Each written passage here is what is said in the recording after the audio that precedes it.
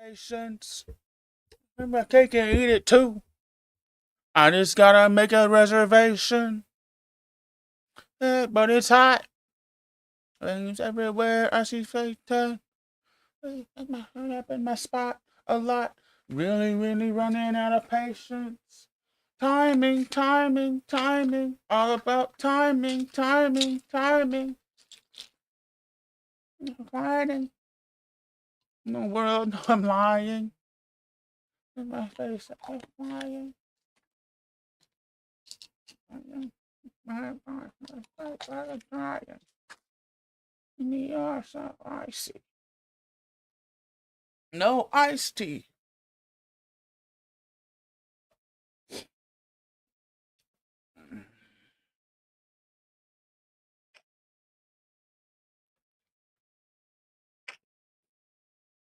For conversations, I can have my cake and eat it too. I just gotta make a reservation. Feel it in my head, but it's hot. Flames everywhere, I see Satan. In my spot a lot. Really, really running out of patience. Waiting, waiting, waiting. Enough waiting, waiting, waiting. Contemplating. I got me die every day, another day. I gotta get high. Cut me down, cut me down.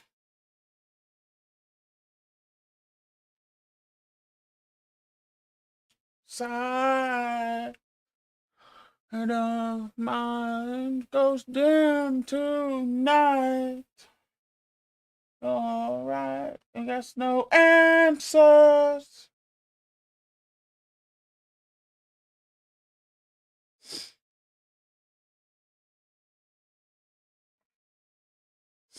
Reservation in my head, but it's hot. Flames everywhere, I see Satan. Cause I'm run up in my spot a lot. Timing, timing, timing, all about timing, timing, timing.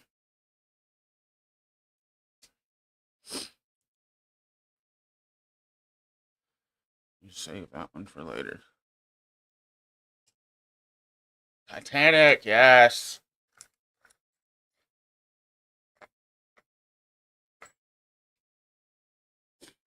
It's about to go down, no Titanic, Titanic. Right now, but I manage. That's a deal damage, real damage. I stream out prayers. Midnight air.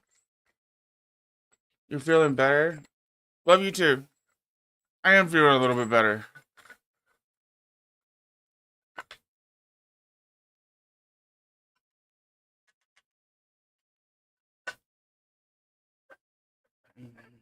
Put me out my way.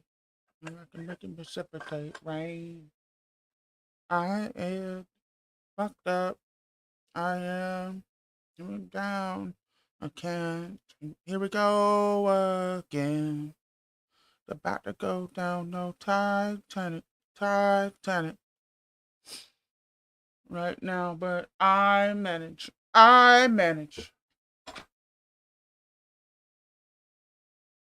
Real damage. Like crabs. Any battle, I'm gonna drown in it. Drown in it. Cheers, y'all.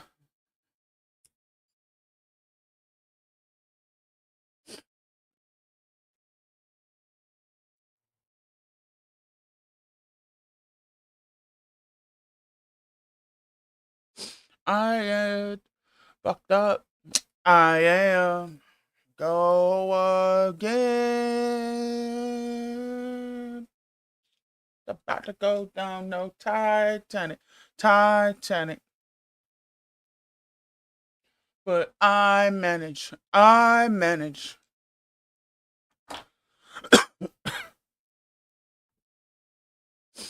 We're gonna watch This video is week in video the games. best spatial screen for gaming, the X-Real 1 Pro. It just released to rave reviews. I've been using it for about a month now, and it's totally changed the way I play my Steam Deck or watch stuff on my devices. It's an incredibly immersive experience without the bulk of something like a VR headset. So to learn more, click the link below or stick around to the end of the video. Gamers, we are just about to hit... See, I like the idea of those, but they would be useless for me. Absolutely useless. The summer drought, and I, for one, cannot wait. It's been a huge 2025 so far, and I'm sitting on a healthy backlog that I need to work through, including a Death Stranding 2 review, which is coming very soon. I've rolled credits, I've written up about 3/4 of the script, and it's likely being edited over the weekend, so do look forward to that. But yeah, after that, it's a little quiet. Donkey Kong next week will be fun, no doubt. A Destiny 2 expansion next week as well. Man, that really snuck up on us, didn't it? Then there's that Wu Chang Fallen Feathers game, which is looking alright if you're chasing yet another Souls-like experience. Hey, did you guys see that Mafia Old Country footage that went out? It's looking a little rough, but it is being priced at a discount, so I think 2K are trying to set the right expectations around that one. Tell you what I'm personally looking forward to the most over the next 2 months, Sword and the Sea, the next game from the art director of Journey, who also went on to make Pathless. Played that at Summer Games Fest, and I will totally be down for that. An early I love Journey. Shout out. Anyway, that's everything that's going on with me, but I do have some pretty exciting news dropping next week, so stay tuned for that one. For now, though, let's say we check out this week's headlines. The fallout continues after Xbox's recent round of closures, cuts, and cancellations, and not the good fallout, mind you.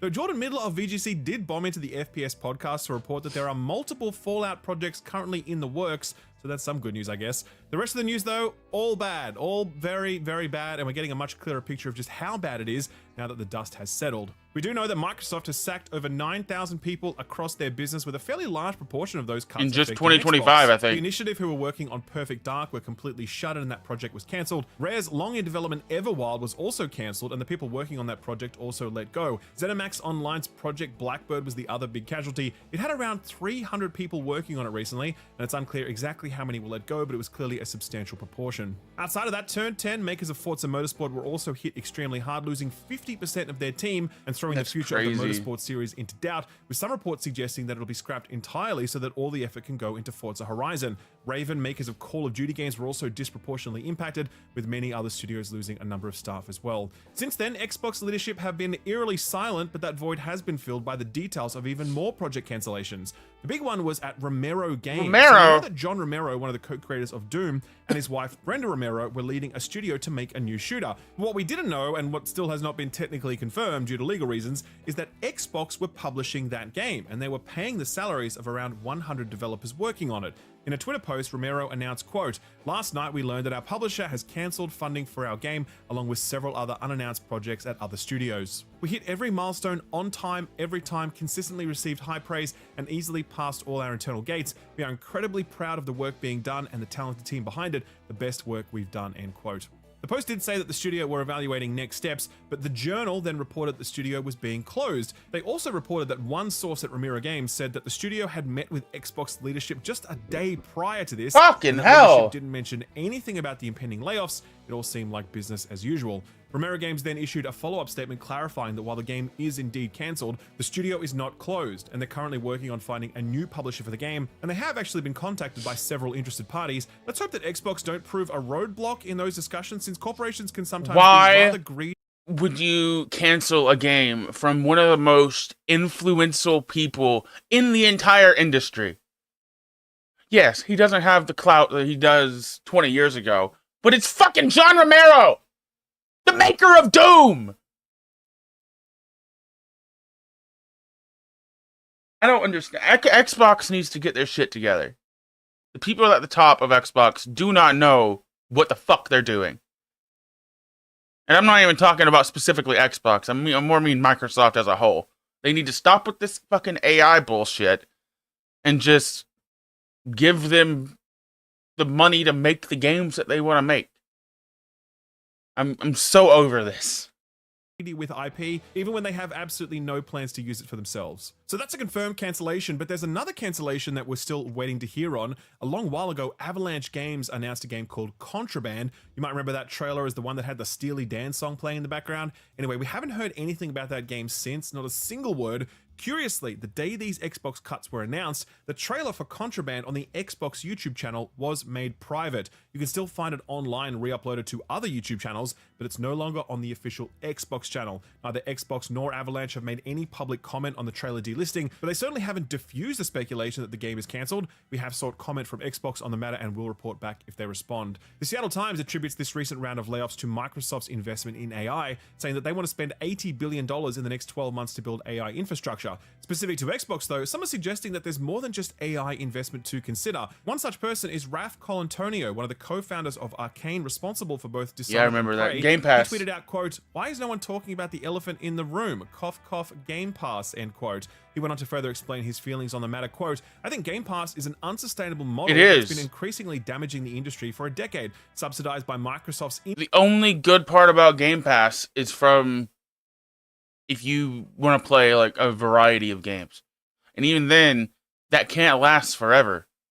Because you're getting like $14 for 600 fucking games, probably. Yeah, at some point, reality has to fucking hit. Infinite money, but at some point reality has to hit. I don't think Game Pass can coexist with other models. They'll either kill everything else or give up, end quote. It was a sentiment supported by Michael Dowse, publishing director at Larian Games, quote, "What happens when all that money runs out? It's the most vocal concern in my network, and one of the main economic reasons people I know haven't shifted to its business model. The infinite money thing never made any sense," end quote. Doesn't. This in turn set off even more discourse. Christopher Dring, who heads up a publication called The Game Business, replied to a completely separate tweet and said, quote, "I asked for clarification on the Game Pass is profitable claim and was told that no first-party costs are included," end quote. So this really kicked up a bit of a storm because there were actually a few different ways to interpret what he wrote. One way many people were interpreting it was to suggest that Xbox doesn't give any consideration to first-party development costs or opportunity cost on first-party releases when it comes to Game Pass. So it's profitable if you only look at what it costs Xbox to acquire third-party content. But obviously, a huge part of the pitch for Game Pass is the ability to get these big first-party releases for so cheap. Like, Call of Duty is on there, and that costs hundreds of millions of dollars each year to make. And if Xbox aren't assigning at least some of those development costs and all of the lost box sale revenue when they're calculating Game Pass's profit, then that seems like a pretty disingenuous calculation. Anyway, like 2 days of fighting on Twitter ensued before Dring issued a follow-up. Quote, "Sources have reached out to tell me that even when you include lost revenue associated with first-party games, not just unit sales but microtransactions, Game Pass is still profitable." So that's great, end quote. Many people I don't believe it, though. Why do people care about this? Why do people care how much profit a multi-trillion-dollar corporation is making on one of their products, especially when that product is actually really good value for the consumer? Well, the reality is that Game Pass is reshaping the industry. It absolutely is. It's fundamentally changed the buying habits of Xbox fans, and it's had a profound impact on the indie scene and game discovery. It's also inextricably linked to some hardware, since things like Xbox Series X consoles are basically pitched as a cheap entry point into Game Pass. There's a lot being reshaped around this product, and if that product is a big loss leader that might suddenly disappear if Microsoft were to ever grow unhappy with it, then that's going to have a pretty massive flow-on impact across the rest of the industry. It's the reason why it was smart to pay attention to the growth of Spotify and Netflix. They reshaped their industries, and in the case of Netflix, I don't think anyone could argue that it was for the better, and the prices keep going up, and the show cancellations keep happening faster and faster, and it seems like there's just less quality content on there these days than there used to be years ago. So that's why there's so much anxiety about Game Pass's profitability, and I'll be real with you, my main concern is not how much money Microsoft is making, but rather what this service is doing to buying habits and game ownership and overall industry sustainability. I think preservation. the product is important. I think day one sales matter. It's a clear metric of success that allows studios and publishers to make informed investment decisions without reaching into the black hat that is Game Pass and hoping they're able to pull some magic money out of it every time. I like Sony's approach to this. Back catalog on subscription services feels right and healthy, where day one Indiana Jones and Doom Eternal feels not. It feels like it's too good to be true, and when it comes to corporations, if it feels too good to be true, it almost always is, eventually. One final bit of Xbox news is actually some Sony news. Just after Xbox announced all their bad news, Sony offered Xbox fans a consolation prize. Helldivers 2 is coming to Xbox on August 26th. So this is actually a very big deal. Outside of, the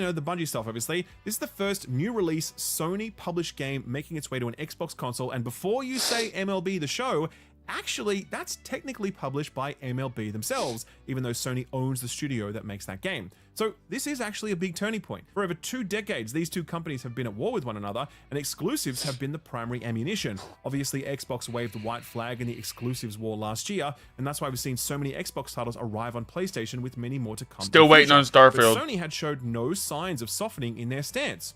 Or have they? Obviously, they became multi-platform some time ago, porting their games to PC months or sometimes years after the initial release on PlayStation consoles. Separate to that, Sony has long pursued a simultaneous multi-platform approach to its live service releases, with the likes of Helldivers 2 launching on PC and PS5 at the same time. And Then, of Concord. course, you've got the Bungie stuff. They bought that studio, and they certainly didn't impose any exclusivity requirements on it.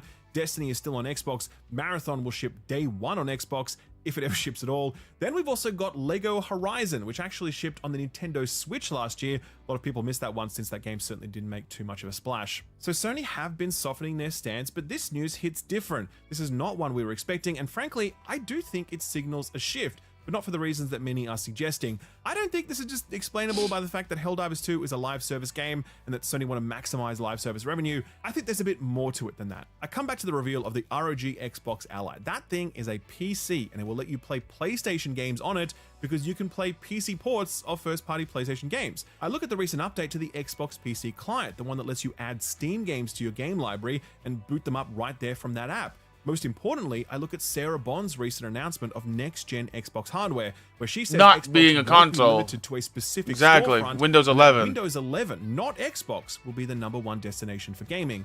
TLDR, the next Xbox hardware is going to be a PC. And all Sony Absolutely. games will be coming to Xbox hardware because Sony ports their games to PC. Personally, I look at this Helldivers announcement as Sony just adapting to this new post-console war reality. They won. Xbox lost. Future Yeah, Xbox hardware is going to be a Absolutely. PC. So Nintendo is not competing with fucking Sony. Sony was competing solely with Microsoft, and Microsoft gave the fuck up because they lost the most important generation, and that was the Xbox One. They lost that generation, and that has cascaded into them just completely being like 1-4 outsold by PlayStation. Like they really have no other option but to become Sega. And that's not a bad thing. Sega puts out some really good games. But it's bad in like the long-term competition angle.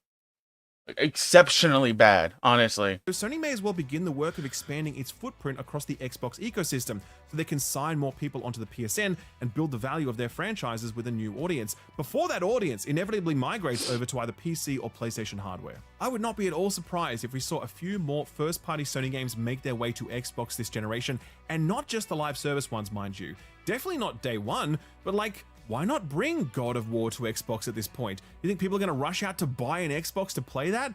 All that does is introduce that franchise to Xbox holdouts. Exactly. Maybe they cop to buying a PS6 next generation so they can play the next game in the series day 1. Either way, That's the they're only- going to be playing God of War. That's the only way this industry survives at this point.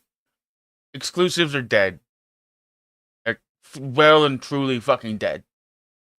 And that's a good thing. In one light, but if you look at it from the other light, it's a shadowy like cesspit that could end the entire industry. So I don't know. We'll see how it goes. On the next-gen Xboxes, because the next-gen Xbox will be a PC. It's a whole new world, man, and everyone's playing by different rules, except for Nintendo, of course. They're still kicking it Yeah, off. And yeah. honestly, Nintendo is in their own little galaxy, haha. That they don't even have to acknowledge the rest. There's no way in hell we will ever see a Nintendo game on a fucking PlayStation platform. You will not see fucking Pikmin on a PlayStation platform. That's just not gonna happen.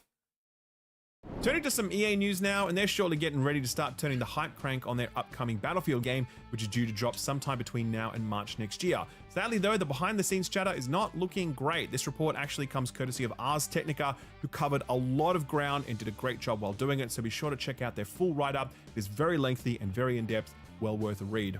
This only doesn't inspire a lot of confidence in the next Battlefield though, as it claims that the project is currently beset by production issues, culture clashes, brutal work conditions, and completely unrealistic targets from EA leadership.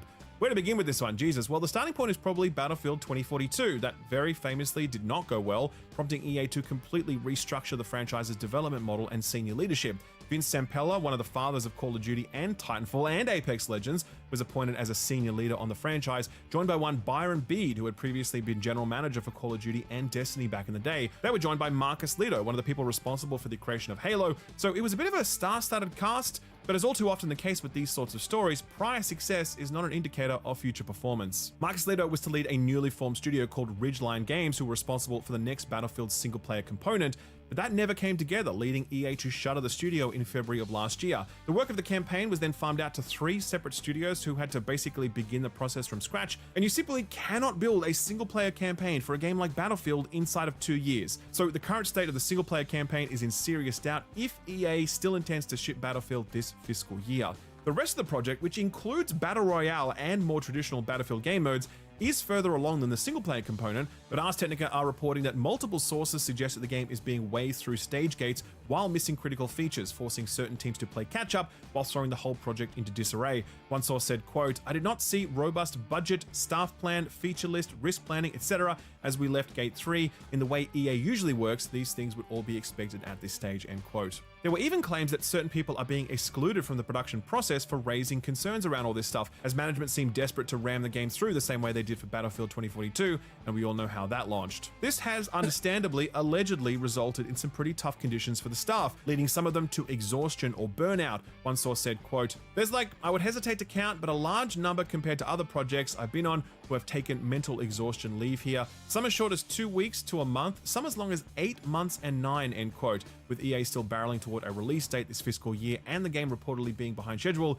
you can't imagine that workloads are going to get any easier anytime soon. An interesting angle to this report was a cultural one. See, Battlefield has always been led by DICE, based in Sweden. It was the franchise that they created, and even though EA owned it, DICE directed it. DICE were its stewards, applying a very Swedish model of leadership and project management. Now Battlefield is led by Americans living in LA, and the different ways of working have created a bit of culture clash for a studio that's been very used to doing things a certain way for over 20 years. All of this stuff is amplified by the incredibly high stakes that EA are imposing on this franchise. Yeah, they want like $100 million, I think. $400 million. But Ars Technica are reporting that production issues have seen that budget balloon well past that figure. Imagine a Battlefield that cost EA $500, $600, or $700 million to make. How do you think that's going to affect their plans to monetize this thing? One thing we do know from this reporting is that EA leadership are aiming for 100 million players for the next Battlefield game, inspired by player milestones in games like Call of Duty and Fortnite. The difference, though, is that Battlefield has never been that sort of game. It's always been a game for a certain type of FPS player, not for all the FPS players. That's why the series has peaked at 30 million players with Battlefield 1, with other releases achieving significantly smaller player counts. An executive might look at Battlefield and think, hey, that's just like Call of Duty, but it's really not. It's very different, mostly owing to its smaller, older player base. I really worry how much EA might try to change Battlefield as it seeks out that new Battlefield audience. 3 is they tried the to best. Make some of those changes in 2042 and they all sucked. I really don't have much faith in EA's decision making with regards to this franchise if the thing they're aiming for is a number that seems completely unrealistic. And indeed, the Ars Technica report says that absolutely no one working on this game has faith that they can hit those sorts of numbers, and it's all being driven by EA leadership as they try to drum up investor excitement. I don't know, man, none of this sounds good. It really does sound like 2042 all over again, only now EA have even more invested, have even loftier goals. I shudder to imagine what happens to DICE and the other supporting studios if this Battlefield doesn't I don't land. shudder. I know really exactly what's going to happen. Together in time, or more specifically, I hope that EA give them the time they need to get the game to where it needs to get to. But hey, it's EA we're talking about here, so I think we're more than justified to be at least a little bit worried. Apex Legends, it's the last thing. Courtesy of Jason Schreier, oh my god, Bloomberg, this is is a follow-up statement from the company involved confirming his original. I kind of wish he hadn't talked about this because it is only gonna get more messy and like very soon. So it's gonna be out of date like immediately. Reporting. So developer Unknown Worlds makes Subnautica, still the best survival game of all time for my money, maybe tied with Valheim, but they're clearly doing very different things. Point is, Subnautica is incredible, and it was so incredible that Korean-based Krafton bought the studio for $500 million, which in itself is completely insane. Apparently, Subnautica sold 6 million copies, and yet their studio is valued at $500 million? What the fuck, man? Anyway, After the acquisition, the studio announced that they were working on Subnautica 2, and it was due out into early access later this year. Last week, though, all of a sudden, Krafton fired the studio's 2 co-founders as well as the studio's CEO. They offered no explanation for why they sacked them, and so everyone was just left wondering. Now Schreier is reporting that he has reviewed sales documents for the studio and reports that Unknown World staff were up for a $250 million bonus if the sequel met certain revenue targets by the end of 2025. And obviously, the studio can't meet those targets if the game isn't released in 2025, and apparently that's exactly what's happening. It's been officially delayed into 2026, with new management saying that Krafton didn't agree with the assessment that the game would be ready to launch into early access this year, while the ousted management assert that it absolutely would have been ready. When asked about this in a town hall meeting, newly appointed studio boss Steve Paputza said, quote, "The desire of Krafton is to have the very best version of Subnautica 2 available for its early access. While yes, the software that everybody worked on is in a great spot and felt like it, hey, we should launch this, that wasn't where both parties aligned around. It's never been told to me that they're making this change specifically to impact any earnout or anything like that," end quote.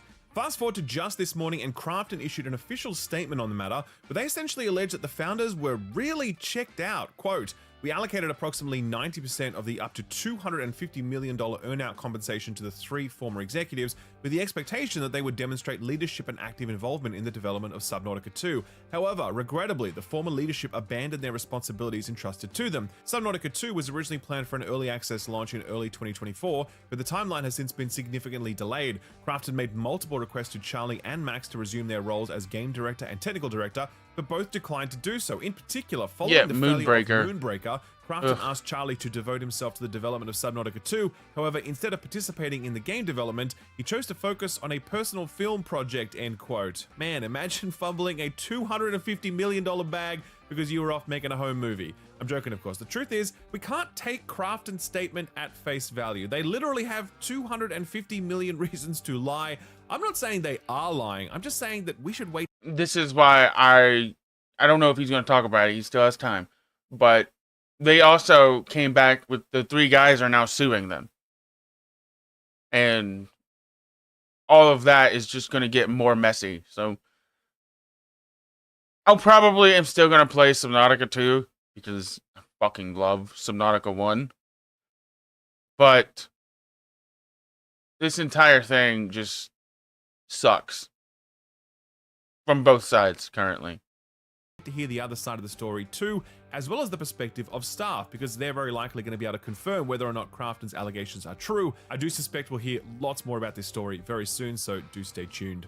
A quick lightning round to finish off. Monster Hunter Wilds is still screwed, at least when it comes to PC performance. A recent title update was supposed to deliver PC performance improvements, but it seems to have done the opposite of that, and now the game sits at an overwhelmingly negative 12% on Steam. Capcom say that members of their staff have been receiving abuse and threats related to the matter, and they've made clear that that is not acceptable, because obviously it's not. They've also cancelled an upcoming talk at a game developer conference. The talk was to be titled "Making Monster Hunter Wilds Run Smoothly. Everything you need to know about optimization." So yeah, probably the right call to cancel that one. Microsoft might be on a cancellation and closure spree, but apparently they're still taking pictures for a Banjo-Kazooie game. That news comes courtesy of Andy Robertson of VGC, who says Toys for Bob are particularly keen to make one, and that Moon Studios are also in the mix. Honestly though, Toys for Bob is just too perfect a fit, and I really hope they get to at some point. I don't really care for Banjo-Kazooie, but I would play a Toys for Bob one. Disastrous launch of Mind's Eye. He says the game will be relaunched at some point. Okay. He also reportedly blames the game's failures on internal and external saboteurs, among other things.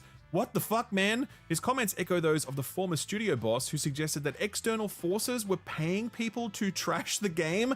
But my friends Mr. Matty Plays and Jake Baldino were willing to do that for free, so I bet they're feeling pretty ripped off at this point. Anyway, truly embarrassing commentary from studio leadership, and I don't think it bodes well for the future of their studio or their Everywhere project, which is surely a few $100 million in the hole right now. Ubisoft are handing the upcoming Heroes of Might and Magic Olden Era to Hooded Studios, who will take over as publisher for the game. Developer Unfrozen said of the change, quote, "This means more marketing support, better visibility, and helps extend our reach to more regions," end quote. To which I ask, why the fuck couldn't Ubisoft have provided all of that? They're a massive games publisher, and Hooded Horse is significantly smaller. No idea what's going on behind the scenes with this one, but I suspect it's just Ubisoft trying to trim their portfolio so they can focus on the 15 Assassin's Creed games they currently have in development. Neil Druckmann has announced that he's stepping back from show running The Last of Us TV show. Quote, I've made the difficult decision to step away from my creative involvement in The Last of Us on HBO. With work completed on season 2 and before any meaningful work starts on season 3, now is the right time for me to transition my complete focus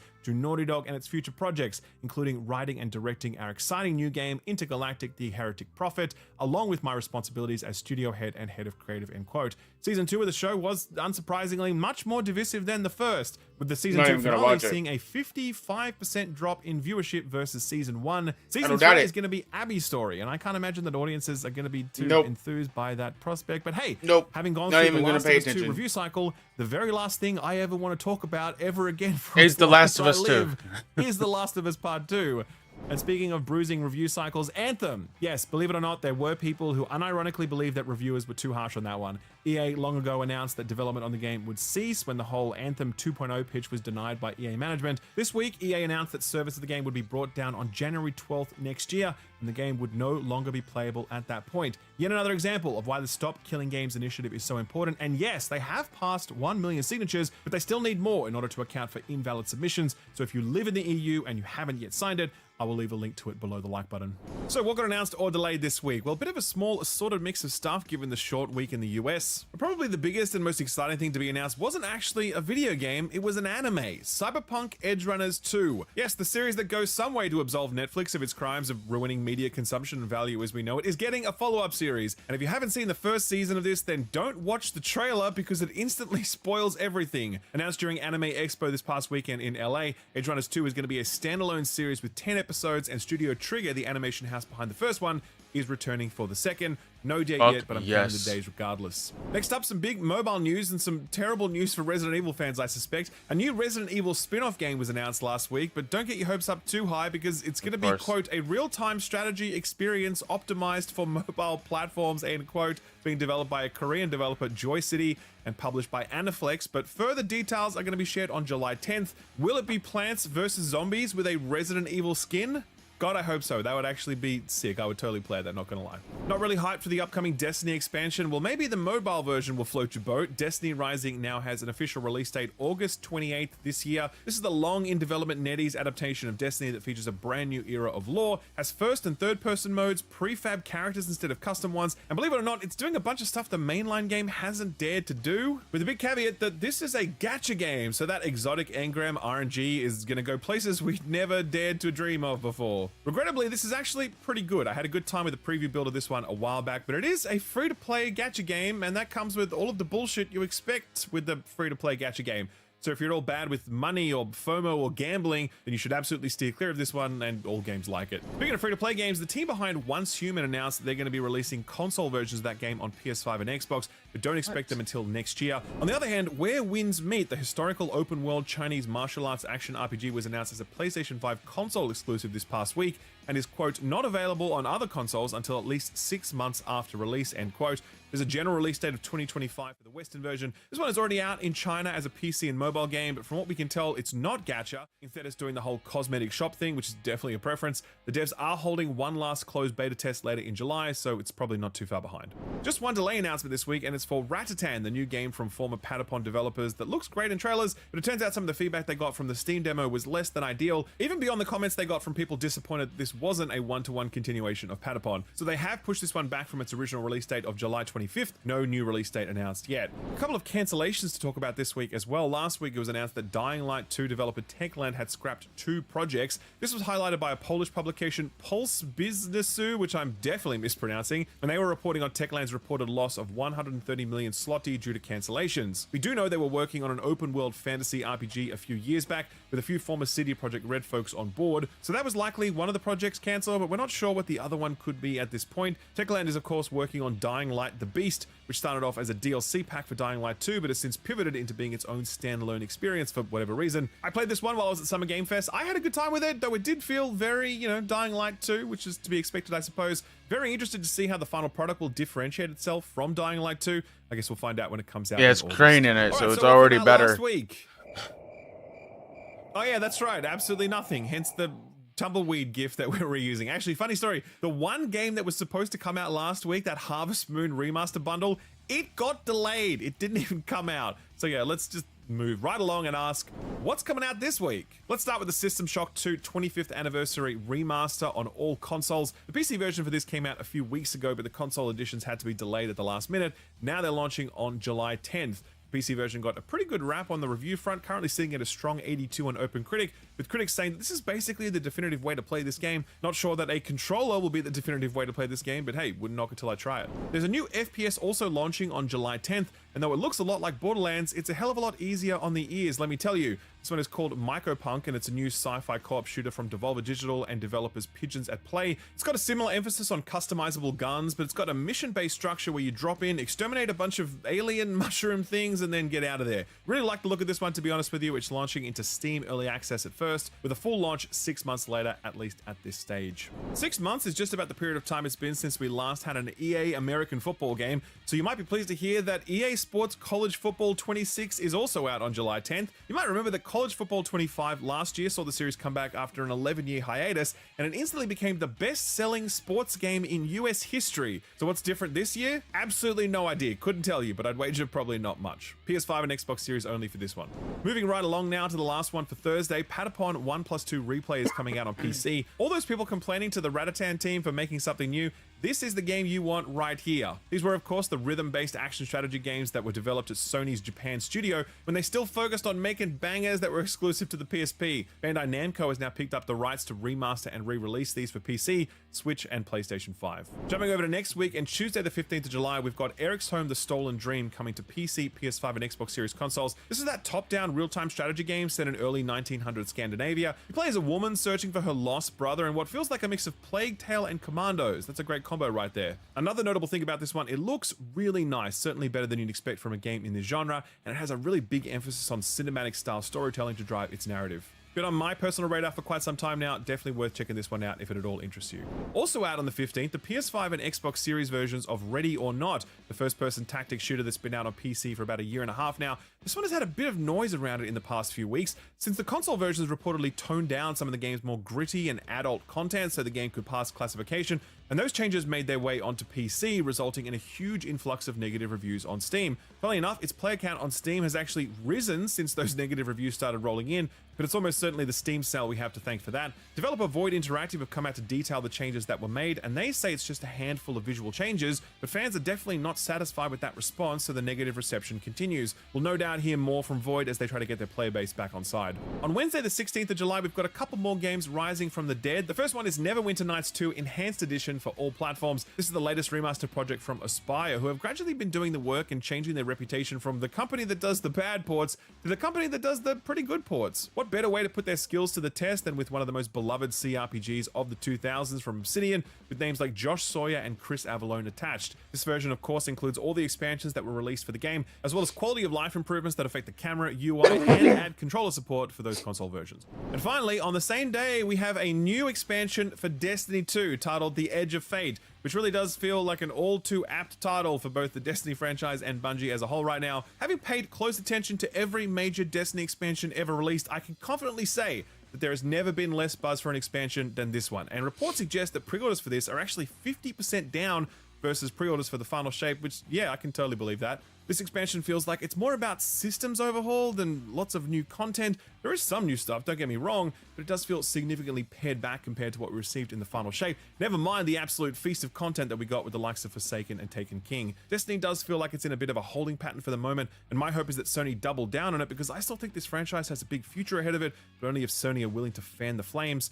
Will I be playing this expansion? Yes, I will, actually. It'll be the first time I've played Destiny since the final shape dropped last year, and given how much space I've had from the game since then, I think it's going to be really nice to step back in and see how it has or has not changed. Okay, not gonna lie, I am unreasonably excited for this next game, and I've actually been playing an early copy of it, so put this on your radar.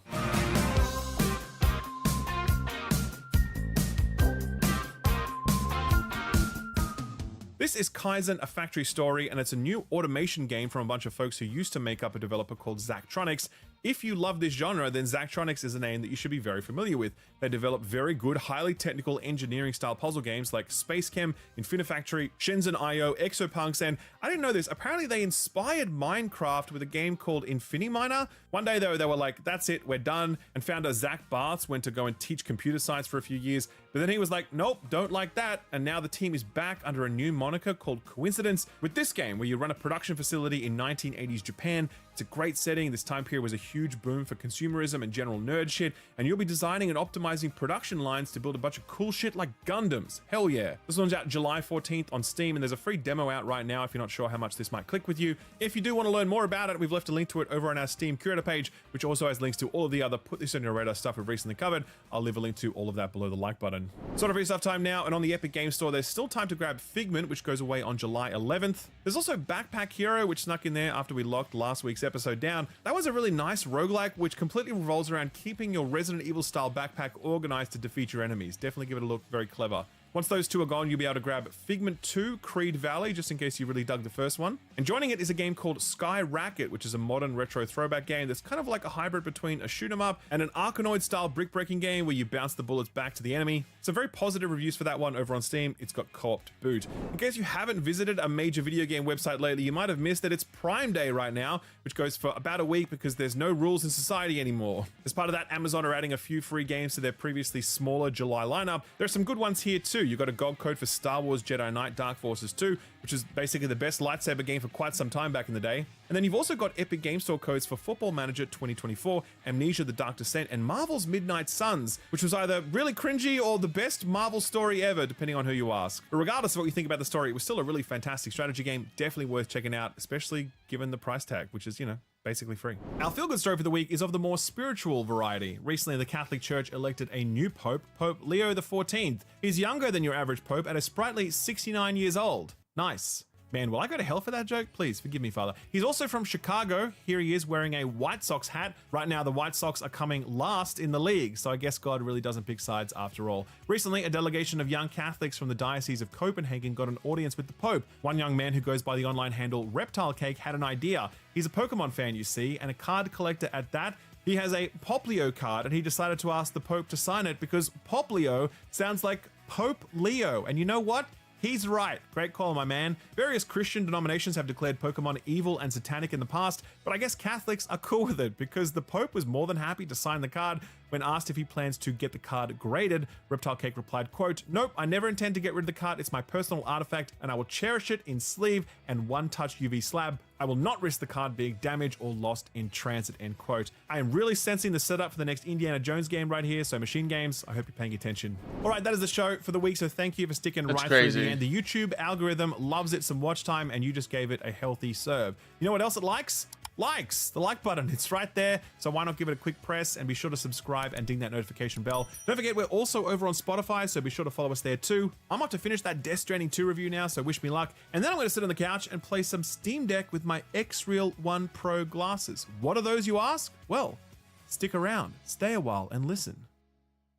I am so here's a product curious. category you might not even know existed. Spatial screens. So imagine being able to watch content on a 171-inch screen attached to your face. That's exactly what the X-Real 1 Pro simulate. They're glasses that deliver a spatial screen experience. So what you see is me wearing a pair of glasses, but what I see is The Sopranos in stunning clarity running on a 171-inch screen. So you might be like, well, why would I want that? Why couldn't I just use my TV? But obviously you can't, take your TV with you. And when I'm traveling, the X-Real 1 Pros have been a godsend since they let me watch videos on my phone or tablet without having to hold those devices up in front of my face. The real game changer though has been the Steam Deck. So I actually really like playing my Steam Deck, lying down either in bed or on the couch, but having to hold it up the whole time is not great because, it's kind of heavy. Now I can just plug it into the X-Real 1 Pro glasses. I can have it sitting on my lap while I lay back and play games on a simulated 171-inch screen. Until you experience this for yourself, I promise you do not realize how good it is. The X-Real 1 Pros are newly released and they're a big step up over the already industry-leading X-Real 1s. The Pros utilize Sony micro OLED panels to deliver a 57-degree field of view,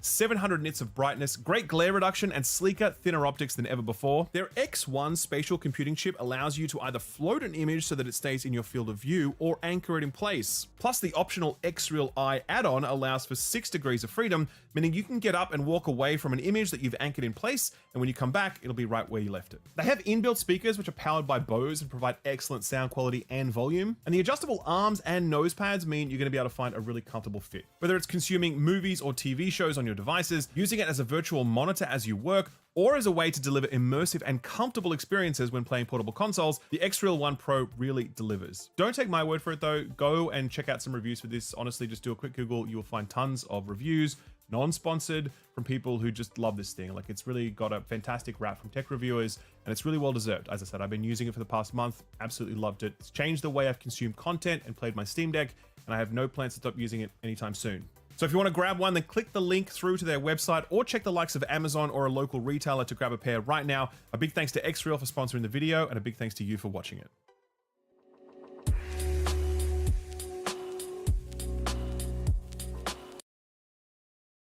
Let's play some lies.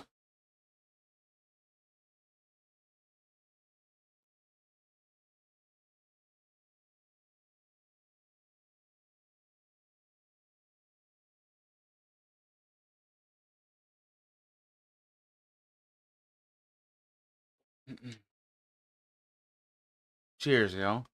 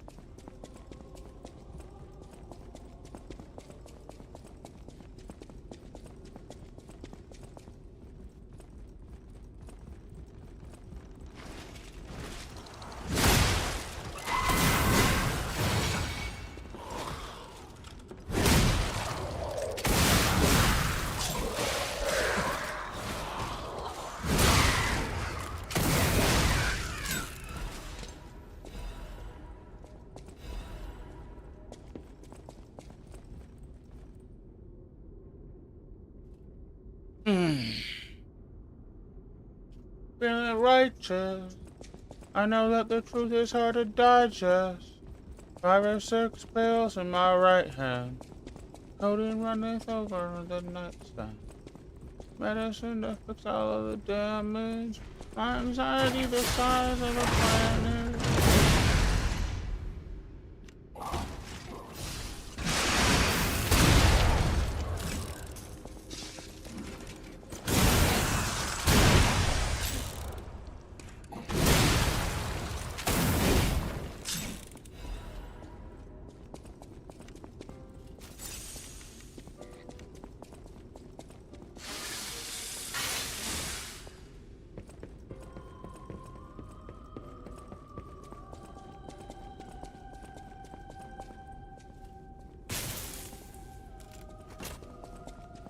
So cold.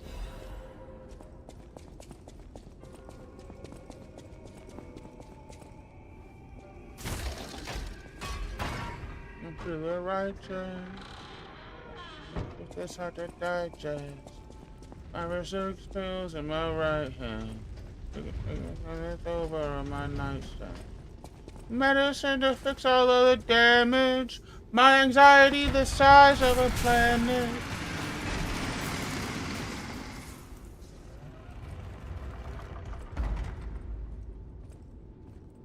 Too deep.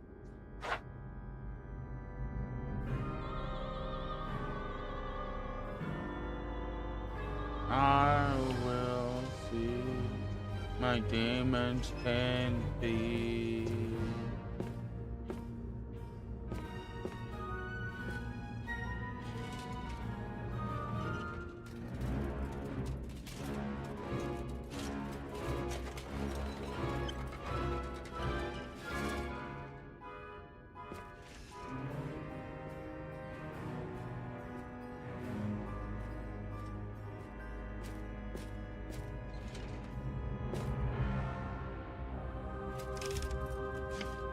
And 6 pills in my right hand. Codeine runneth over on my nightstand. Fix all of the damage. My anxiety the size of a planet.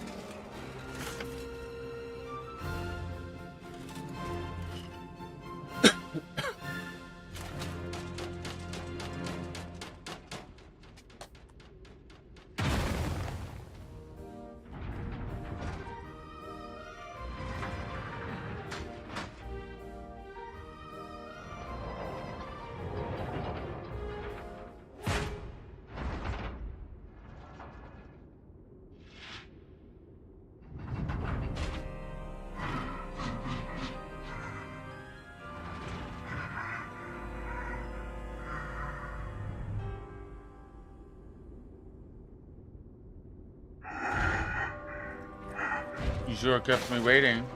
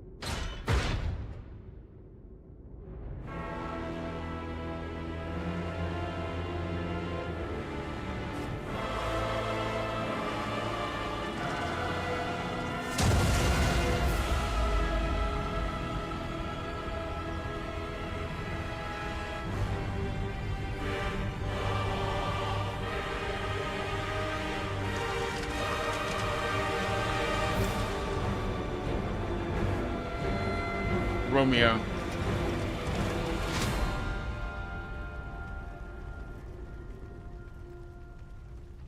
I have to kill you to stop it all. There's no other way. I'm burning up.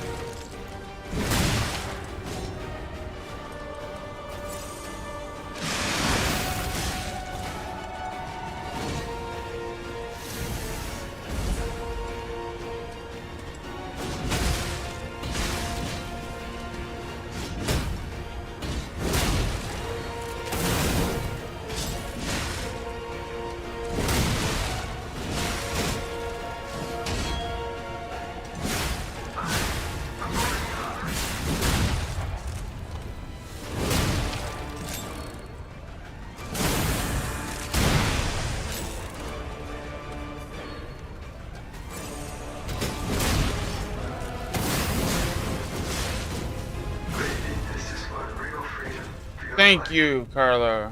Thank you. Carla.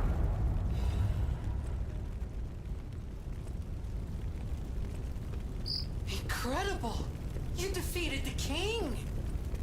I gotta think the puppets will have changed too, right? There's only one way to find out. Let's go backstage.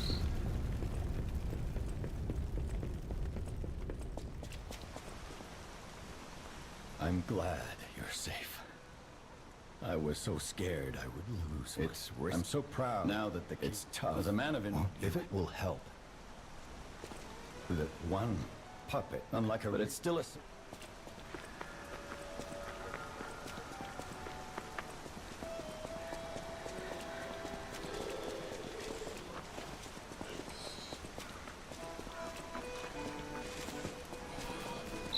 What's going on?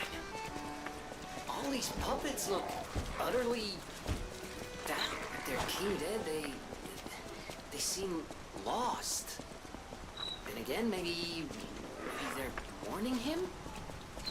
Whatever's happening, it's like they can't tell their elbow joints from their tail sockets. I'm not even sure they can function without the king to guide them.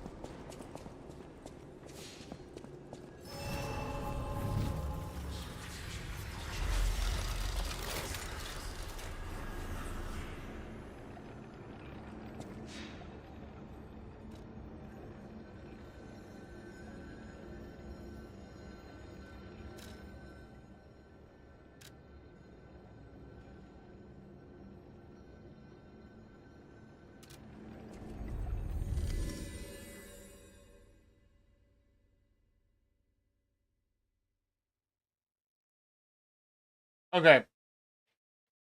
I just wanted to beat the King of Puppets. The ALGS is back on for day 2.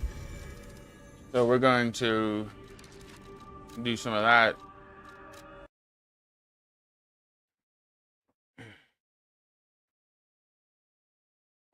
I'm also going to go get me some food.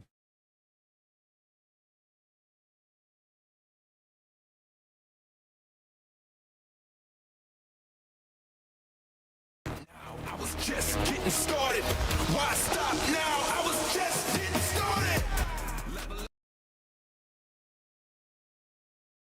Group B is 100 Thieves, Alliance, Crazy Raccoon, Fusion, Gaming Gladiators, Go Next, JD Gaming, NRG, Rival Esports, ROC, Ronin, RRX, S8UL, SBI Esports, Shopify Rebellion, Team Liquid, Twisted Minds, Unlimited, Virtus Pro, and BK Gaming. So, I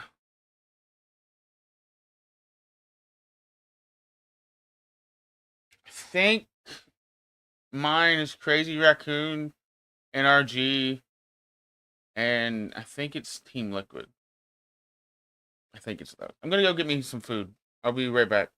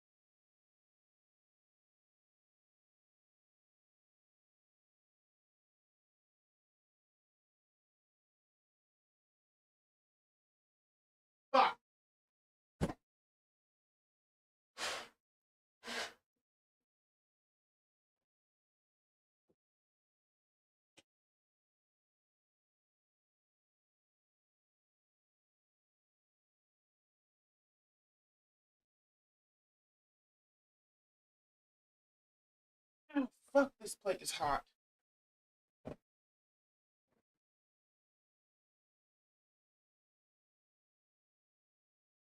Poor day.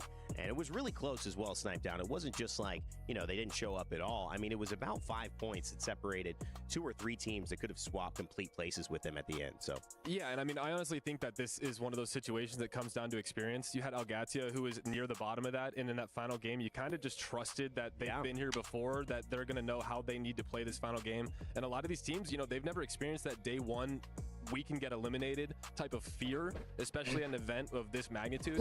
And it's just one of those situations where I think that experience will come into play, because once you get deeper into the, you know, game 8, 9, 10, it's like, how much do we have to change our play style? How much do we have to do this if you are at the bottom of that leaderboard? Whereas, you know, the teams that have been there say, everyone's going to start fighting. We just need to find a spot, get to an end zone, get some KP, and we'll make it out. yeah, I mean, 10 games is a lot of games, so adjustments have to be made, regardless of only having one day to do it. You have 10 games, you almost have 2 full sets of what it's a typical ALGS match series, which is only 6. Now let's take a look back at some of the highlights of yesterday. We have our Giddy at top moments to show off. Top 5 play of the day.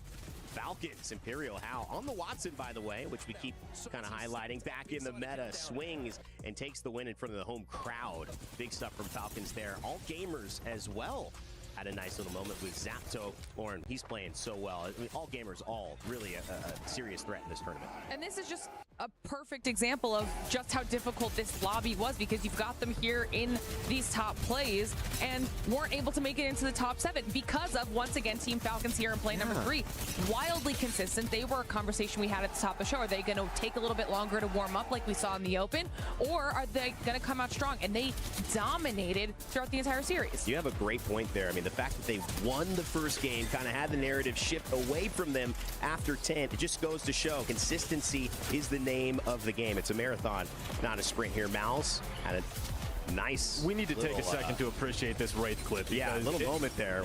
Yeah, this was unreal. We don't get to see Wraith that often, and I love the way he timed his Q. I always say that Q, one of the best tactical abilities in the game. I did a little ranking on my own channel, and I actually found that, you know, her alter, I mean, there's some valuable elements to having basically invincibility. You know, when you rank that above pretty much anything except movement, it's always, in my eyes, going to win. We also, guys, had some great reactions yesterday as well, which is why we've set up our top reactions for you guys to take a look at, whether it's in the arena or whether it's with our players, thanks to Pepsi. And here you can see the pop-off right there.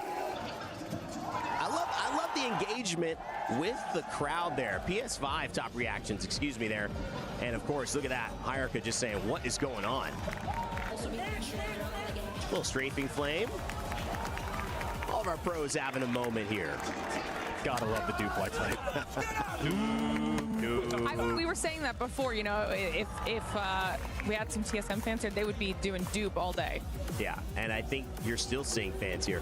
Curious to see, too, the storyline of the 30 Alliance fans, the Kelly Milkies who have flown out. We're going to see them in the crowd today. That's really cool. And you guys got to talk to her yesterday during that halftime segment and talk about dedication. I love their makeup. That they were like, oh you know, God. if people want to come out and watch the mid-season playoffs, we're going to make sure the Alliance fans are here, making just as much noise as the Falcon squad is. Yeah, and I do want to point out, I feel like compared to a normal ALGS LAN, this is the closest fans can really get. For some of those teams, they're right behind them, and so imagine if your Alliance kind of on the edge of those teams, your fan base is right behind you and you get a big win. That can be some energy that can carry you through the set. I mean, 30 fans right behind your team. You're right. That's more than they might even get at the ALGS LAN. Of course, the crowd, it's loud either way where you go. Falcons are representing big time in our arena where the pros are set up and playing. But speaking of the pros, they got to travel here as well. Stepping out to the Riyadh heat, schooling down, like I said, around 5, the sun starts to set.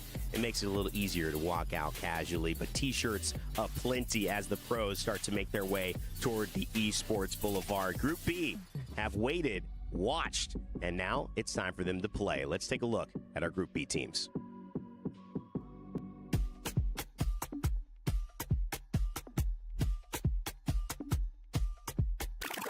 Winning a game in a Battle Royale is always good at partly playing luck.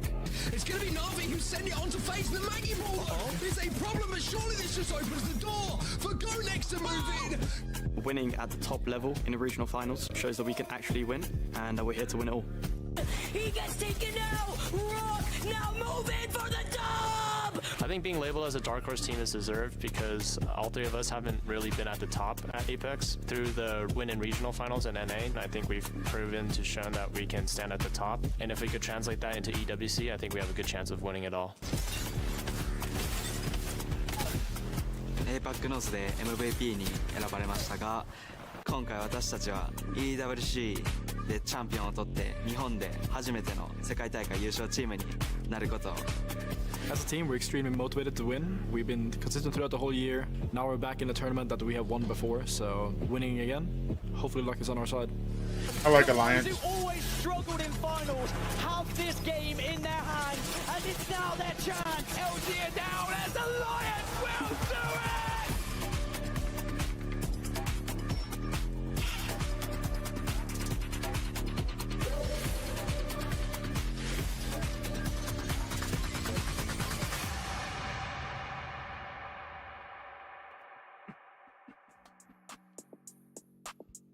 As the players are arriving, we get some nice close-up action of the moments before they head into the arena. Thanks to Jamil Motorsport grabbing these walk-ins. You see Hodsik here and Twisted Minds. Found a nice place there. So used to seeing him with fun FPS. Of course, he left on Movie Star Koi yesterday. Hodsik still in the tournament. And Twisted Minds, a team that we haven't talked much about, but certainly you have to keep their eyes on. 6th in the ALGS Open, but 3 of our 5 teams who actually qualified in the top 5 of the ALGS Open, they're here today, and they've arrived. Has Lace had a chance to catch up with one of them? I know she's found somebody cool to chat with, so let's go down to her at the Boulevard and see who she caught up with. And I have the wonderful, the most impressive, it's Timmy here from Timmy! MG. And it's a little bit of a special moment and Fucking also love a Timmy. tiny bit of a sad moment for us here at the ALGS. Now, Timmy, obviously you announced that this will be your last time competing in the ALGS. What would be your most proud moment that you've had so far in the ALGS? I would say for me, I think LCQ, you know, going through that entire, like, you know, full like qualifier and being able to win that and qualify for my very first tournament was honestly like a really special, you know, like moment for me. Honestly, like, it's just unbelievable to be able to actually win out of everything, you know, all the qualifiers. And I would say also like Japan Champs was like a really special tournament for me. I would say those two are like definitely like my top moments. Yeah, I mean, you rose through the ranks and we know exactly why you are here. And of course, going into today's matches, along with the rest of the competition, what's the mindset you've got? Honestly, I just want to give it my all. You know, it's my very last tournament. It would be amazing to go out with a bang and, you know, win the entire thing. So I'm going to do my absolute best to just grind and, you know, do everything I possibly can to just get first place here. And yeah, it's going to be a great time. I mean, some of that prize money is pretty good too. You know, you want to try your best, but like getting that extra prize money will be great here at the EWC 2025. And now, can you maybe drop something a little bit spicy before signing off in the ALGS? Ooh, I would say NA on top. NA's always been on top. Definitely the best region. You know, if you disagree, it's all good. Well, you're talking to an APAC South girl, okay, but that's fine. I can take NA. That's totally fine. Yeah, NA on top. It's Timmy. I mean, we are so beyond proud of you and all your journey that you've had so far. Of course, we're going to miss you, but we're super excited to see what you can do in your content creation world. But guys, this has been It's Timmy signing off for the last ALGS here at the EWC 2025. I love Timmy so I'm much. surprised Timmy's still alive there. You know, saying NA or any other region is better than APAC South. With an Australian standing by, it's a dangerous proposition. Like I said, Genome, Lace, they will fight for their region. It's true, though. It's time to really fight, though, in a different way. It's time to fight for the top spot in Rain Days, Aramco Power Rankings. That's right. I'm bringing it to you now for Group B, guys. We did it yesterday, so let's do it now. So many ads. Holy shit. We're going to talk about one in particular. Shopify Rebellion, 100 Thieves. They can all do it. But to me, Alliance has got to be the team that's the favorite. Last year in Riyadh, they lifted the trophy. How can you bet on them not to do it again? Plus, from EMEA, they're certainly the darling, the shining star, the North Star of where you want to be looking to aim your play. Strong contender contenders, I had NRG in here, but to me, Gaming Gladiators is a team that performed extremely well over the course of EWC and that run into this tournament last year. For me, this is a team that can stand on business this tournament and put themselves back in the conversation of an actual contender to win a LAN. It's been a long time coming. I feel like they'll feel comfortable here to get that done. And of course, dark horses. Let's bring up the teams that maybe aren't on top of your mind, but they should be. VKG, Go Next, and Team Liquid Alienware. How long have we been saying with Team Liquid, this could be the chance, this could be the moment? Yanya's back, you got no excuse. That NRG roster is over, and looks like the current one will be soon as well. But these are your power rankings for today in Group B. Guys, let's start breaking down some of these teams as we've got 20 new competitors to talk about. I'll start with you, Snipe. You've mentioned them before. I know who you're going to talk about, so I'll let you introduce them. But they're a team that have to be on everyone's mind.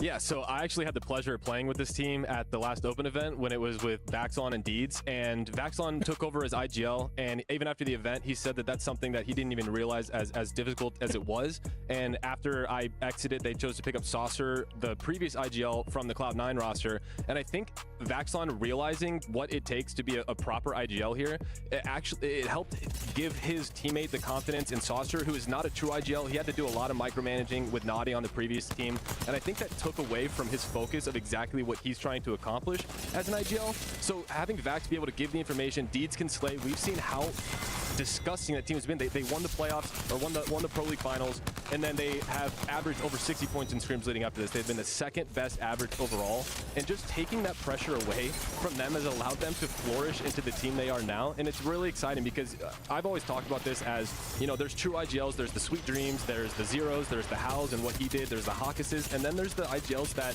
you know, they need a little bit of help, and having that co-IGL from Vaxlon, just like I talked about with NIP yesterday with Kurev being there and helping out Vayne, we saw what they did, and I'm excited to see how evolved this Rock roster is heading into this. And I know their fan base is, you know, Rock. I love it, man. You start talking about it. You didn't even say their name until the end of the segment. I love it, though. Rock, baby. Come on now. Now, this team also needs no introduction, Lauren. I know who you're going to talk about, and you guys will recognize them once they come right on screen. Listen, I'm just glad you put them where you did in your power rankings, okay? We're on the same page here yet again. Where else would he put them? I mean, come on. Because there's no other place they deserve to be. And if you wonder who I'm talking about, it's obviously Alliance. I don't know how everyone doesn't have their eyes on Alliance. We've got Hackus, the IGLing legend himself, MVP of EWC last year, joined by the absolute fragging sensations in Effect and Unlucky. They are a dominant squad, and they have been untouchable for just over a year now. They have not left an ALGS podium since Split 2 2024. First place there. Then they win EWC. Second in Champs. Second in the Open. Winning Split of this year to kick off year 5. I mean, they are so dominant, and they are one of two teams keeping EMEA constantly in the conversation for a top region. I mean, there is not enough good things you can say about this trio. And then you combine that with the fact, and I'm sure we're going to get to see it here a little bit later on, but they also have insane POIs for this first pool here. They got their two go-tos on World's Edge and Stormpoint. No one's going near them at Trident. They are going to be a hot squad. You know, you say it in sports. If you just show up, play your game, you're going to do fine. Alliance is the team where they just show up, they do what they're supposed to do, they're going to be fine. They should be a top 5 contender, possibly a winner here at EWC. But now it's time for our SMB key matchup, and that's where I'm going to lead it to you, Jayhawk, to finish it up. Two teams that might be going head-to-head today, or a matchup we have to pay attention to. Well, here's the thing. These two teams have actually been going head-to-head since Pro League, because if everybody remembers in Americas, there was 3 teams that were battling it out for the top for most of the season. Obviously, we saw Falcons yesterday. The other two was NRG and Shopify. Now, they had a disappointing regional finals, which actually allowed NIP to jump them and take one of those top spots, but these teams have been dueling it out for quite some time, but I really want to focus on the IGLs of these rosters because they have very unique stories. First off, let's start with Shopify. MT, if you know anything about this guy, first off, I think he's one of the most accomplished IGLs to have never won yet. The amount of top 10 placements this man has at this point is kind of ridiculous. It's only a matter of time, and with these two teammates who have won before, I think he can do it again. But at the same time, he saw his longtime duo in Waltzy win at the Open, and I think that's going to drive him even more to want to win here at EWC and not allow Waltzy to have that one leg up on him moving forward. But when we look over at NRG, it's Timmy. Obviously, we all know it's his last dance, and I feel like for Timmy, he's had a story where people have doubted him his entire career. Every single time he's made it to an event, people don't believe that his team has what it takes to win. And how much of a storybook ending would it be if NRG could get it done here at EWC? I mean, NRG, they have the momentum, and you're right. It's very much like that Michael Jordan Game 6 performance coming up here when you look at Timmy and his last chance, his last dance. Also, 100 Thieves. Let's talk about Phony. Obviously, will he play, will he not? Bronzy standing by. We've got to make sure that we keep an eye on that one. So many stories as Group B starts to take stage today to see who will make it into the finals, who will stay to play again, and who will be going home. Let's find out right now.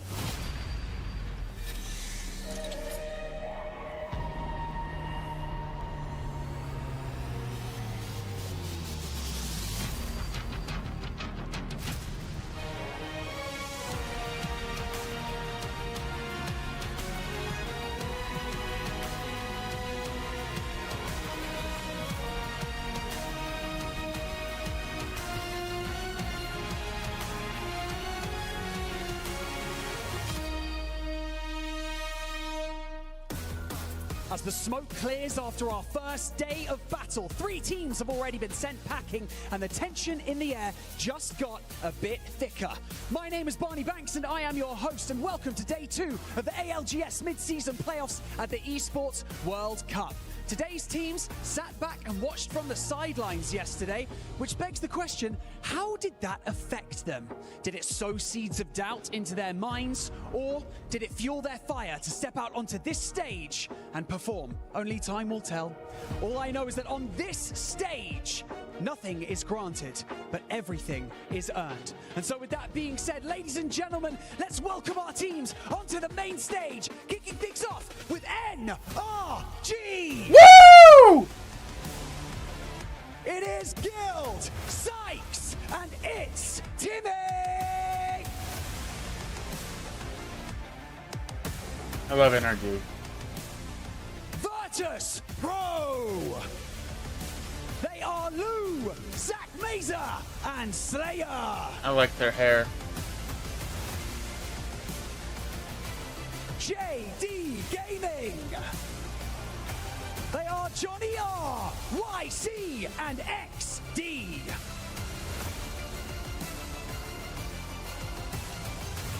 Gaming Gladiators! They are Funk, Light, and Blasts! Team Liquid! They are Yanya, Jaguares, and Nizel!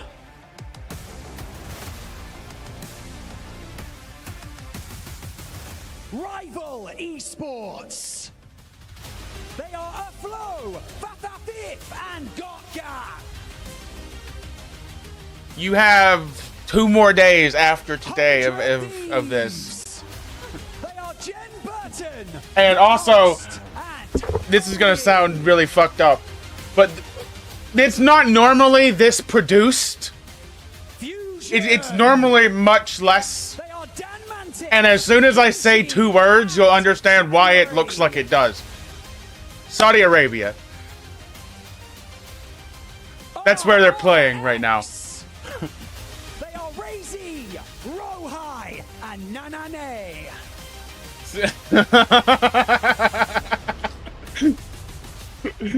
S8UL. They are That is genuinely one of the reasons I learned this yesterday. And it just added more fuel for my fire of why I hate Falcons so much. Well, first, Imperial Hal is there, and I want him to lose at all costs because he's genuinely the best player in this entire fucking game, in my opinion. But I like underdogs. I don't want the fucking top dog to just win. That's fucking easy. Any female players there? No. Probably not. It has nothing to do with him personally. It just I don't like when the top dog wins. I like Alb. I like them. They're good.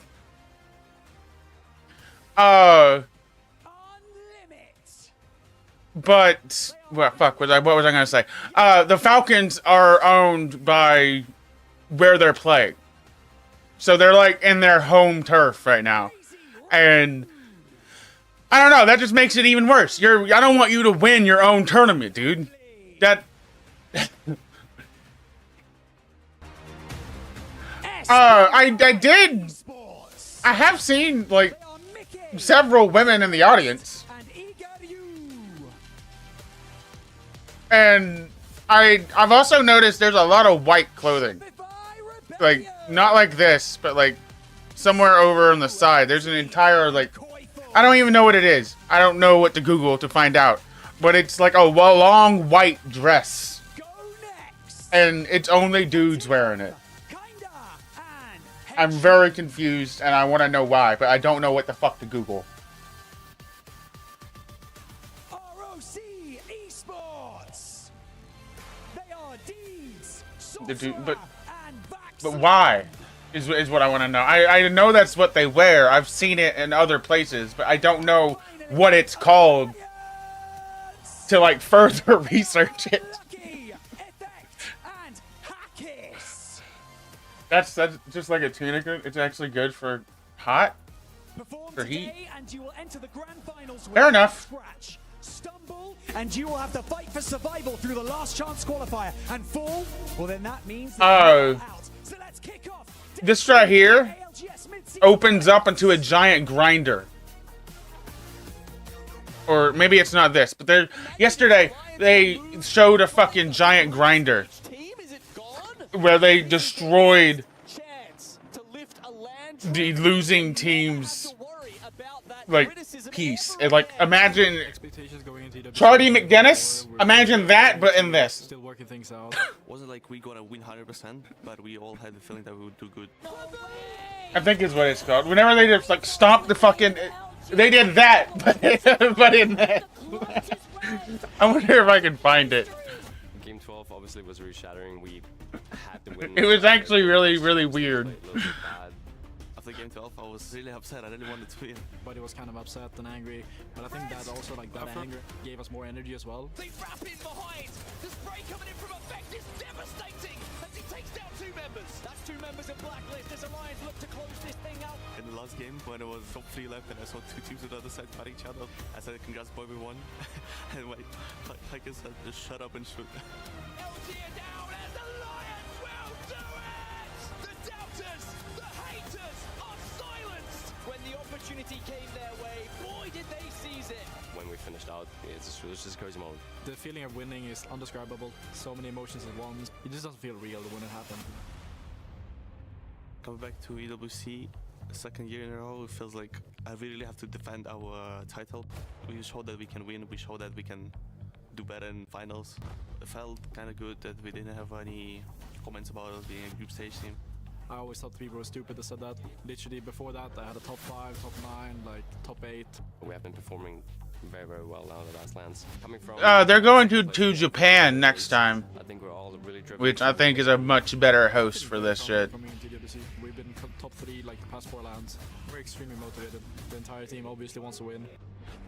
I'm really motivated to get a win at this ELVC more than at any LAN because I just want to protect our title for my team. When I said that, Okay, I don't know where the fuck it is. Hell yeah, we want that He too. was one of the best players. I definitely feel Yet they more find themselves confident now in this this year elimination than I would say zone. last You've year. alluded to more it. last They year. are not that Epic's all far about behind. It's consistency. all very I don't care tight, about but I'm winning sure one time. they're I going to be just want to extremely break records nervous and about be the what's best. happening. I really want us to be known as the best team in the It's world. gonna be a tough one for them Not to the obviously super team. The navigate. super And team the where thing is, it it's very is, different to we be want to in be the this best team. position. If we take a look at Furia as well, when we looked at the overall leaderboards, they got one Alliance, of your the one defending win on the board champions today, are but looking they to are still take in it that group. once That's I don't again. disagree. Welcome kind of stuck everyone between looking to over their day shoulders 2 and of the looking mid-season forward, playoffs but here at the Esports it's an World interesting Cup. situation I'm to be Vicky in for a Kitty. lot of I'm these teams joined at the with moment. I would say Jamerson, outside and of we the got top two who Pool B have done everything they need. coming up shortly. We have our legends getting set up here at their stations, and we have the walkouts. And Jamerson, we have the confirmations. Looking at the fans that made their way here at LAN from Alliance, rallying behind the team.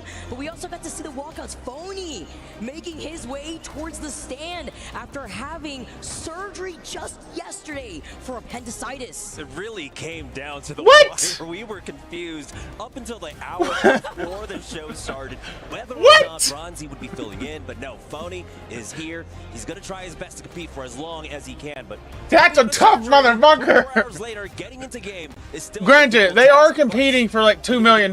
Phony should. I'd get off my ass We do and play it. have a lot ahead of us, and you can see they're right there. The tweet out. Appendicitis surgery is, you know, it's a common International. procedure, but for it to happen so suddenly, that's the big thing about it. Internationally too, man. Like, you know, obviously you don't get ready for something like that. You have no idea what's happening here. It's the fact that he's made his way back on this stage less than 24 hours after having surgery. You know what he said? Apparently he was like, 25% of me is better than 100% of Bronzy. I was like, dang, man, you really put your own Damn. out here. But I respect the grind. I respect the dedication. And that's what you take a look at some real grinders out here. 100 Thieves really ramping up. And another team, Jamerson, that I'm excited to see is Unlimit. Yulari, man, who has had a phenomenal performance thus far within the Pro League Year 5. Yeah, so far Unlimit, formerly rebranded from GHS Boom, and we have seen them across the year having some great performances on LAN, but it becomes a little bit overshadowed, right, when we have so many new teams coming out to win LANs. But GHS Boom and Unlimit now, Yulari, man, has to be spoken about, right? He has some of the top performances across all pro leagues. Damn. In terms of player value, Yulari, man, is second worldwide with a 104 score behind a fact. How many players That's consider impressive. that? Well, one, Yulari, man. It's the fact that it's crazy here. Third in kills, yeah, and the fact that he also has the most knocks in all of Year 5 Pro League, 147 knocks specifically. And you know what? He also has the dance moves on the floor. He breaks it down on the map. He breaks it down here at the venue. Apparently, he's just too good with it. I also really like the dynamic that this whole team has together. You know, Yulari, man, being an 18-year-old legend with the rest of the squad. Well, you know, he was Damn, he's only 18? right? He's got to farm that aura God for us. damn. And it's impressive to see, right? And so you have to imagine that the pressure is on for this Unlimited squad coming into this tournament when you have so many heavy favorites in this group. You know what's crazy to me? Just the fact that Yulari, man, alone, I believe it was like in the open, in a stacked lobby too, by the way, because you know those. Oh my gosh, there's no way. Is that Guess Who? Is that, dude, that's just one of my favorite games, by the way, playing as a kid. And we have Guess Who. Which legend are we going to ban first here? I'd buy it. Is your person a simulacrum? I would love to play some Guess Who with Apex Legends, but we got to go ahead and take a look at what's up in store for us today. Yeah, we 2 games of shit and then 3 games of absolute. First off, we missed you guys. Where have you been? Shit going forward ever. towards what we saw for Pool A, we're running a very similar map rotation. Today, we got literally the same World's Edge for our first 2 maps before we transition onto E District for 3 games back to back. Then we'll be moving on to Storm Point for another 3 games before we end the series today with Broken Moon. And I love this setup because it does set up a lot of different storylines, how the maps progress throughout, and the fact that we do have 2 maps that we'll be playing 3 on. But taking a look at Storm Point, one thing I want to, on World's Edge, one thing I want to note, Alliance came out with that first pick draft pick, and we saw a lot of teams yesterday really prioritizing their first and second picks on our 3 maps, right? Alliance wants to start off strong. They first pick here on World's Edge, which we're only playing twice, and they're able to secure themselves Skyhook West. You know, they're feeling That's a pretty good landing. comfy here. It's also the fact that just looking at the teams around them, they know uncontested. They're going to be able to walk away with a lot of information playing to that win condition. Also looking at the fact that, you know, Geyser, Frag, East, not taken, so VP going to be able to walk away from Big Mod already on a clear rotate. As you see some zoom-ins, our players getting ready to go. Love the energy here that we have within the arena. I know a lot of players getting a little anxious on their walkouts here, but once you get settled in, it's all locked in. As we take a look at our fans, the Alliance fans coming out in full force. Talked to Kelly a little bit yesterday. I believe like 30 plus fans really rallying behind Alliance. And I mean, come on, this is the team that literally came around 13 games later from last EWC. A lot to prove on the line here with all eyes on Alliance. Yeah, I mean, even when we were at Champs, they had a great group in the crowd for them, but this is different. Take a look at how much more personal this arena is. They're sitting right behind them, like Jayhawk said, on the desk. They are sitting right behind their team to cheer them on, and so you have to imagine a lot of that energy can transfer on over, carry that momentum for you. Getting set up here. I love the colors of green in that crowd there right behind Alliance. Like you said rallying behind them. We got the color red here. JDG win. The animation too on top of it all. This is my favorite part when it comes to LAN, right? Seeing the fans giving their support, writing their own fan-made signs here too. We got the head nods. We're ready to go. Yeah, we're getting a little preview of what we're probably going to see in terms of Legends picks. Yesterday, though, in terms of Legend bans, we saw, of course, how the meta has shifted.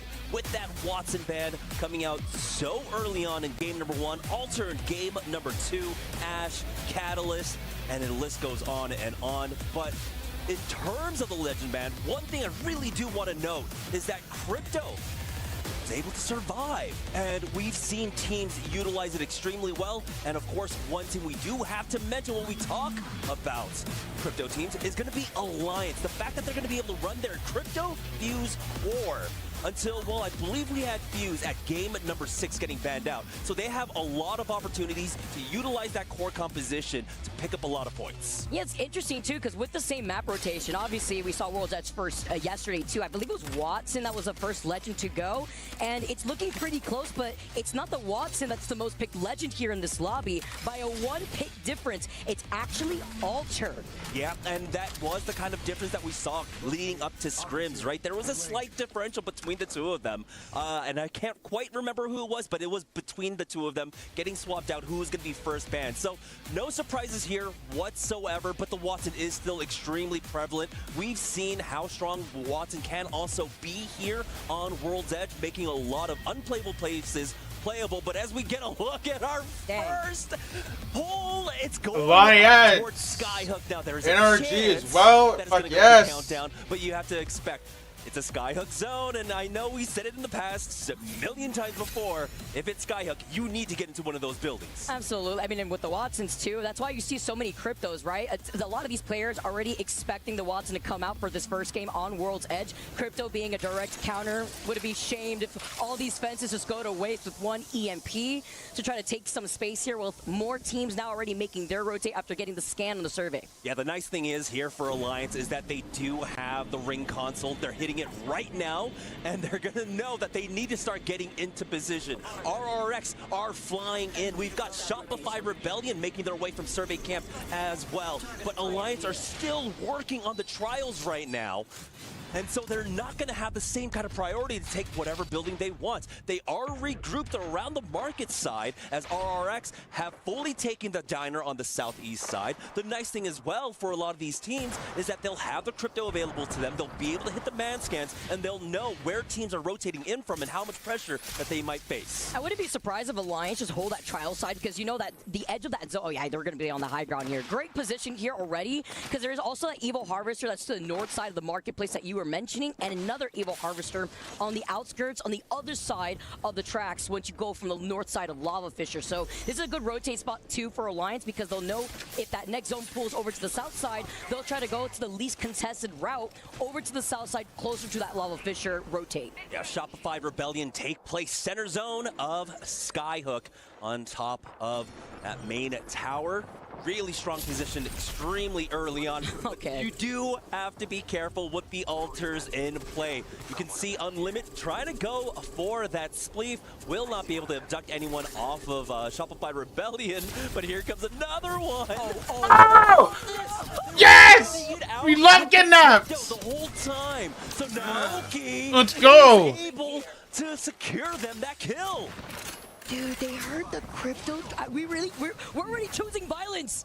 We've literally, round one just started closing. It's been a few seconds. We're already choosing violence. Unlimit being one of the teams to land in Skyhook East, neighboring that of Alliance, have found a space in the middle. And like you said, with the crypto being right above them, they got that kidnapped. One thing to note crazy. Was that he looted an evac tower. So you have to imagine, one of the other two players will have a respawn beacon to plop down. I don't know if they'll be able to recover the body, but yeah, we'll see in just a moment. So many teams have moved their way on up here. You can see NRG, Timmy is in position. Fusion, Twisted Minds, all surrounding RRX. It's gonna be a lot of teams in this final zone. We know with these Skyhook zones, usually, even if a lot of these teams are banking on it going north and not pulling to the south, it's a lot of buildings to coexist. It's kind of that little sprinkle on top when you see E-District. It's what to expect here with a lot of these teams having more of the space to share more of these buildings here too. Now, while we do have about 12 of our teams currently inside of Skyhook, we still have 8 late rotators coming in a little bit slower, and some of them, like VP, Rock Esports, might opt to just kind of play on the outskirts, wait for that third ring scan to make a better decision. Again, while this is fully indicating it's going over to Skyhook, and everyone, 12 teams, currently banking it on it being Skyhook, there's still a shot that this goes that countdown, or maybe goes towards that western edge. That's the thing about Skyhook. There are so many different zones here that you do kind of want to leave yourself with the option to respond to the northern pole, the eastern pole, or the southern pole. Live from Riyadh, I love the crowd, the energy once they see the cameras on them. Starting things off great in game number 1. Go next, taking some shots with this bow check here. But a lot of teams that have already gone for these quicker rotates, unlike the teams that we see taking their time, are going to be denied the opportunity to get more of these Evo charges, really just having to poke pressure their way and boosting up those Evos instead. Yeah, that was Zach getting knocked. Slayer is next. They are inside of a building, though. No one really wants to try and commit to anything here. Despite all the altars that we have and the range on her ultimate, you just don't want to be that one team that cascades into a big third, fourth, fifth party. You know that being in position here in Skyhook means you should be able to at least convert into the top 10, so you're not going to get overly aggressive off of this. Seeing with how many altars too are in this lobby, you know that a lot of these teams are literally going to try to kidnap one another, try to infiltrate these buildings. It's going to get messy here. But first, it's the calm before the storm. SBI did see that somebody had got a knock from SBI earlier on in the game. Looks like they were able to get the res here too, as they now move in. Team Liquid on the outskirts by Thermal Station, who do have a ring console and that survey beacon. They were also able to get some early KP going into this game. Yeah, that was a knock. SBI, I believe, got a knock and the thirst onto a Team Liquid member. Got him back on in, though, because, again, these outskirt fights aren't really going to respond to much, especially with how much of a gap there was between Team Liquid and SBI. That part, I think they just found a straggler on the end there. As this zone does close, teams are still moving in. We've got Crazy Raccoon on the northern side, Team Liquid regrouping here at staging. I believe Evos moving their way over towards Fragment. So now we're down to about 15 teams inside of Skyhook proper, with about 5 teams still working their way on in. JDG being one of them, as they're going to take the jump tower. Finding some space here over by Countdown. Well, there is an Evo Harvester too. They could try to go in from that northern side. Looks like they took their time to scan the ring console. That is in Lava Fisher, so great timing on planning out their pathing, because they can wait here and Countdown knowing that it's still going to shift slightly over to that southern choke, where it's going to be chaos once these teams figure that out, and they know they're going to have to move out of these buildings outside of Skyhook. Yeah, they got the full confirmation with that ring console scan. You can see just a little bit there on the south of Countdown being in. But that would be an extremely extremely hard pull. You're looking at like a 95 to 5% difference, right?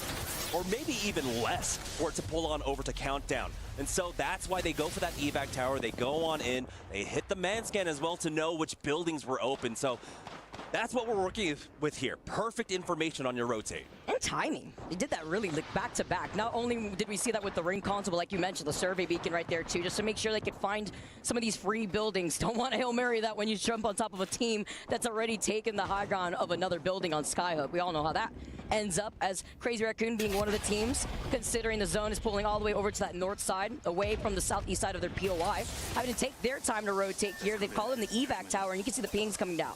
Yeah, again, they're able to hit that survey beacon, know exactly which buildings are free, and go for it. A lot of these buildings, of course, can house multiple teams. They're going to push into this diner that was left for free on the northeast side. Unlimit, by the way, this entire time. They have been getting knocks almost every single minute. And guess who it was? Yulari, man. No doubts about his performance throughout this split, why he is matching a player like Unlucky. You know, I was talking about Yulari, man, and it's like the fact that he dropped, what, like over 4K damage game in the open in an actual stacked lobby. I think it was like winners round 2, and he had like 14 KP. My man literally just farmed a 4K badge in the middle of one of the stacked lobbies of that New Orleans Open, and looking to try to do it again here. As we take a look at Alliance, who've now made their way to Countdown, they're going to try to mirror that and gatekeep Team Liquid while still holding that southern side, the least contested side, with the rest of the lobby all combined together in Skyhook. Yeah, so they kind of had that idea. There's that 5% chance that it pulls over to these buildings. We have certainly seen many endings here, but not with this particular circle. But again, we have the evac towers in play. We've got the rings, we've got the man scans in play along with the ring consoles. So they will have the opportunity to know which buildings are going to be free.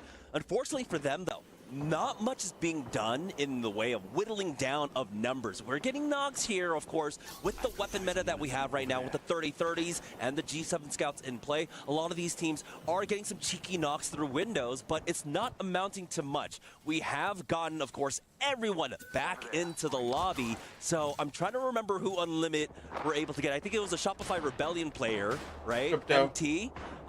So they were able to get their third back in.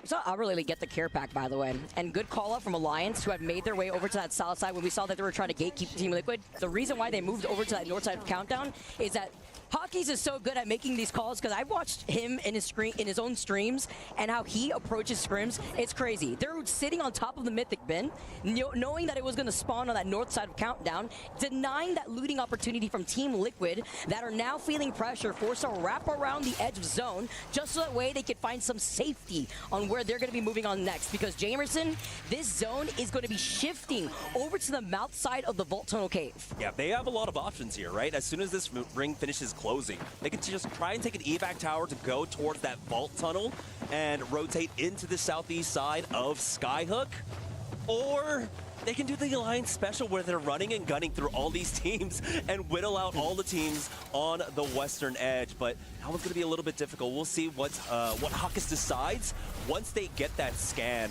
the survey beacon scan, to get a better lay of the land.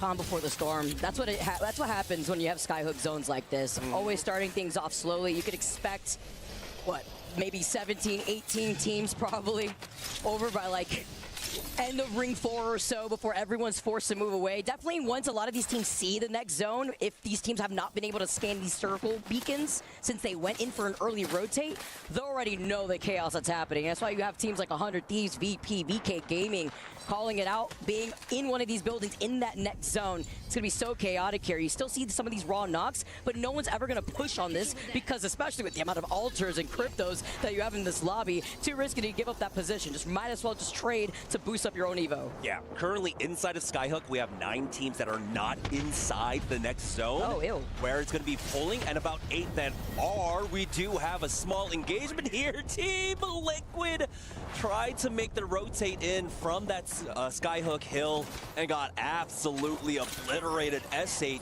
UL with the help of Fusion. Pick up a lot of that. And Unlimit, they're not stopping here. They're continuing to get knocks throughout all of this. Rival Esports will be the next team to fall.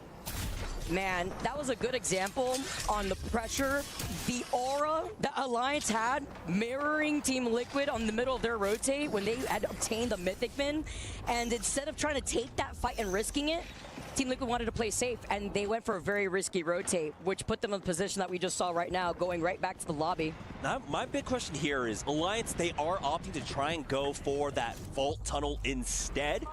Is how far can Alter's Q get you through these walls, or are they just going to tank the damage and get through? Again, they had the crypto, they could reach the survey beacon, so they would know how free it is, and it does look like they're going to work their way on over there. Of course, we have the poking battles going on. NRG are starting to make their moves right now, and we get a little bit of a replay here. Fusion just getting those nades in. Team Liquid get blown up. And like they were in full cover too. Yeah, SA also had them in their line of sights. It was just not being safe. NRG do manage to take the middle console here too. After we just saw Unlimit there earlier on. Lots still more poking pressure from afar with these G7s, 30-30s. But NRG finding a great position currently right now down in the middle.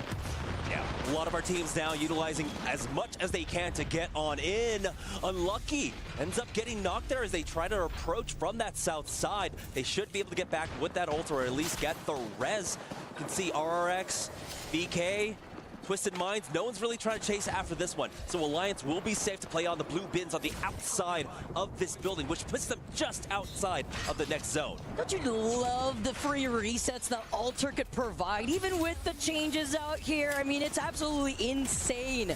As we can see, Legacy literally getting melted, the explosive arrow being the nail in the coffin. As Unlimit, we were talking about them earlier on being in that middle console, have moved all the way up. Love these nades too that we're already seeing in game number 1 as Sharky gets beat from the high ground, forced to play by the fence line, and it's still not safe when the explosive arrow is charged up. Unlimit are doing an amazing job, and NRG will finish it to knock out S8UL. Ring closes in. We have about 3 teams stacked on top of this tower right now. It's going to be Unlimit, Shopify Rebellion, and of course NRG. But Shopify Rebellion are of course relegated to that low ground of this building with that initial pick that Unlimit were able to get with that Alter. They already have 4 KP, by the way. Unlimit is farming. They do have to move eventually. We know there's that 3-team pileup in that middle console. 4-team, honestly, SBI, NRG, Unlimit, and Shopify.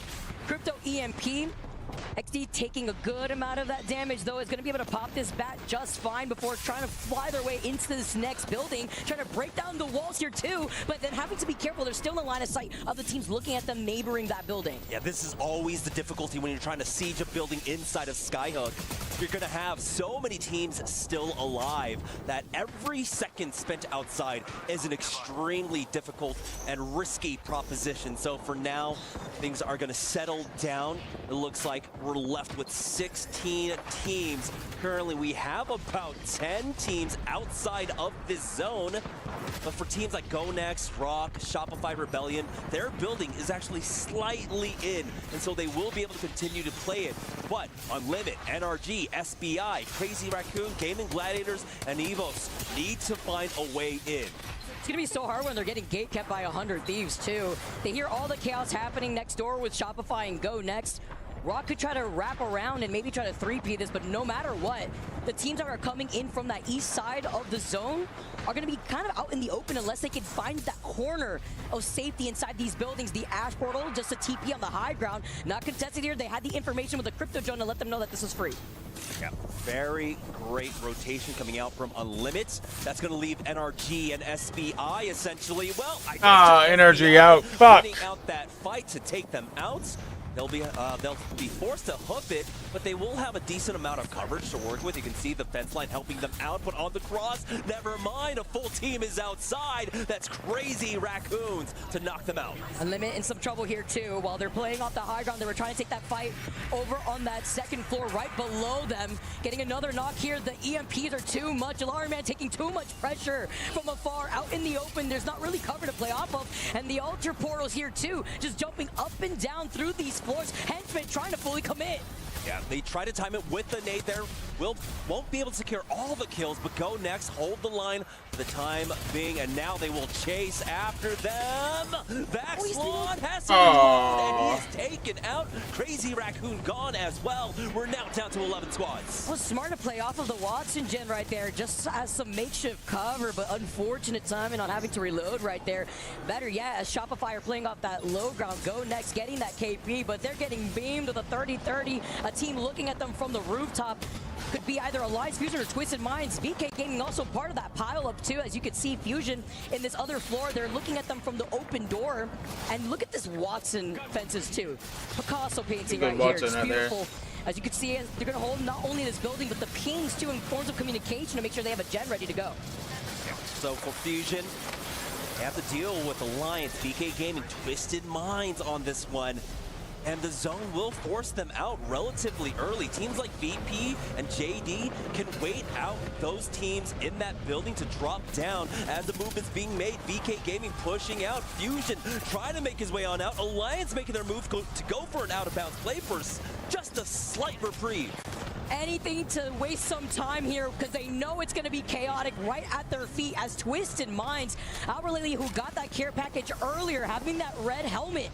EMP just to start off this fight here for them. Enemy's going to put down that gen. Going to try to get the rest here up on the high ground. Go next, get eliminated. Night Squad's left. This is a 5-16 pileup in this building alone. Twisted Minds trying to play gatekeepers with this Watson right now. Charging forward though, but Crook is forced to back off to heal up. Enemy though does not want to give them any kind of space, but the altar is making this battlefield extremely difficult to play right now, and he is forced to try and finish off this fence, but it's Alliance still alive. Effect playing off the knockdown shield here. He's not going to have that much time.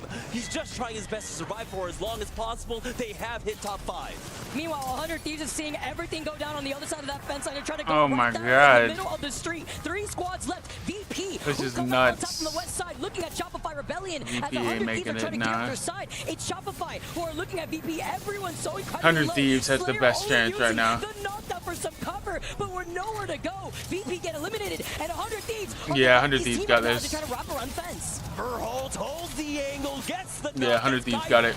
I'm fine with that. I am more than okay with that. Have a good night, Noel. I'll be around for a little bit. I hope you close well. Be safe. To get the victory. And Phony, he is here to play, Vicky. Real gamer hours for Phony coming straight out of surgery. This dude takes the first game. Are you kidding me? 100 Thieves already with the dub. You can't pop off too hard, Jamerson. You can't. If you're Phony, you're not. All right, calm and collected. My boy's got stitches, man. Like, he knows.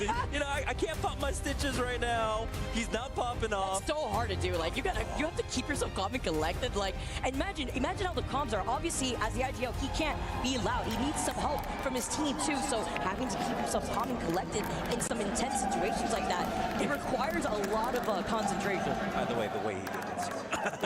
Up against Kofi inside him.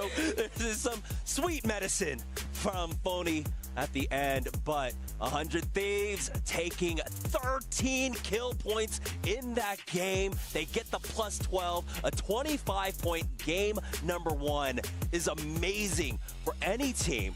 But starting it off strong like this, it makes you feel so much more comfortable. 9 more games left to go, and you have to remember that top 17 cutoff was only at 32 points. So they're basically 7 points away from that. But the top 7 cutoff of 58, they're almost halfway there. The fact that they start off so strong already, it's like the scriptwriters are working overtime. Insane way to kick off your momentum for game number 1. Although, I want to jinx it here, Jamerson. Yesterday, a lot of teams that started off really strong kind of fell off between that 4th, 3rd game match point there. I mean, bookmark, I guess, as 100 Thieves, you know, finding their foot.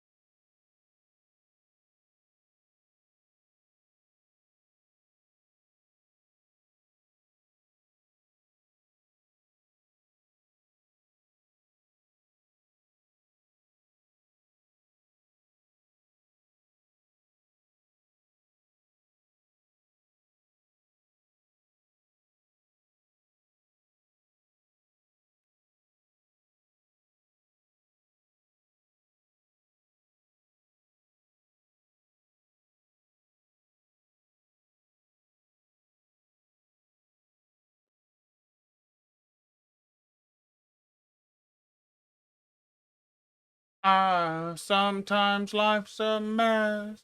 I get high when I'm upset. I remember with me. Somewhere.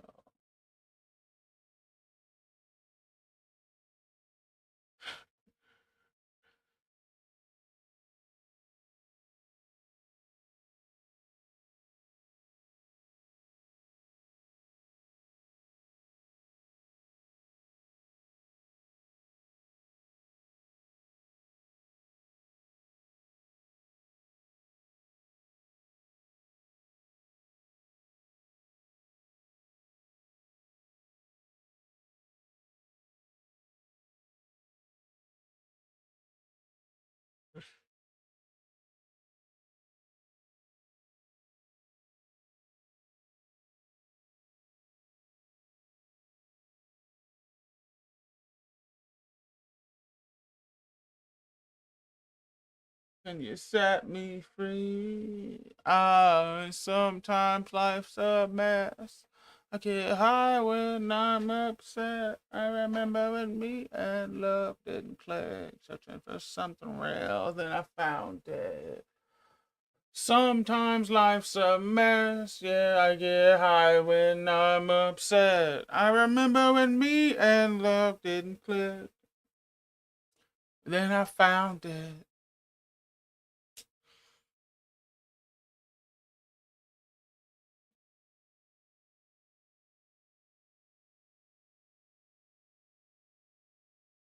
For 100 Thieves.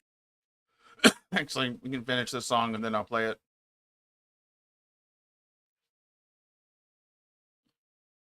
Nothing interesting is going to happen in the first 20 seconds.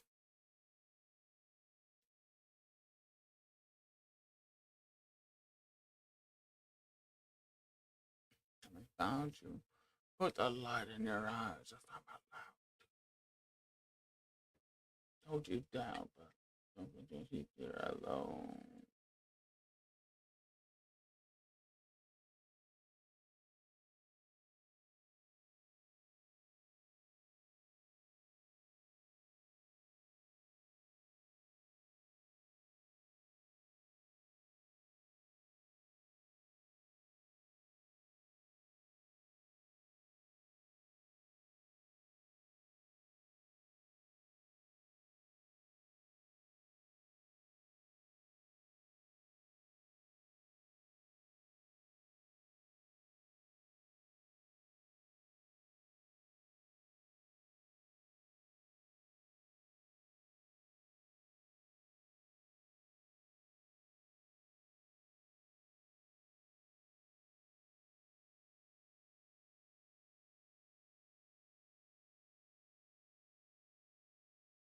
Between Lava Fissure and Mirage Etoile, and just outside of this Oh, yeah. building. So S8UL have picked up an extremely strong building to play off of, especially with Watson still in play.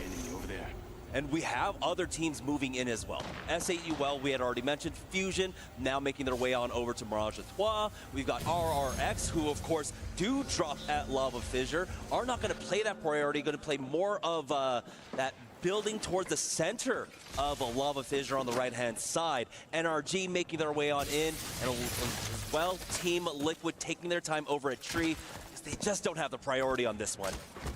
Yeah, 2 zones pulling towards the opposite end of your POI. A little unfortunate, but of course you get to play objective. Liquid were able to pick up early KP, that 1 KP in that first game as it started, and they're going to be able to get that ring console. Don't think they had one over by launch site. They had that Survey Beacon, they had the Evil Harvester. So it works into this objective gameplay here. And if they wanted to, they could just wrap around from Thermal Station. They could wait on the edge of the next zone. Then they could get the next ring console scan and take their time to figure out where they want to find themselves here, so that way they can have a better game this time around. Yeah, if they make their way back into Thermal Station now, they will have that, like you had mentioned, a man scan. And we got to see teams really utilize that during the Skyhook one. And I think the approach to this ring in particular will be very much the same. Right now, we have about half the lobby inside the next zone. We have a fight here, Evos versus Crazy Raccoon, already with the advantage over at Mod. Evos getting there just as quickly, already getting that next knock. This is coming out of their POI of Dome, and just like that, they wipe the floor as Crazy Raccoon is eliminated. Great looks here for Evos, and uncontested, obviously. So many teams already quickly on their rotate. This is going to be a quick reset for them. They have all the loot that they need, as well as that ring console and Survey Beacon after they came out of Dome. And they wanted to do this, too, because on their rotate, Dome does not have a ring console. There was one on the south side of Stacks, but then they just completely out-wrapped Crazy Raccoon there. Yeah, Crazy Raccoon always have to be careful with these northern pools. Well, I guess not, right? Because Yeah. this is the last World's Edge. But I mean, that was the biggest concern if you're going to be Crazy Raccoons. Whenever we do have all the teams drafting Big Mod, Stacks, and Dome, about the rotates from behind you. So you have to be able to move so much faster. To be caught like that is not something that should ever really happen with the experience that we have on World's Edge. GG getting stopped in their tracks as they're left on the northeast side of the next zone. They'll be able to pick up the Evo for themselves and play off of the tower for now, but it does seem like a lot of that eastern side is relatively free for themselves. Shopify Rebellion are standing in their way just outside of Countdown, so they got to be careful on this approach. With Ash being the most picked legend thus far in this second game, we won't be seeing Ash anymore. Moving forward here, Fusion playing off this high ground as we get a quick pause, it looks like here, but talking specifically about this positioning from Fusion, they were looking down briefly. I'm expecting probably a team playing on the low ground of Mirage Etoile, JD Gaming, I believe it is. And as they do hold this positioning for right now, there is that Survey Beacon to their south side. They could deny that information from teams that also are forced to play objective, playing more so by the edge to get that information. Yeah, that's a little bit interesting that they opt to go for that Mirage Etoile, because you also had staging kind of available, and staging did have a ring console still in play for the next zone. So teams could have actually used that as their stop-off points, but I think trying to get a little bit more priority onto the center of the next zone could be the gameplay here. I mean, for Fusion, though, it might just be Kimchi Lee. I don't know. If we're talking about players, Kimchi Lee feels like one of the primest players that wants to hang out in Mirage Etoile. The fact that he also is feeling hot coming out from getting 4 KP in that first game alone. You get a little anxious sometimes here on wanting to continue the action. That was a quick pause for real. All right, Frame 1 getting right back into the game here, guys. Fusion still holding on to the higher ground. They are looking down on JD Gaming. Kind of forced out from JD Gaming. They did make their rotate from Thermal Station. They also had that ring console that we mentioned when Team Liquid was on their rotate, probably planning that out for their mapping. Or their pathing, rather. As Evos, we get to see a look at the replay. Missed a little bit of the beginning here before we saw the slide in, and it was a quick cleanup here from their end, the side-by-side, while the action has slowed down just a little bit live. Yeah. And just a quick update, of course, Evos is Ronin for those that weren't kept abreast of all the org changes, I guess, leading up into this event. Ronin had a fantastic run there at the EMEA regional finals. There was so much drama for that finals leading into it. It came down so close to that last game. I love it. I love being able to introduce like the legend bands here and how that's shaped things up, especially once we get into that match point finals territory here. But these legends are vying for in our second pools. You can see the pings right behind them, the snare on the other side. Ash being utilized here majority of the time, so allowing a lot of these teams to close in that gap once they want to try to fully extend on another team. Energy were able to get a knock. onto a Go Next player. Go Next playing inside of Countdown right now. For Rock Esports currently, though, they are playing on that south side, holding that staging. They do have that ring console that they really do want to control. And I love how we slowly introduce more and more objectives here in Apex Legends, so that during the mid game we have a lot more to play around instead of just kind of holding in center zone in the building, right? And so Rock Esports are working their hardest to make sure that no team contested for it. VP are here for Shopify Rebellion. They're making their way into Countdown right now. A knock onto Light. They want to follow up.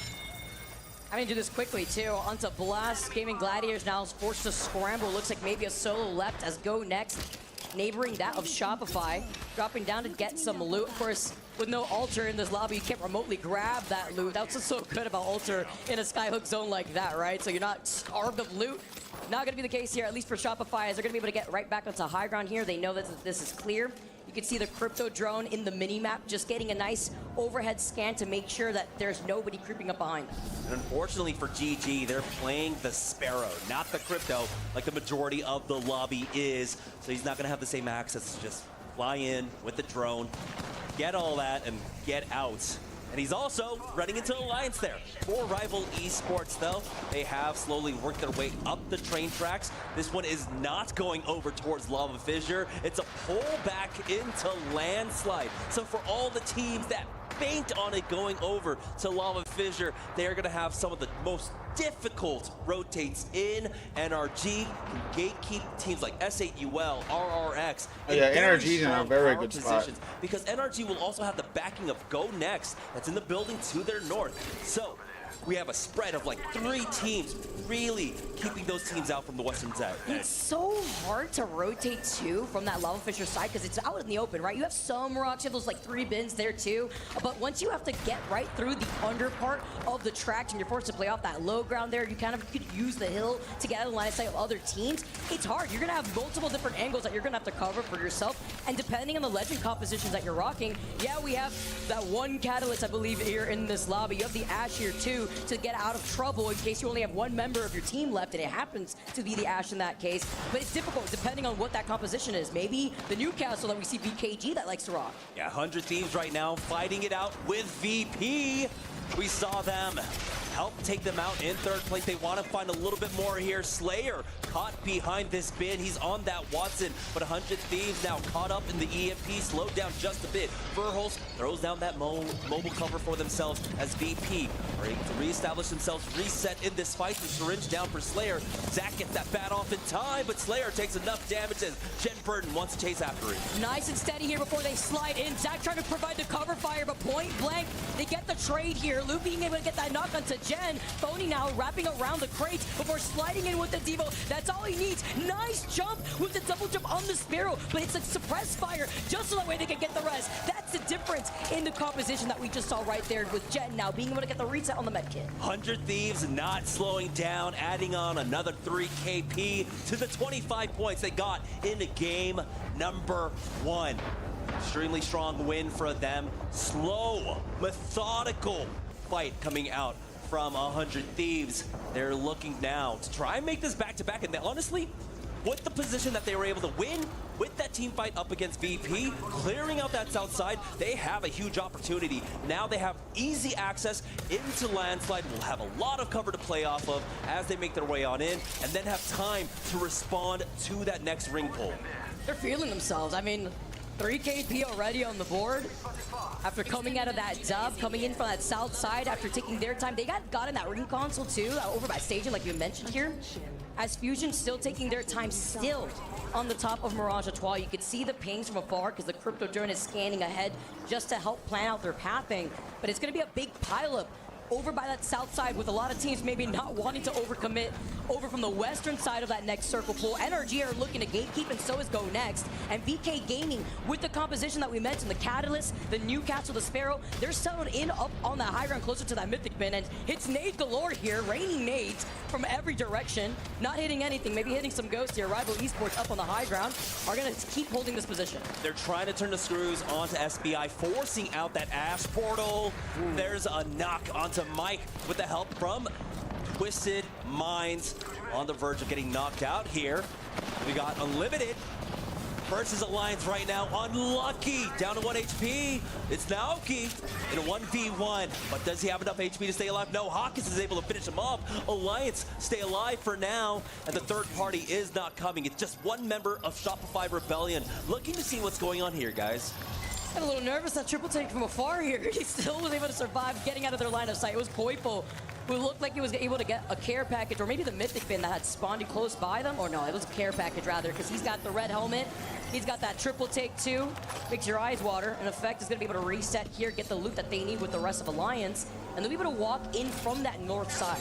We still do have the Mythic Fin available there over at Landslide, but no team has been able to secure it. It's out there by the tower on the northern end, so can't really go out there. Shopify Rebellion have an angle on it, Twisted Minds. We know how Landslide plays out, and right now, 100 Thieves are having to deal with one of the issues of pulling out from that vault tunnel right now. Game and Gladiators, though, are trying their best to survive here, and 100 Thieves might be able to knock them out again. Oh, the Twisted Minds mascot, by the way. Team Liquid coming alive behind the Newcastle wall, setting up with the Watson fences right behind them. They're desperate. They know they have to try to gatekeep this team right in front of them. Fusion get eliminated too. Team Liquid with some help from NRG. They pitch the team right in front of them. S8 get eliminated. RRX somehow as a solo, I believe, still alive here as Team Liquid now have to look behind them to prevent Rival Esports from walking up. That was the big gatekeeping opportunity we were talking about for a lot of the teams coming from that western edge. Go Next, NRG, Team Liquid along with Rival Esports could have really held that down, but Rival Esports were, of course, a little bit more busy dealing with SPI behind them.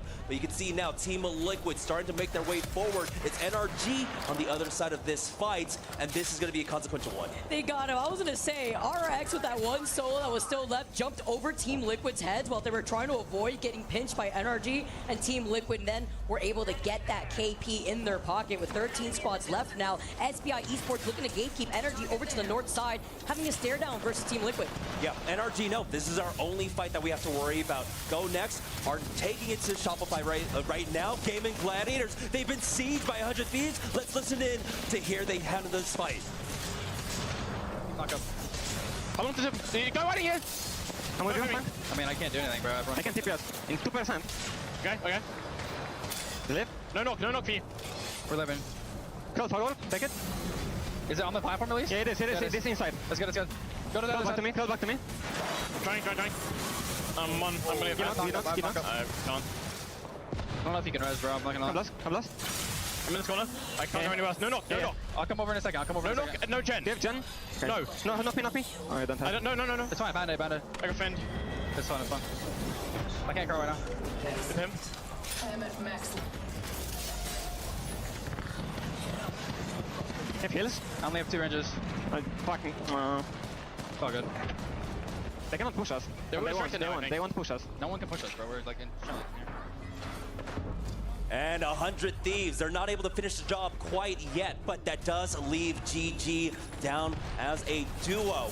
Didn't quite see if they had a mobile respawn beacon. They might have time to try and plug them all in as the teams now coming in with the zone. 100 Thieves were able to alleviate the pressure on the south. We got Rock Esports moving in from that southwest zone. Team Liquid in that race up against NRG, lost out on one.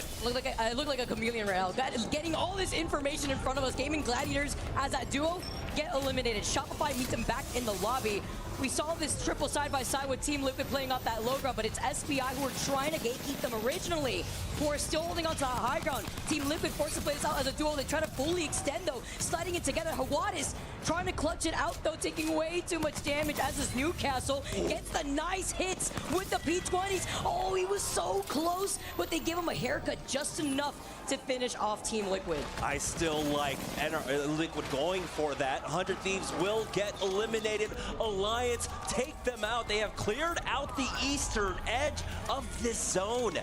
Now they have it all free to themselves. VK Gaming to the north as NRG are still dealing with that western edge, getting a knock onto one rival member, finishing him off as well, making it so much easier now to walk in, but they still have to deal with SPI Esports. Alliance now taking this high ground tower for themselves. Effect up top on this Ash.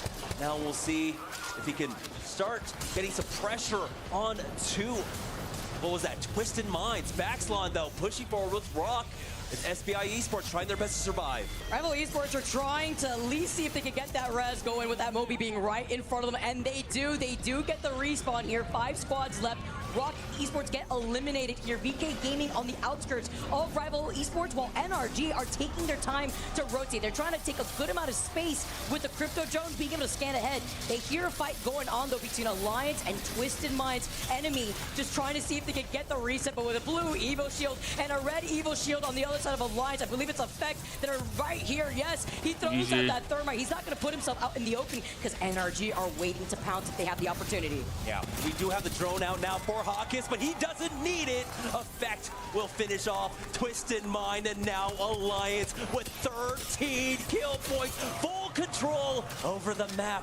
They were able to bounce back after game number 1, and they're on the verge of taking this. It's the fact that Hawkins is always in that Crypto Drone, and it's sending out his Pokemon, right? It's Effect and Unlucky just going out and doing what he's got to do best. Just a mob boss waiting out here in the shadows as they hold on to the high ground and top of that platform here too. NRG, who had heard that fight earlier though, are looking to see what's going on. The EMP, NRG, that's Hawkins giving that information. Look at these shots with the 30-30. Unlucky with 5 KP, 5 assists. Alliance are frying with 14 total KP. Look at how they're doing it too. It's all Effect applying pressure on the ground, but Unlucky and Hawkins from up top. And so Effect is basically playing solo basically on the ground, and he doesn't care. He's able to get out with that Ash. Fortunately, will be banned out after this game, but it looks like they got the value out of it. Now Hawkins with the Kraber in hand. He's got the team controlled here as they're going for that peek onto NRG. He's got 2.8K. He's about to hit 3K. Oh my god! 3K! Hawkins gets the follow-up of the Kraber shot. This is prime play right now. Just looking at the way Alliance is holding these different positions. You have Hawkins on the high ground with the Kraber. BKG playing inside that truck, but with Effect also playing on the outskirts together with Unlucky. It's putting enough pressure on the one team they're afraid of, which is NRG. Yeah, they got the mother load down on top of NRG. Sykes is going to try his best to survive, but he cannot take a lick of damage there. Effect jumps in. Sykes gets the knock, and NRG might have slowed down Alliance enough. VK Gaming are now on the move for the third party. They see the knock, and now VK Gaming trying to isolate the one member of Alliance that's held back. That was going to be Hawkins here. They fully dive onto him. They called him out, and now Alliance just down to a duel, and they're weak right now after they get the res. Wall down there from their own Catalyst will slow them down just a bit, allowing Alliance to go for the reset. We've seen the 2v3s out from Alliance, but this time around, they don't have the eyes in the sky for themselves. VK Gaming taking these a little bit too slow. There's the first knock, not quite yet from Effect. Effect with the 9 KP, almost 4K, 3.5, and he is beaming right now with the R9. Gold extended mag here. He gets the next knock. He is jumping around. The Ash Dash is in the air, but it's a Newcastle that he's put up against as a Kraber shot is more than enough to finish off that knock. No playing around these knockdown shields, but he's looking to get aggressive. Oh my god, QQ! What are you doing? He's come down to 1v1. That mobile shield making it extremely difficult, but Effect is jumping around like a spider monkey, and he doesn't know what to do. The shield swap isn't enough. Alliance secure the win once again. The 2v3 Demons. Alliance take game number 2. Dude, 3.8K damage. Are you kidding me? Effect came out and chose violence. The Ash Dashes, the way he was moving, that was such a sick 1v1 off the crates there too, off the platform, off of being at a disadvantage, by the way. He threw that, honestly. They still got the res. They were trying to get the reset. The catwall was brought in from BKG, and they still were able to clutch it up. Now there's a lot to say, right, VK Gaming. There's a lot of different ways that they could have approached that fight. Are you trying to go for the Kraber plays? I get it. You're on one of the biggest stages here for Apex Legends, but you're up against Alliance. You cannot try and style on them, especially when they drop a 20 bomb. 20 KP for Alliance. They got the plus 12, 32 that was to nice. add on to what they got in game number 1. I mean, 7.3 thousand total damage across the board for this entire team. That's crazy. Yeah, trying to go for those Kraber shots, sure, on the other side. I'm wondering maybe lacking on ammo for a second weapon there too, or just a Hail Mary if you could get the hipfire shots. As we take a look at our top 3 stats, effect 3.8k damage, 11 total kills. 2.4k, not to be outdone, Unlucky. He is always on, I don't know if he's always on the fuse, but when he is, supporting Effect there to play off so aggressively. We got to see Effect really be that tip of the spear for Alliance. Every fight that they approached, and Unlucky backs him up with just enough nades. He gets the enough clusters to create a lot of space for him, and I'm so glad because I picked him up for my fantasy I was pick. just about to say, I know Jamerson is cheesing right now, because him and I were looking at both Unlucky and Effect. Jamerson with Effect. As we almost take a look 4k at the top 3 damage. team, VKT That's playing nuts. another patient inside that truck. We saw NRG2 that were just getting pelted by Alliance in those different angles. It was quite unlucky. I mean, Sykes did manage to sneak that one knock when he was hiding behind that one knockdown shield, but coming in 3rd place and at least still securing some KP. As we take a look at the series results, great looks, a lot of KP soaking up for some of these teams. Yeah, and because of that monstrous performance by Alliance, that 32-point game for them, that does put them straight on top of the leaderboard, overtaking 100 Thieves, who again had a fantastic game number 1, 25 points, picked up kill points here in game number 2, but it wasn't enough to keep pace with them. But just like we saw yesterday, is it going to be a 2-horse race? Is it going to be a dark horse 3? TSM coming in from behind to make it 3. I mean, they're mean mugging in those photos. You know what they want. They want to be the 2-time winners of EWC. Don't go anywhere. We got game number 3 coming to you on the other side of this break.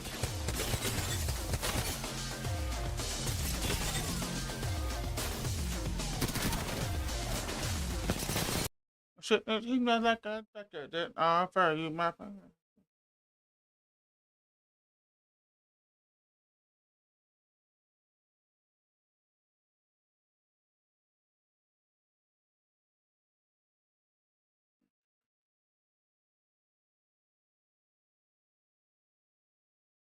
Type of love don't always come and go. This type of love don't always come and go. Wanna ruin this one, this type of love don't always come and go.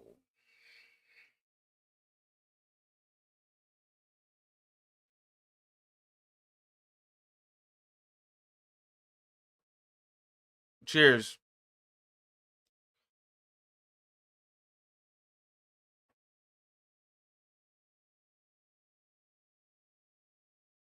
Ruin this one, this type of love don't always come and go.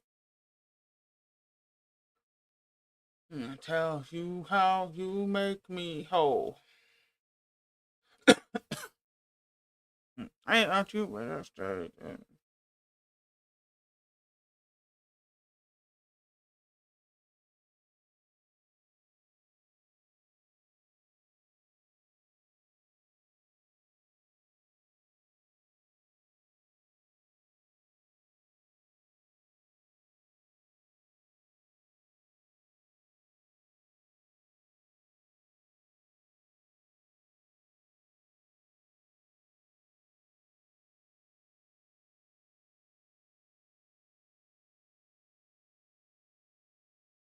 Doing this one, this type of love don't always come and go.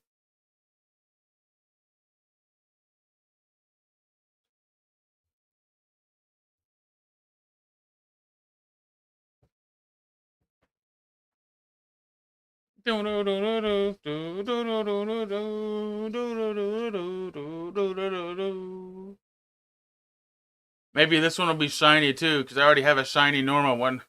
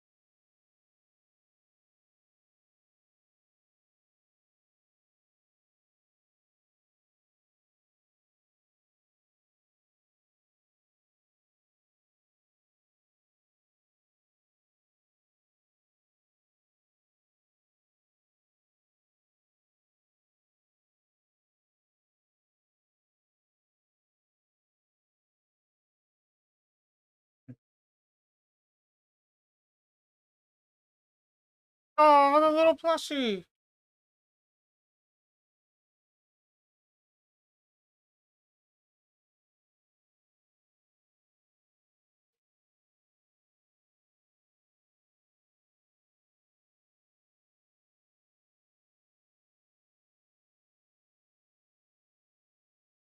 And today, I'm not the same.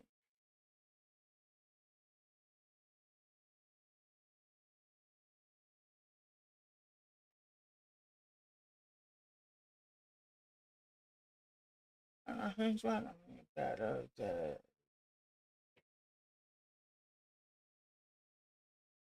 In the fast life.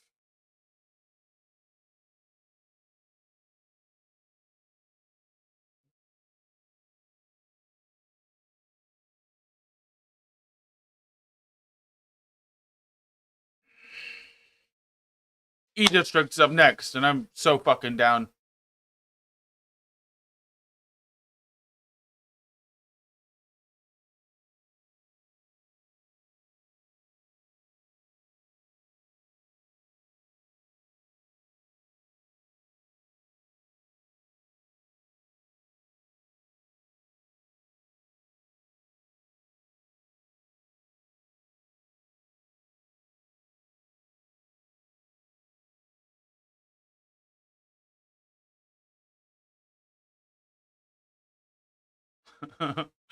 That's why Asher is so good. That one example, just woo, he just ran circles around him. Better days, karma ain't what you think it is. Super stressed out. Do the best I can. Yes, I can. Yes, I am. Misfortune. In the dark, they be lurking. Same way they lurk in your head when they get in your mind. You don't want to know what they're trying to find. Yo, take my don't give up. Take my hand. Don't give up. I run away in fear of me dying today. And I'm not the same who said I was subject to change. Demons are breaking out of their cage, praying that I see another day. I said my demons are breaking out of their cage. Better days.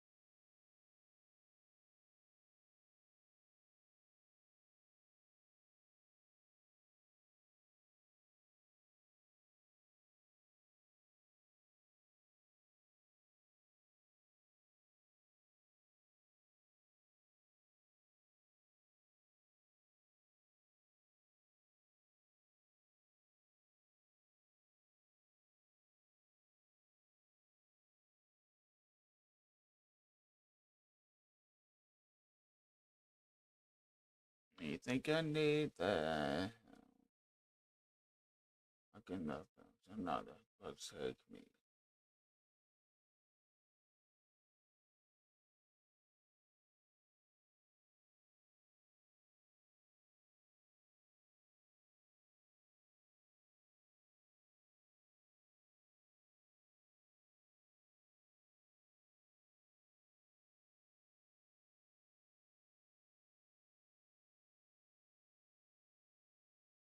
That's so much.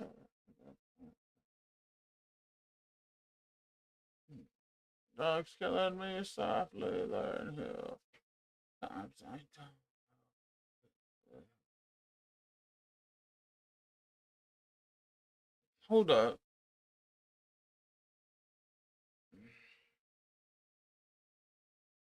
Oh shit. I can delete this if I haven't already. Uninstall. Yes. Install that. What the fuck? The fuck? I'm a cold. I'm exposed. Wow. Hell if I know. Because in the deep wound made it this far. If I can, then you can too. I can too. And you can too.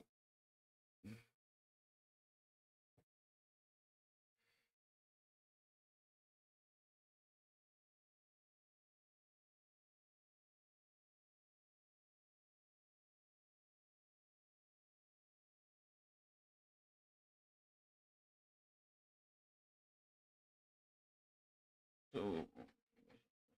You can too.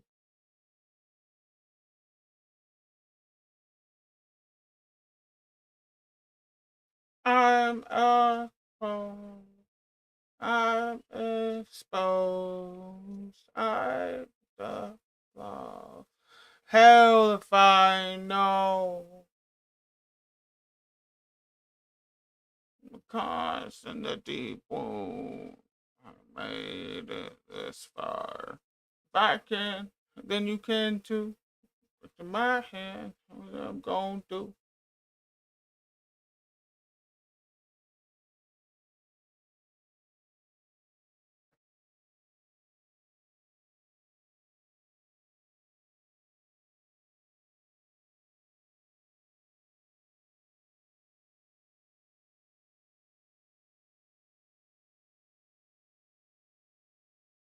I completely forgot that Tony Hawk came out today.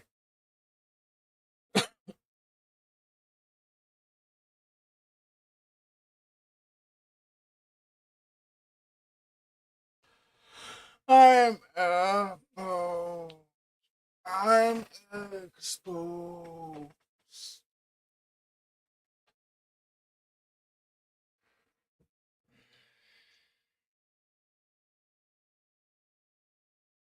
In the deep wound.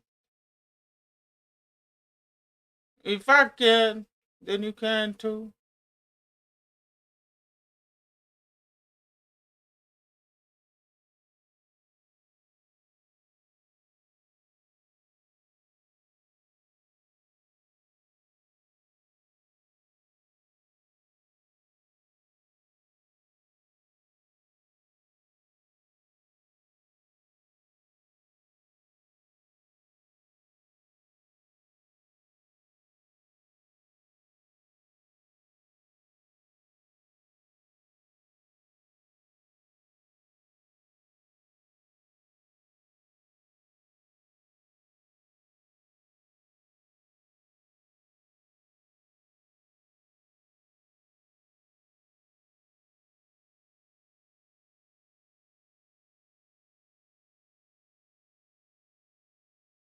Not blinded by moonlight sonata.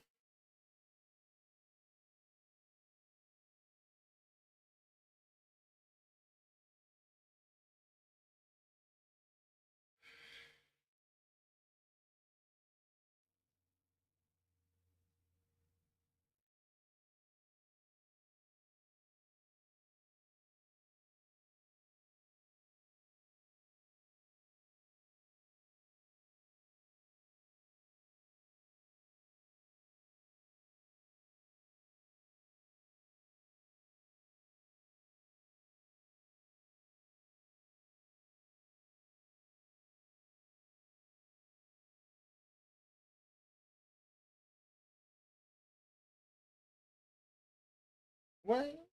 POI draft just because They're trying to solve my problem. They're not trying to what we have in the other maps that are in the ALGS circuit at the moment. So you're usually going to be good for some loot, and you're usually going to be pretty good on your rotates as well. Yeah, I think that some people would have prioritized it just because it's played 3 times, and they were like, well, no one else has picked anything here. Like Unlimit, for example, going for Lotus. So they were saying, yeah, we're more than happy to have it. Maybe we will find a good amount of points from it, but you are completely right. It's not going to be as advantageous as maybe some of the other maps that you might be going for. As we take a look over it, it's Timmy. Very sad news, of course, recently he announcing his retirement. We'll see about that. Yeah, I mean, we'll see about that. The amount of times we've seen Apex players retire and then come back, but I'm just saying, if they win this event, you've got to defend your title. He can't retire if they win. You've got to defend your title.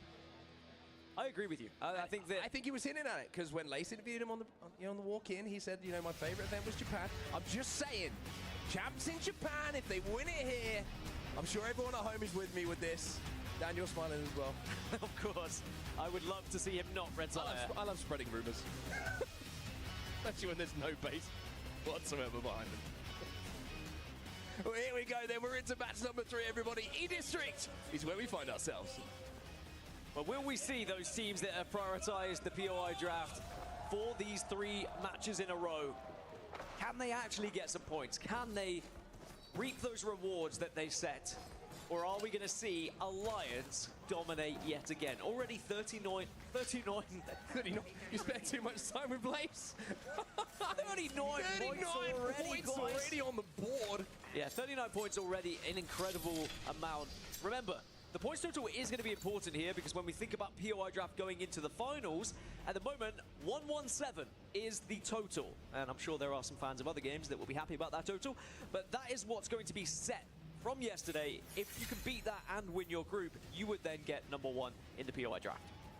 When we get a little bit of ring console information, we're going to know where this zone is going to be going.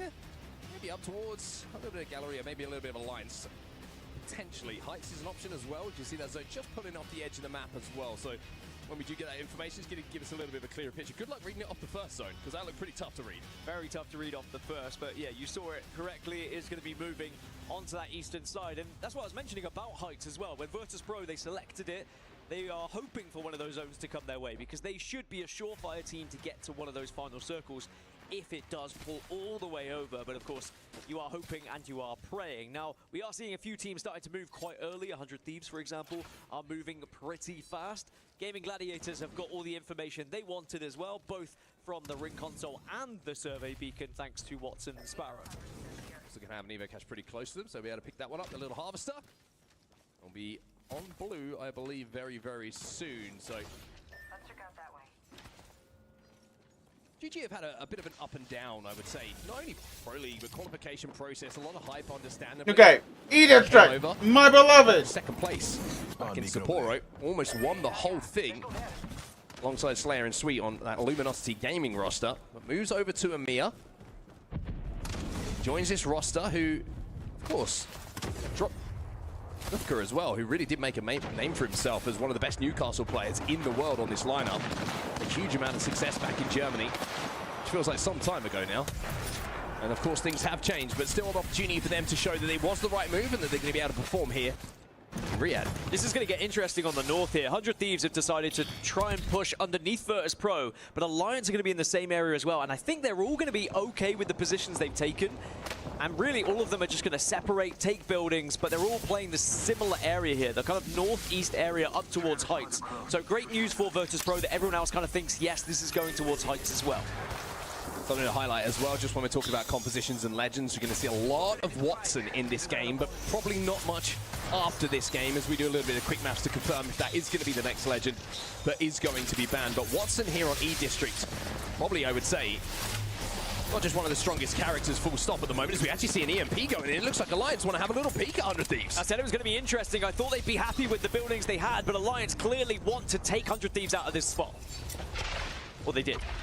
Well, Alliance just pressurizing at the moment. You can see 100 Thieves, 2 white armors as well, so they've made a quick rotate.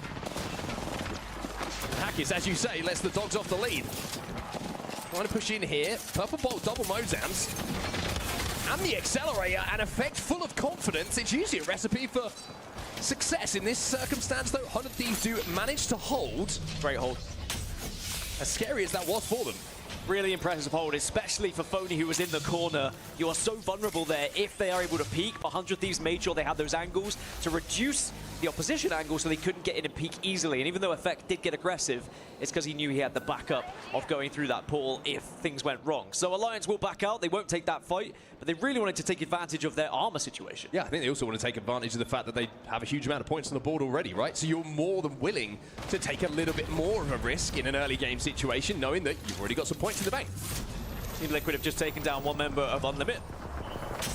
Looks like they want to try and follow up with even more, as Unlimit look like they might be falling out of the lobby first here, or at least two of them will, but there might be a follow-up and maybe a third party, but it looks like it's going to be trying to escape here. And then Nurkic just trying to slide away here, trying to escape, and Team Liquid are going to have to forget about that kill and try and stay alive, because look who is arriving. It's going to be Evo's here. The EMEA powerhouse, who have really impressed. Some of the newest names that we have seen in the EMEA region really coming to the fore, and certainly a player to keep an eye on that team is going to be Nate, and he's the one who gets the knock onto Jaguares as well. MG Clutch, big rank grinder, now jumps into the competitive scene, and the young man looking for his first kill as well. Looking to get aggressive just to make sure they finish that one off to take Neasel down. But still, 20 squads still remain, so the stragglers are able to escape, and maybe they'll be able to get back up to a full 3 a little bit later on. But these are a lot of fights that are happening on the north, and I don't think it's over yet, because Shopify Rebellion, now hearing this commotion, they're having a look. Yeah, Evo's nice and healthy, though.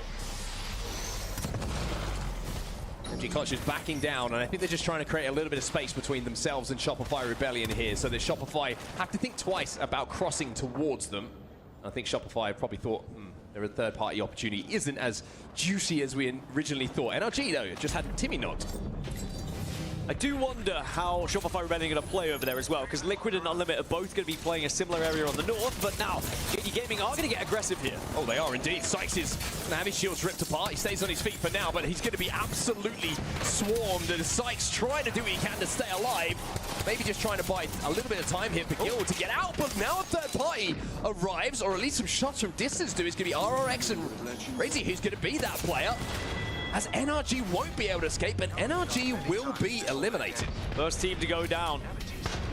And that one's going to sting, because you just have to wait that extra time watching. God damn. And waiting for match number number 4. Come on, NRG. Do Do better. Shots coming through. And that's because this area now is so swarmed with teams and people. Everyone has made their way over towards Heights, and it is going to continue to pull that way a little bit further northeast. So a correct read from the likes of Alliance and 100 Thieves, but I wouldn't expect anything otherwise from two of the best IGLs around.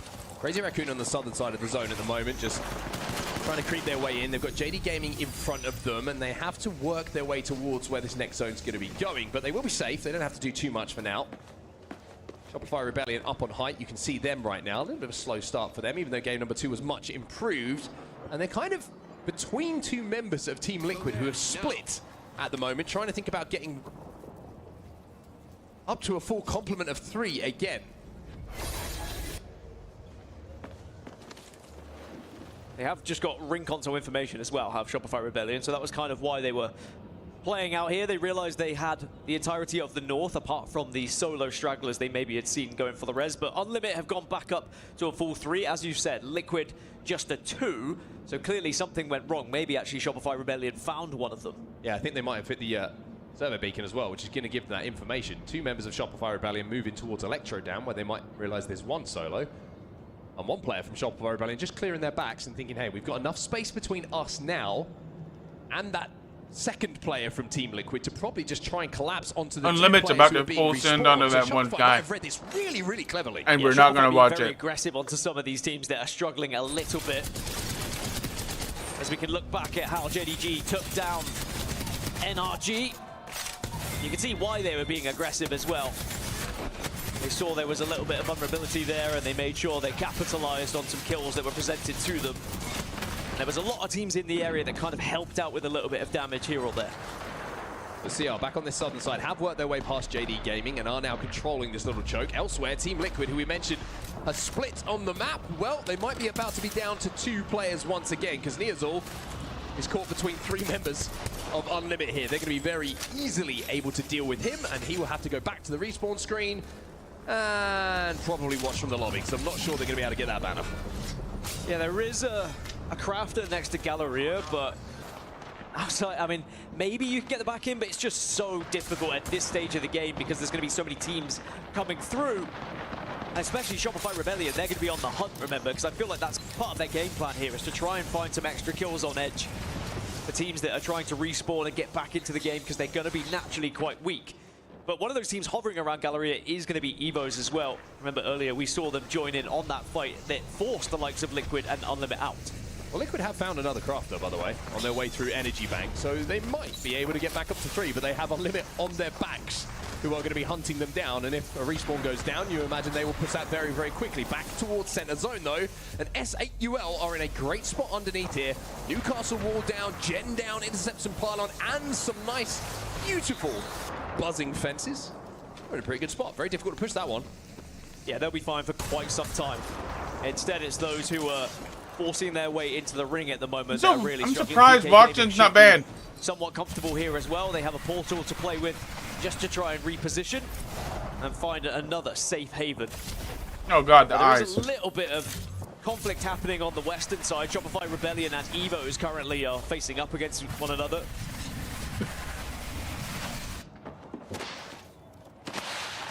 Team Liquid. Still 2 players alive. I think they haven't tried to stick the reses yet because they saw that Unlimit were wrapping behind them and knew that they were probably going to suffer the same fate should they have gone for that res immediately. So Liquid are wrapping all the way now through Energy Bank down to the southern side. Unlimit probably still looking for them because they did see one player. With a minute left on the clock, they're going to have to start thinking about getting in towards this zone as opposed to hunting down Team Liquid. Yeah, Evos have just retreated away from Shopify Rebellion as well, as Team Liquid will get the respawn onto Nizel, which might draw some attention away, but Evos are running at Unlimit. Certainly are indeed. Stingerbolt goes down as well to try and force them away from that position. Fuso isn't great though. It was bad. And Unlimit now find themselves in a position where they've managed to essentially stall out this fight. To the point where they're healthy enough to at least fight back, but that spray from MG Clutch from the high ground off the back. Off the EMP, and he goes to work. Unlimit eliminated, and Evos pick up more KP. I think Evos have just given Team Liquid a chance to get back into the game as well, because otherwise I think Unlimit would have been hunting down Liquid. They were tracking them for quite some time.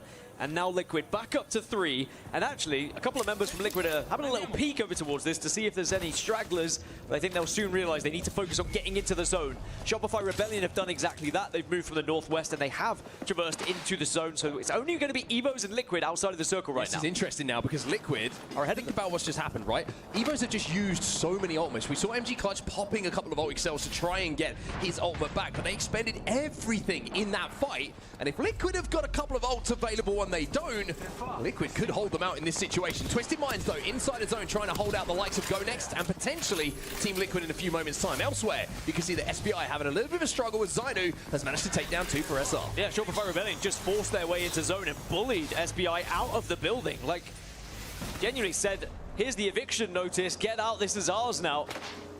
As Alliance were also unlucky, were sent out just to do a little bit of a scouting mission. Took a lot of damage, so they'll go back to the position they took right at the start of the game. But it is not going to be safe after this zone.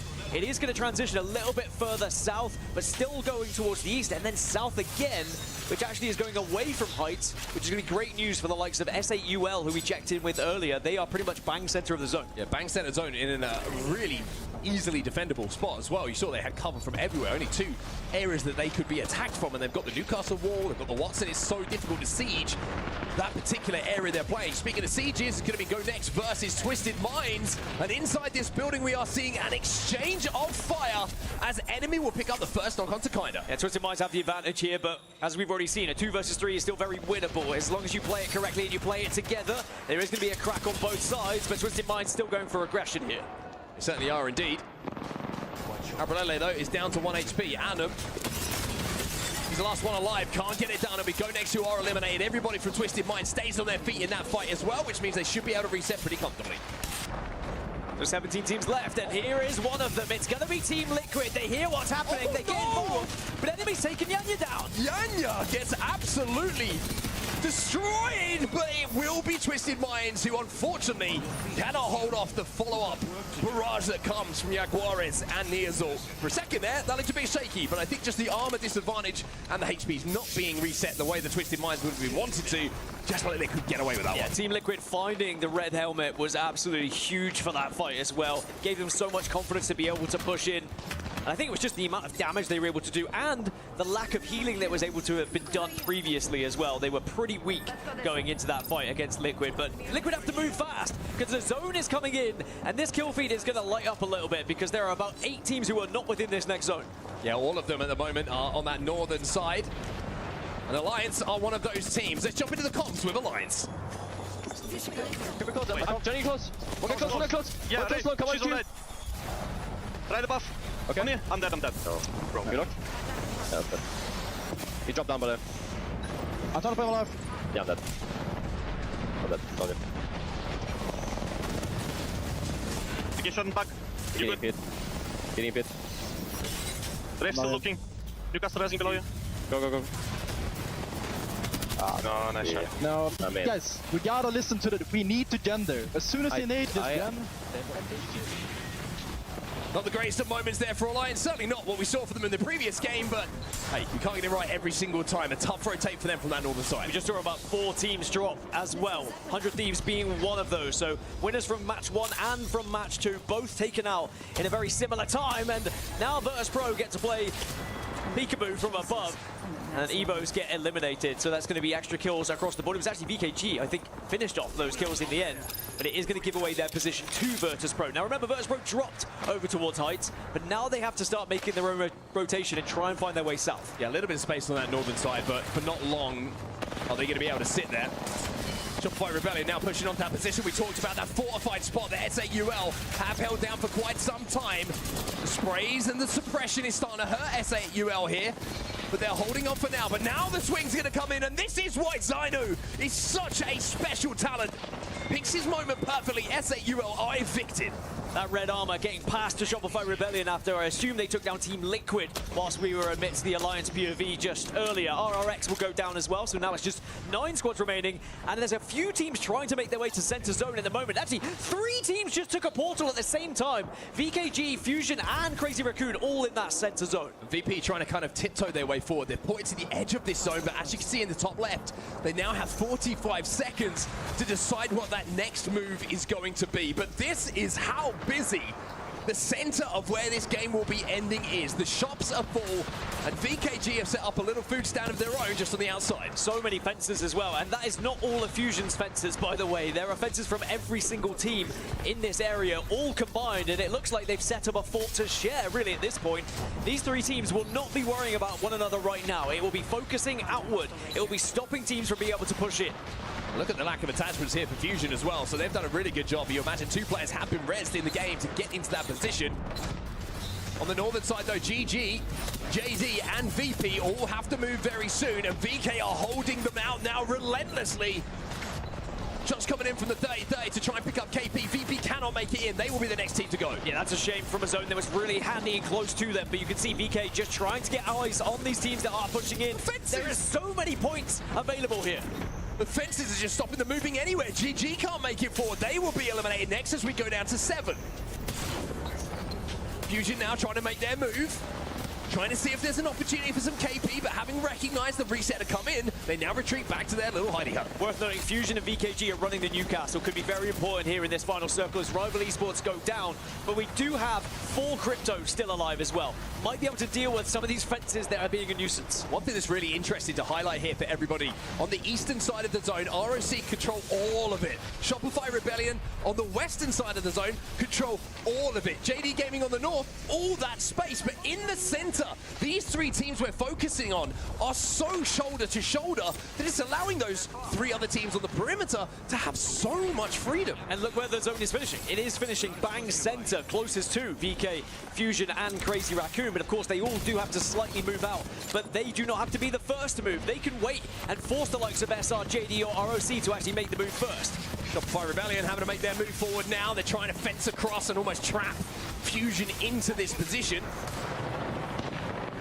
ROC start to step forward a little bit themselves, and they're going to have a lovely little wall to play here. That fence line is going to be so good for them, as also Deeds making his teammates extremely happy by getting a little pick there with that 30-30 as well. And Vaxelon delivering a little present, though he's not going to be well received by VKG. This first EMP is going to be a very impactful one as well, but every team is trying to save it right now. They don't want to pop it too early. They want it to help them in the fight they're eventually going to have, not just to destroy some equipment. ROC have no space in this zone. JD did manage to move down from the north side. They're still alive. Nobody has fallen in the last 30 to 40 seconds as the zone starts to singe, starts to burn, and starts to chop away at the heels of all these teams. And here comes the EMPs, perhaps, unless the drone got destroyed, which it may have. Here comes the second one as an attempt, though, as everyone now starting to pop up. Goodbye, Watson Fences. And now you're going to see the likes of Fuse become very, very influential in these fights. Shopify Rebellion now, it's MT on his own, 5 HP or so. They are eliminated, ROC and Vaxelon with the clutch. May have time to get the res here, though, because everyone else, no, he won't. It's a big send, and it's an important send as well to shut down ROC. Yeah, Crazy Raccoon swing out of this busy, hut-based area and claim the space for themselves. Fusion now up onto the top, onto the tiles, up onto their tippy toes on this hut. January firing blind, but can't connect. Fusion eliminated as VK will hold up. Most importantly, all three stay up. Yeah, Crazy Raccoon now going to have that southern side. They have the wall to work with here, but they don't want to push up too quickly. They want the other teams to fight first. Crazy Raccoon firing through the fences, hoping that they're not going to be stunned for long enough to get some shots down, but it's VK Gaming, and it goes to a 1v1. It's St. Jude with the opportunity to swing, with the Holy opportunity shit! to catch, but they cannot do it. Let's and go! VK Gaming will win your match number 3.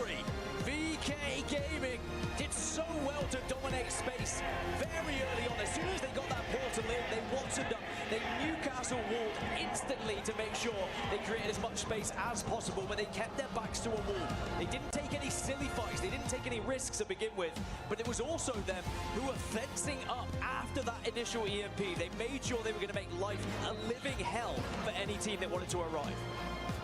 We have seen some end games already. We're 3 matches in. We've seen a 1v2, or should I say a 2v3.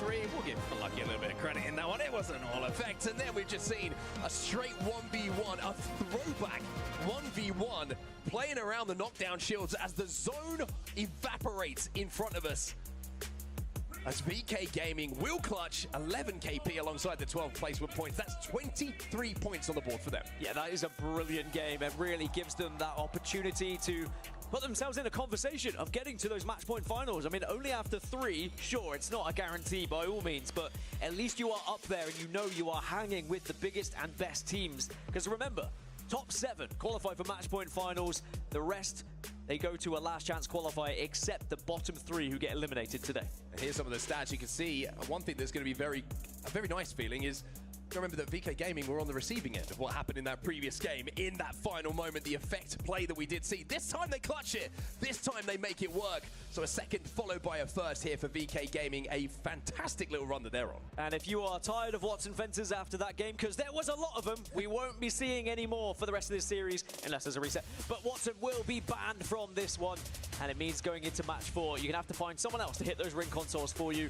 Alliance, though, will still be number 1 on 40 points, but VK Gaming are catching them up. 38 as 100 Thieves, who went down pretty early, on 33.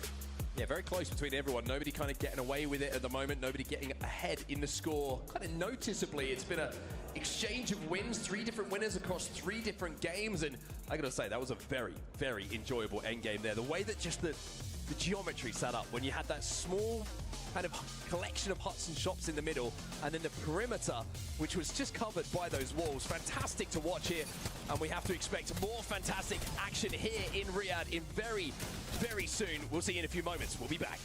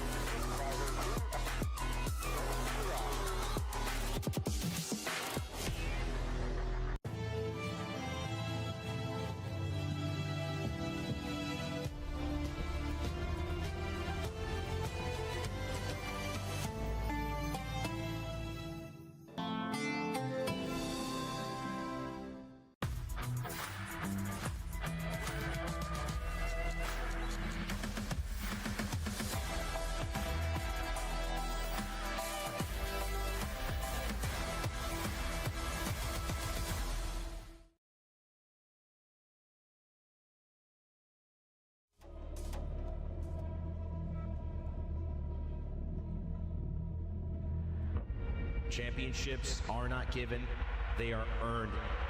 This moment, you cannot let it slip by. It's moments like this that you spend years waiting for, sometimes lifetimes. This moment does not go unnoticed. This is something special. That feeling of winning, there's no better feeling in the world. It just feels unreal. It's just a great feeling that I will never forget.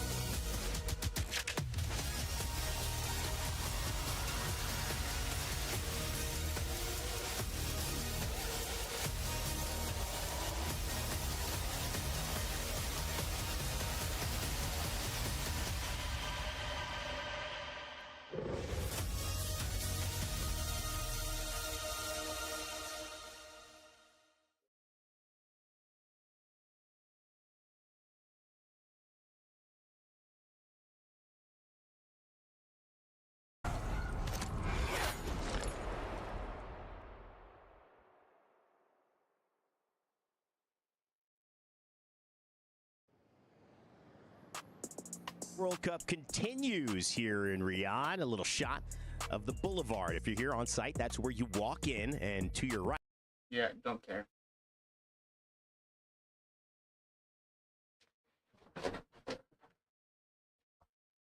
Cheers, yo. Let's smoke.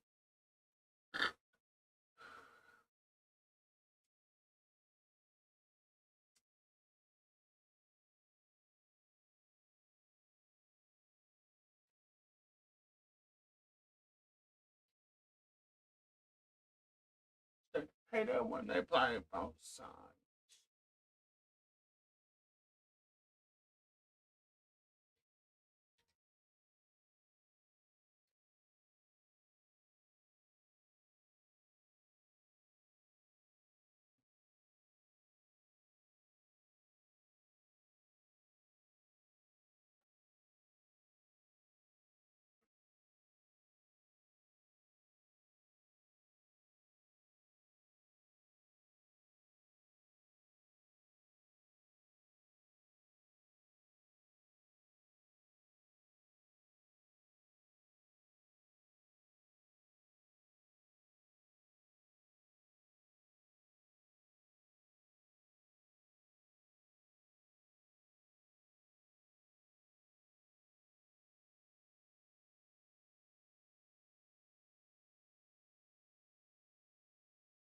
In my life, you know, I gotta say hey there when they play both sides.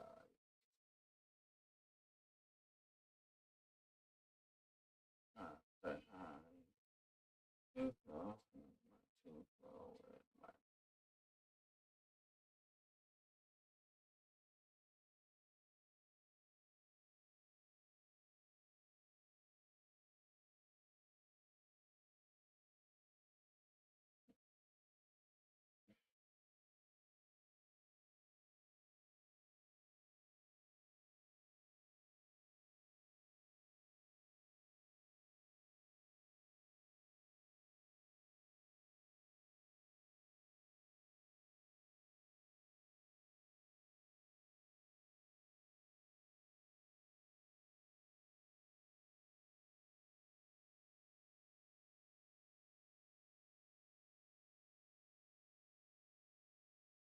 Too low.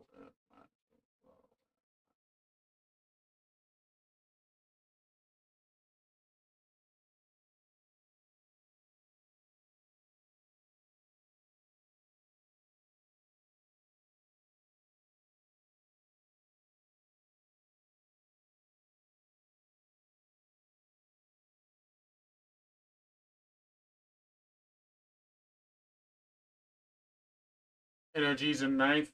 I'm fine with that. Come on, guys, you got this.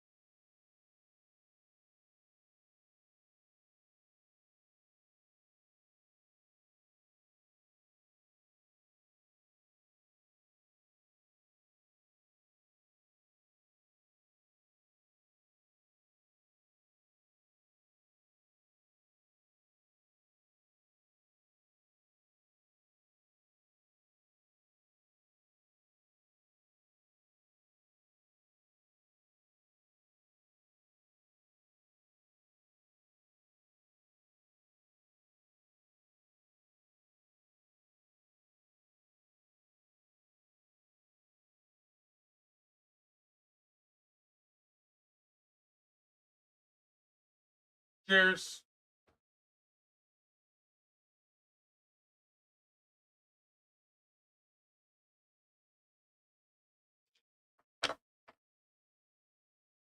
Looking in the mirror. Myself with too often. So awesome.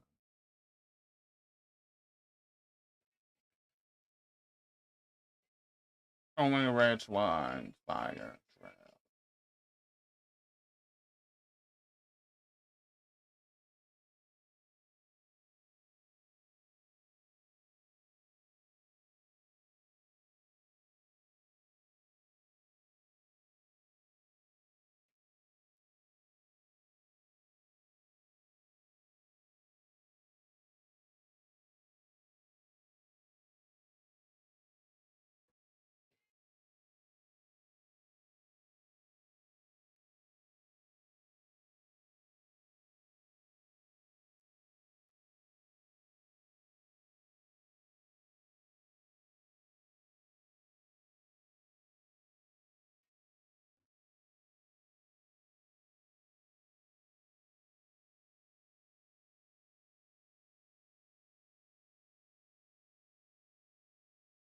Welcome forever.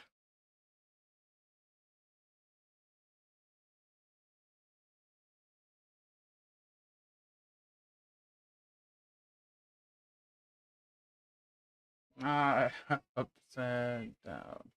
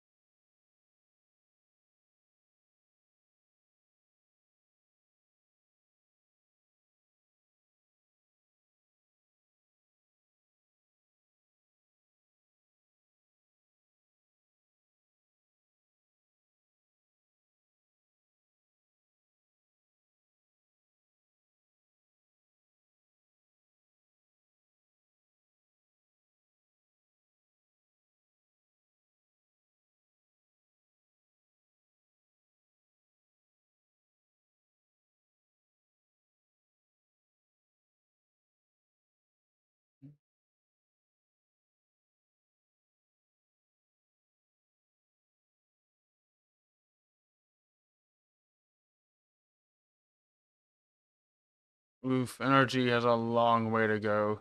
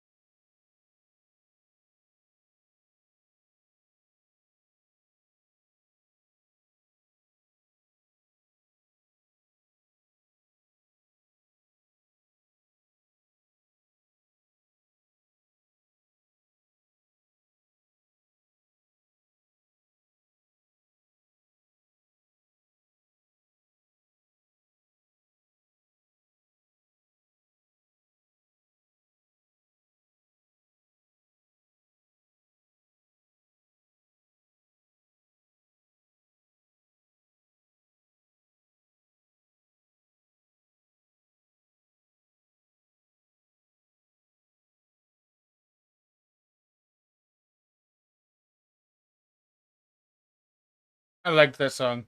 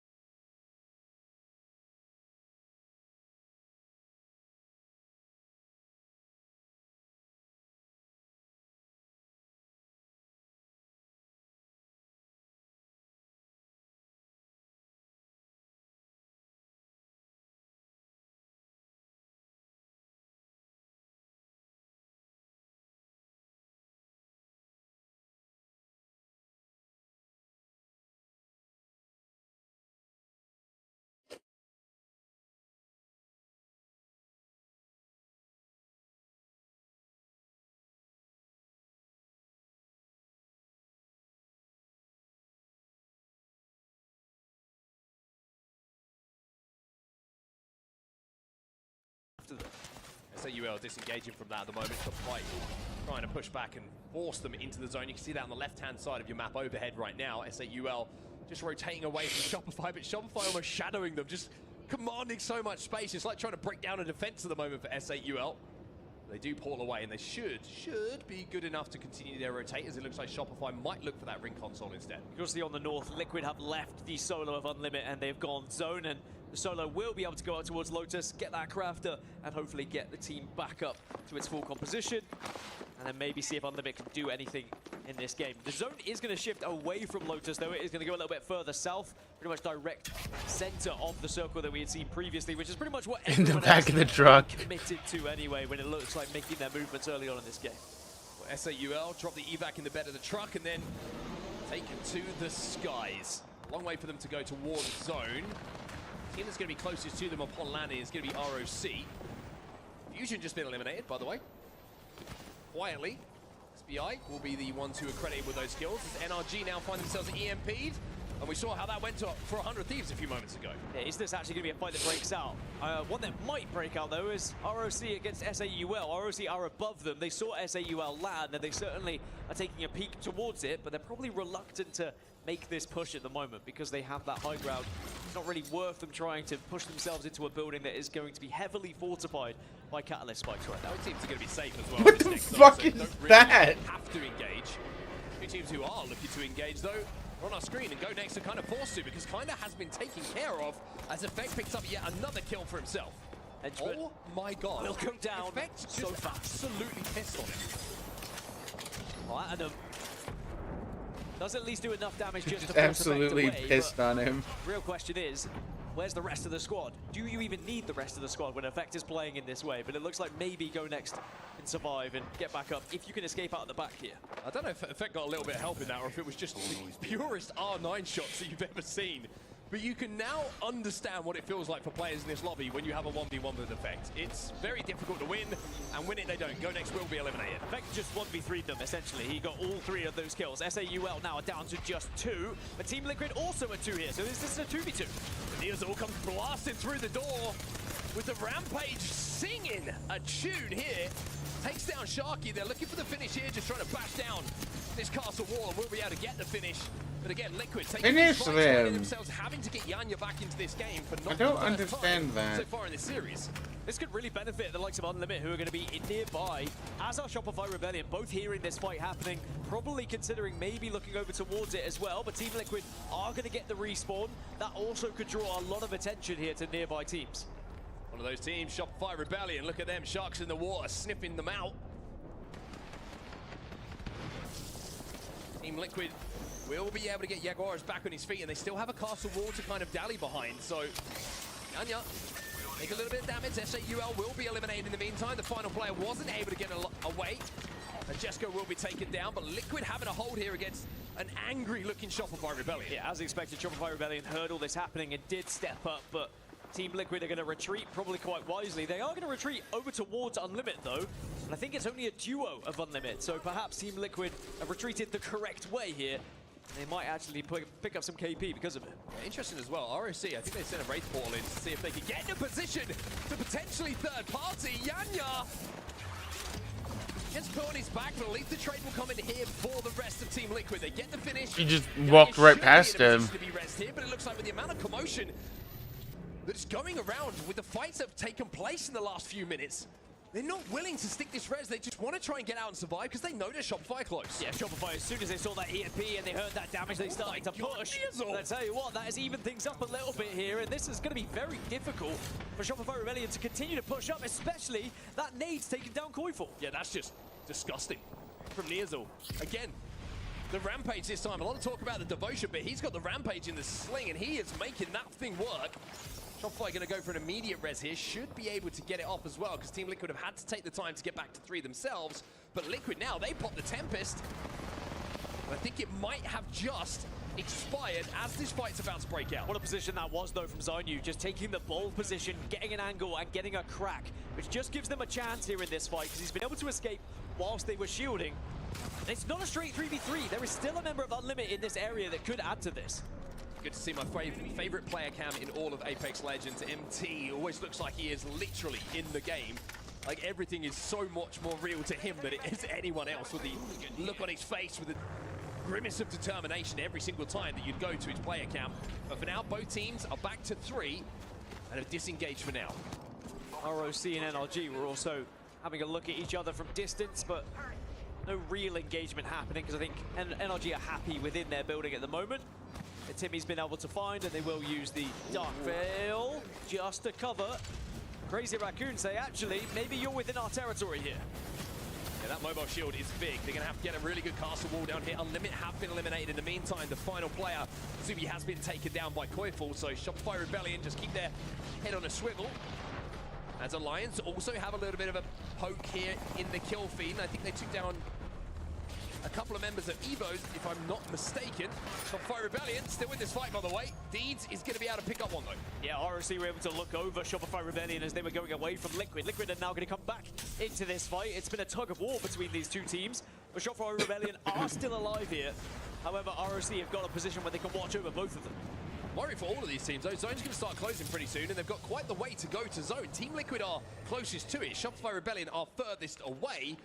Out of anyone in the lobby at the moment, probably outside of NRG. NRG try and continue their rotation right now as ROC just keep holding these teams out. Yeah, in the actual zone, there's a lot of teams that have found themselves a place to call home. Virtus.pro in a good spot, SBI also, Gaming Gladiators, teams that really do find those positions and hunker down. Now, Alliance, they took this position very early on. It's going to be safe for the next zone, but not the one thereafter. So they might just try and play a little bit further west when they do get that information. It'll be good for now. 20 seconds until the zone closes, and you imagine at least 4 or 5 teams should go down in that time. Probably, 14 squads still remaining in the lobby. We've lost 6 up until this point. You'll probably have about 7 in this next ring. He goes drone hunting and is very successful in doing so. You also see what an important fight it was for JD Gaming to win early on against 100 Thieves to find themselves in this position still on the southeast, but they'll just have to walk in a little bit, but they'll be okay. And as you said, I think a lot of the commotion is going to happen on the western side.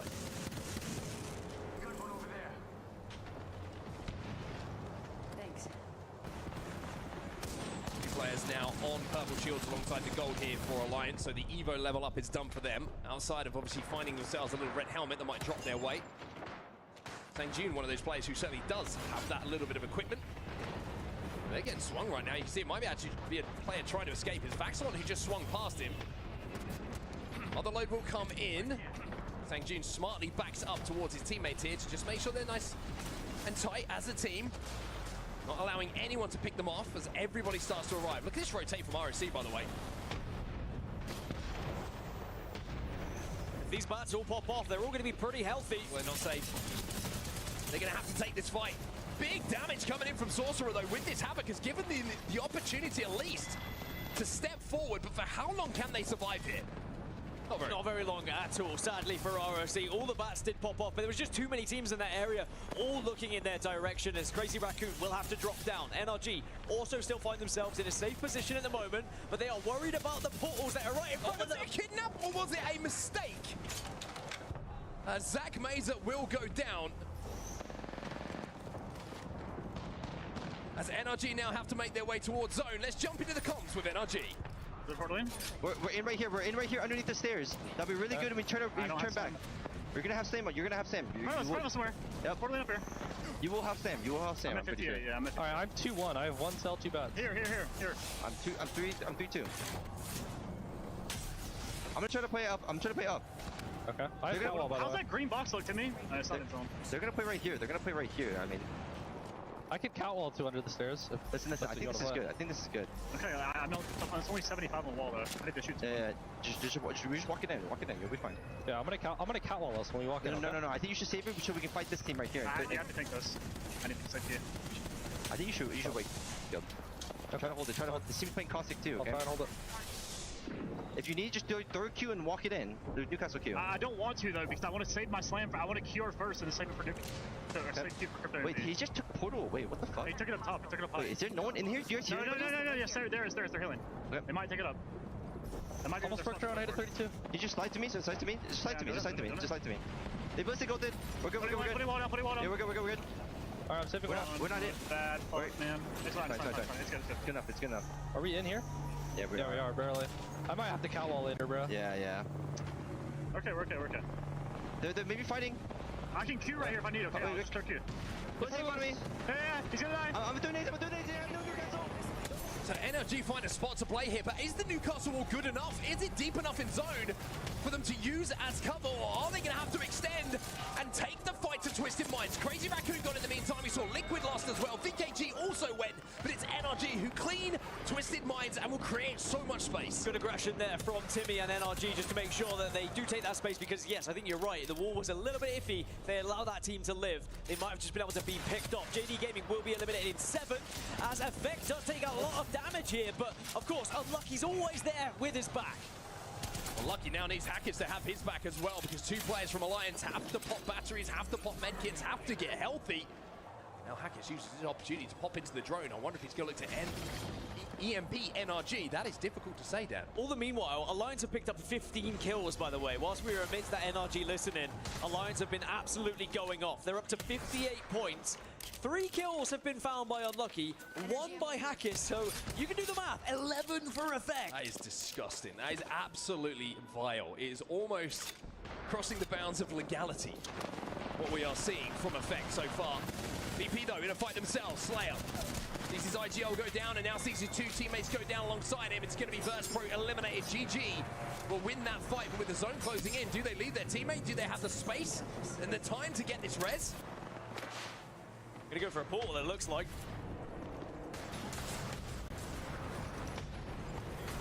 Back to NRG and Alliance, who have just been exchanging fire for the last few moments.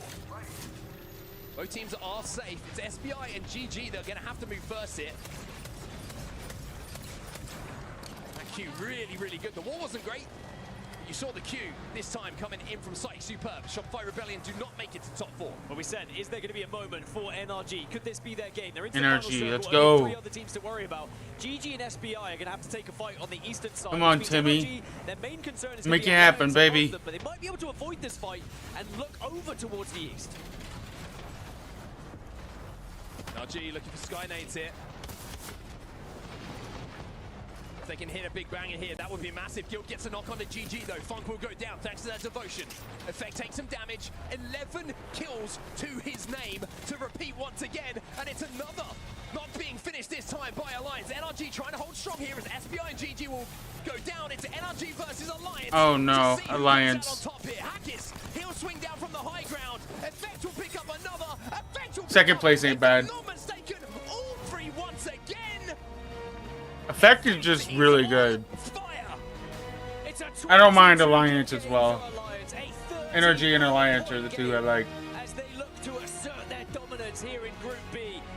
I mean, I'm going to say, I think they've already done enough to get to match point finals just off these first 4 matches alone. Especially if you look at the points that it took to get into match point finals from Group A. But boy, have they been impressive so far. We're going to have to see the final tally of kills, but as you saw, Solo, Slayer, all 3 players from NRG fall at the hands of that man on your screen. I say hands, maybe I should say thumbs.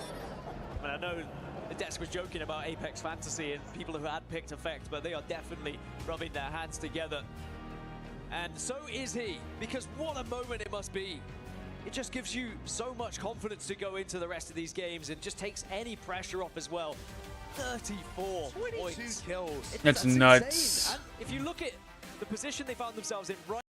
Okay, I want to hear this song again. It just made me fucking cry.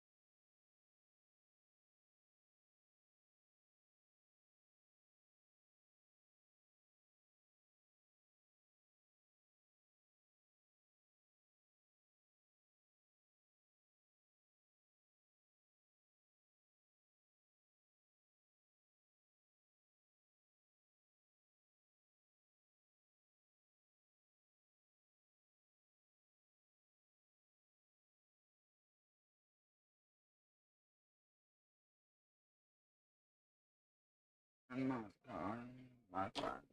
I saw. We made that stuff.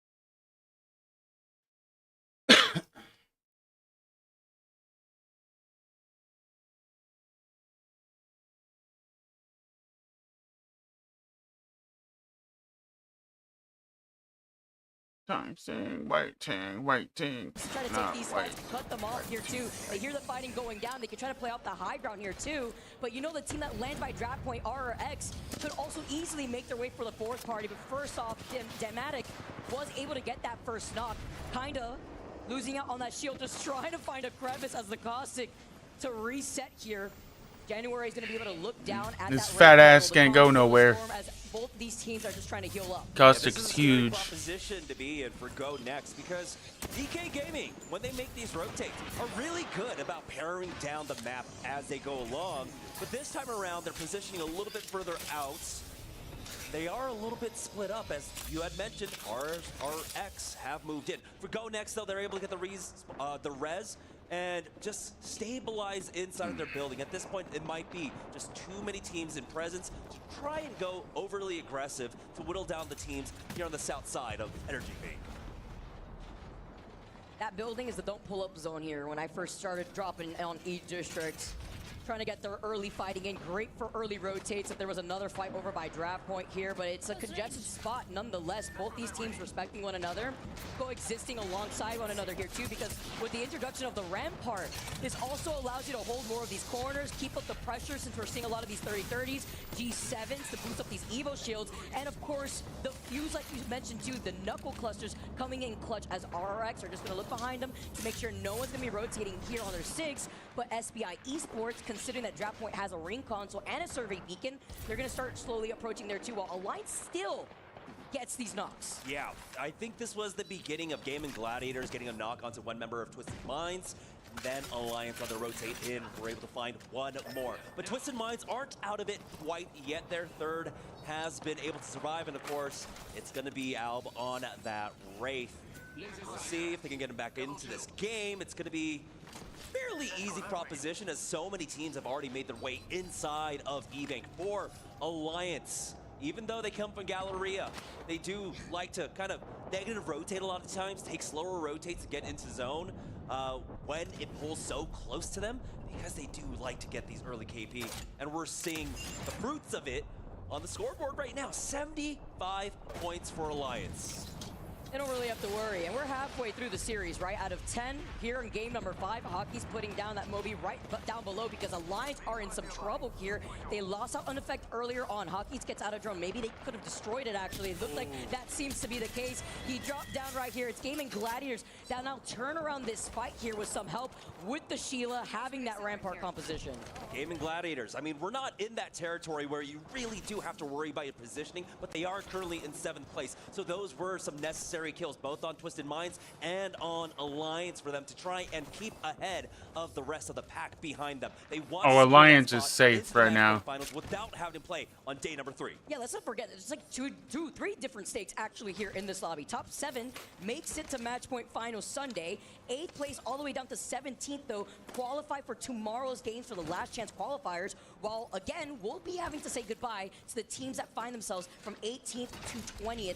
And already at this halfway point, the teams have already decided what they need to do differently to turn things around. This is the last game on E-District.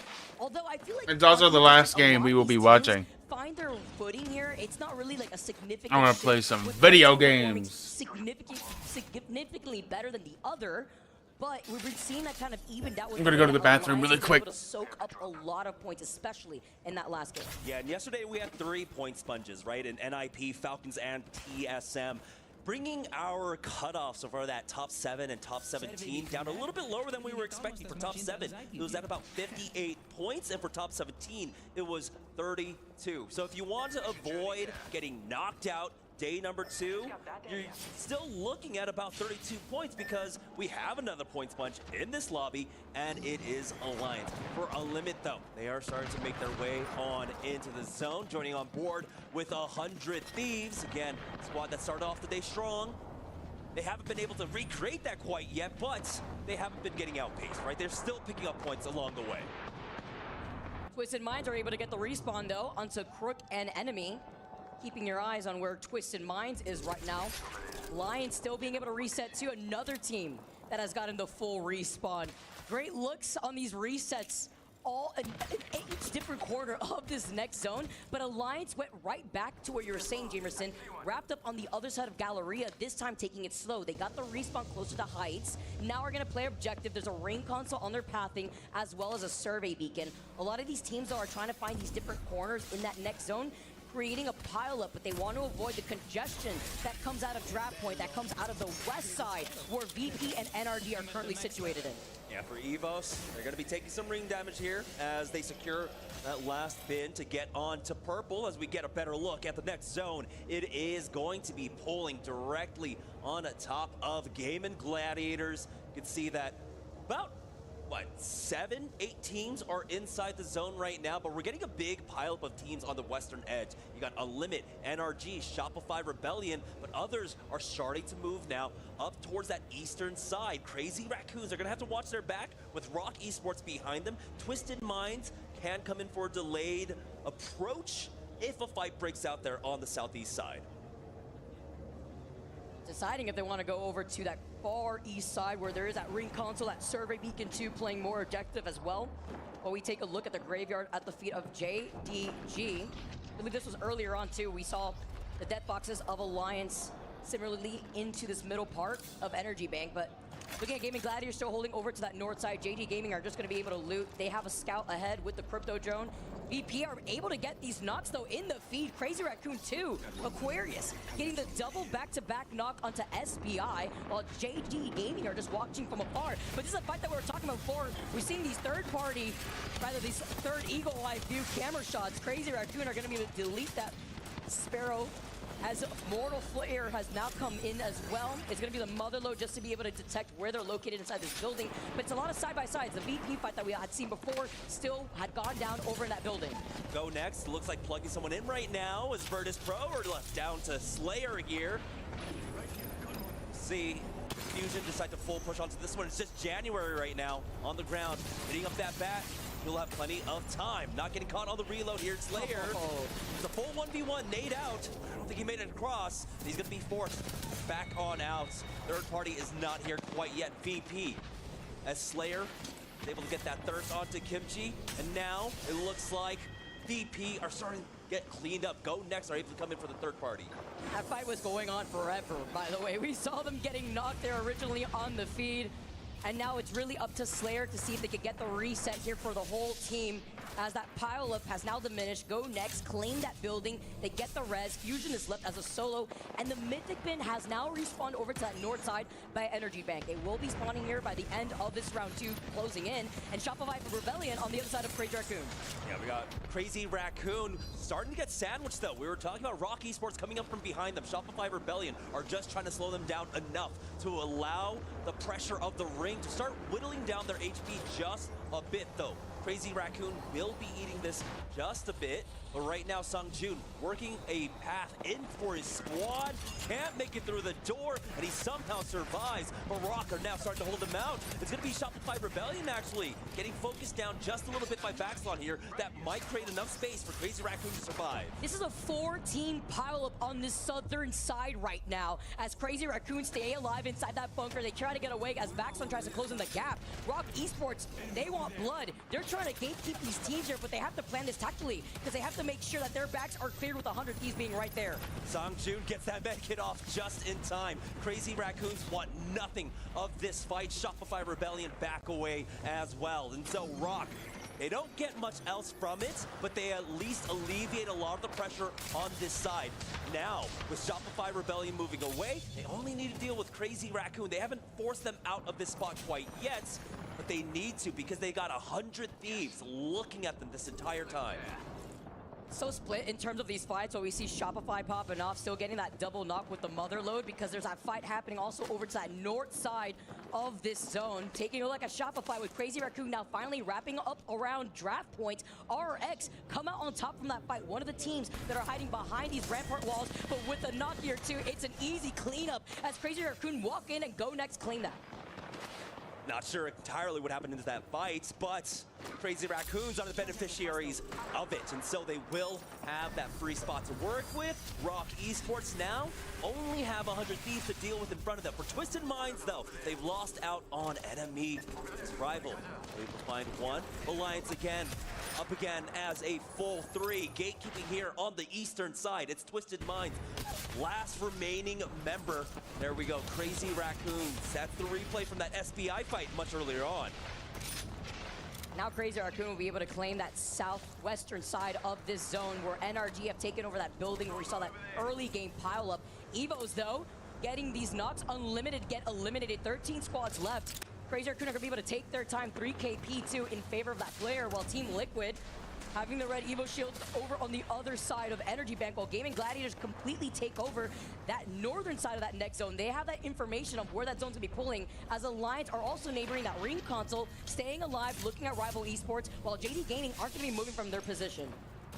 Alb, the only member remaining here for Twisted Minds, actually would have had an opportunity to go 1v2 up against 2 members of EVOS who ended up eating a lot of ring damage.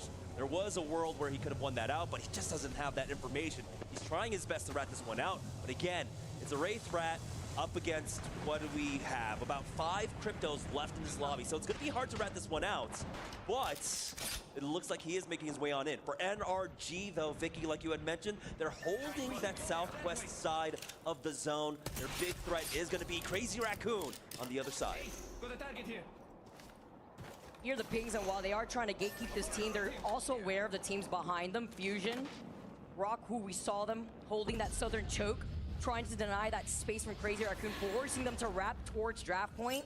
100 Thieves, though, had made the call on where this next zone was going to be pulling, towards that Evo Harvester, closer to that same choke that we just mentioned. Nobody trying to overcommit yet, though. Every team here is holding their own corner on the edge of that next zone. As we take a look at that replay, Shopify, Kofi falling incredibly low. Zainu with these hipfire shots. It was the mother load, though, dealing just enough damage to cut them off. Oh my goodness, it was a 1v2 here in the RRX versus Shopify Rebellion. Oh my goodness. That was so incredibly close. But now we are down to 12 teams here. I think EVOS were not able to secure that third squad member banner.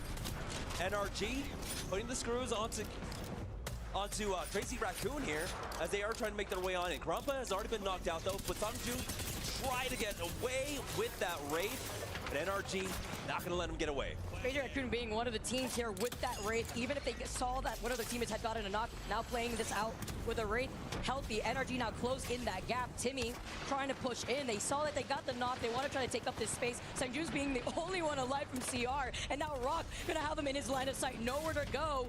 Nowhere to hide. NRG now facing off against Rock, but Rock will get pinched here if they come into this fight with 100 Thieves right behind them. But the load has been dropped down on top of them.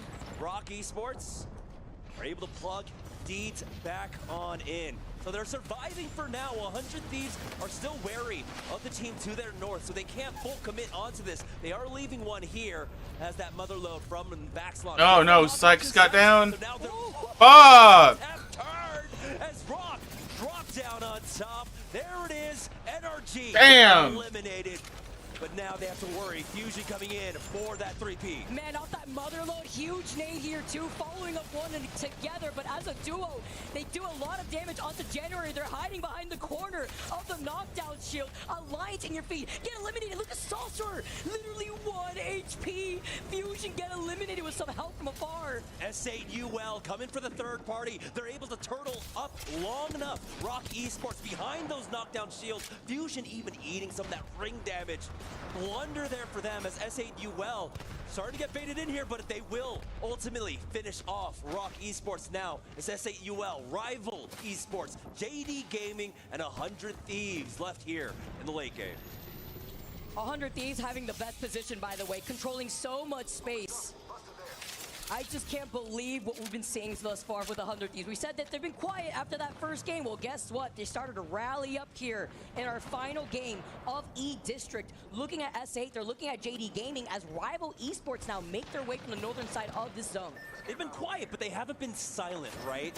They have been able to post up points along the way. Now here's another opportunity to get a second win, just like Alliance had done earlier. But for 100 Thieves, like you had mentioned, they have the most space on this ring. They've also got JD Gaming and Rival starting to stack on top of each other. But S8UL currently not making any moves as they do have that western side to themselves. 100 Thieves leaving 2 members to keep an eye on it. For Rival Esports, though, stuck on the low ground right now, on the climb up. And there's no threats in their way. This is a really important game for S8. As they're looking at Rival, they're looking at 100 Thieves. They have to put pressure onto 100 Thieves so that way 100 Thieves doesn't clear that left side of the zone. Because S8 are currently in 16th place with only 17 points. JD Gaming, though, forced to play off that low ground, while Rival Esports are looking to fully swing here. They have the PK in hand, taking a little bit of that circle damage. As 4 squads left are here, they want to get information with the Scripto drone. Jemper not able to secure that thirst quite yet. So Johnny R might get picked up here. The Whistler just to slow them down, but no! Rival Esports are able to show up just in time to deny that res. Crucial time now. Getting taken away from them as 100 Thieves really keeping an eye on S8UL. As you can see, JD Gaming still stuck on the low ground. Rival Esports want to try and finish the job. Difference here is that you have that Ballistic, you have that Tempest, you're ready to push in here. Jen, by the way, with the alternator in this late game, with 4 squads left, gets the knock here, jumping down from the high ground. Rival Esports with the PK and the Gold R301 is all you need to take out JD Gaming. That's over to that north side, and without getting third-partied, as 100 Thieves are still looking at them from the high ground, while also paying attention to S8. It's fairly even now. 100 Thieves will have to heal up, along with S8UL, allowing Rival Esports plenty of time to just reset for themselves. My big question is, Rival Esports, one of the few teams bringing in the Caustic here. It was Go Next as well, I believe. That was the other team that was playing with the Caustic. Does he have the Nox gas grenade for this final zone? We didn't see here. 100 Thieves have the Newcastle. They slam it down. S8UL, though, with the 30-30 shots and lackluster ammo. Pay attention to that bolt. 87 here. Jen taking a lot of damage. Huge nades hurled at his feet. And Rivals are trying to push in. They're trying to wrap up behind 100 Thieves. And then 100 Thieves will get sandwiched if they don't pay attention to S8UL. That's a Nox gas grenade right on top of 100 Thieves. Knock them out. S8UL going in for the finishing blow. But Rival Esports are full and healthy. It's S8UL with that high ground. Almost getting the knock. And there it is on the Gobcap. With a nice handshake with Rivals, S8UL walk up, take a nice deep breath. After 100 Thieves were forced to split their attention in 2 different directions, over to Revival, over to S8UL. And there was not much they could do in that situation, but even better for S8 to hold that positioning and to walk in. But Vicky, that's right. They were able to take that deep breath because that Nox gas grenade ended up going straight onto the feet of 100 Thieves. And unfortunately, they just end up getting focused down. They did a great job of trying to turtle up behind those Newcastle walls. It just was not enough to the utility that was being brought out. S8 UL were able to read the map extremely well and finish that one off. And like you had mentioned, Vicky, they were sitting around the 17th, 18th place team. They needed a win like this. And so with the plus 19, that does propel them up into 10th place. It's not quite in the top 7 yet, but now they do have a fighting chance for it with 5 matches left to play. Got enough time here, and this is when they needed to get it done here on E-District 2. Not going to be seeing that crypto anymore with the amount of cryptos we had in that lobby, but looking down at our match results from S8UL, finally taking that first place finish, and before that, they hadn't even gotten a 10th place finish in terms of placement points. Yeah, that is actually absurd, but again, we've had some dominant performances so far, of course, by the likes of Alliance, so there hasn't been that much room for teams to really show their heads like this. Alliance, though, we saw that they had a difficult time in this game, and really, with the help of Twisted Minds and others, it did slow them down quite a bit to have that eastern side at the very least, but Alliance are still well ahead of the pack. A 34-point lead right now, up against 100 Thieves in second place with 44. We talk about Alliance's kill points being 47 points, that's more points alone than the rest of the lobby and their total points. Okay, I'll be watching Energy. In this overall series result. We're gonna start with some Liza P now, though. I'm over it. I don't want to watch Stone Point and Broken Moon, honestly.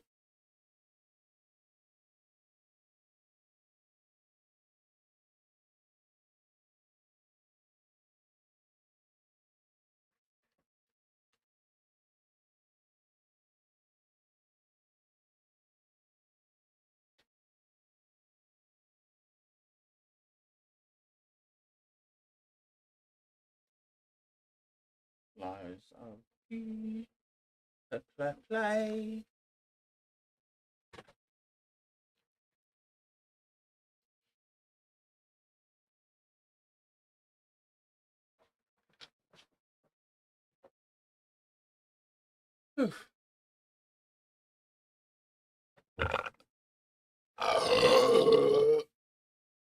You're welcome. Fuck you.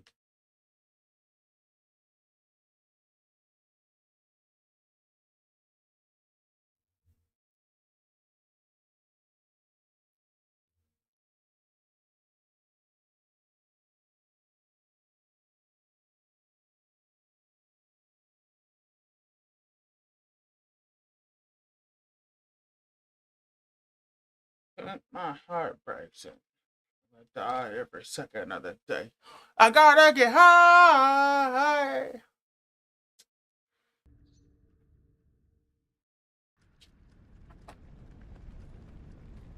Stand up off sides.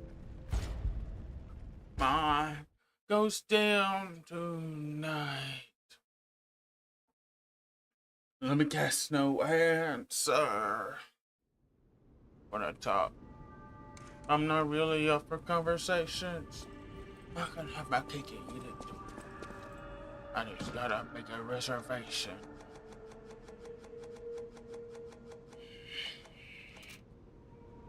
Inside 10.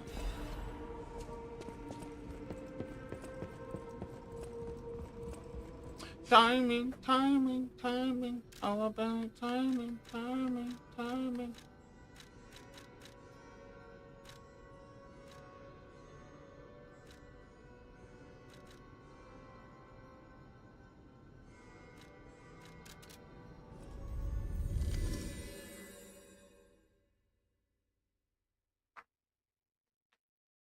No shit. Down, no Titanic. Right now, so I manage.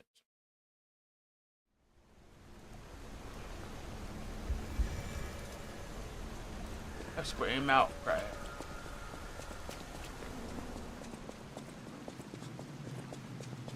Awesome.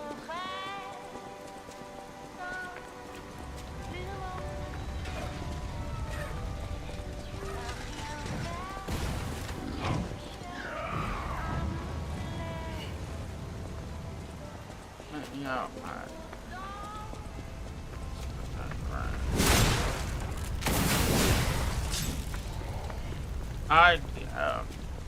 Down. We found it! The black dress! But it's just a puppet? What on earth is going on? I manage. I manage. No damage. Real damage.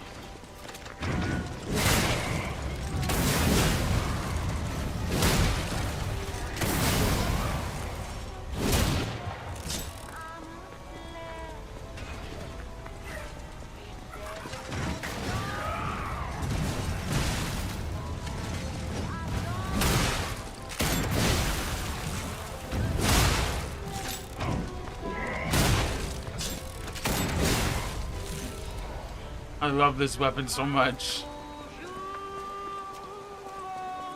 Go again. About to go down. No, Titanic.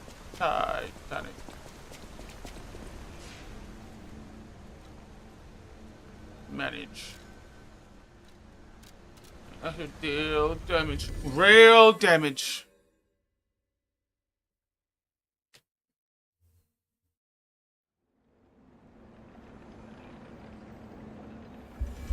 Midnight air.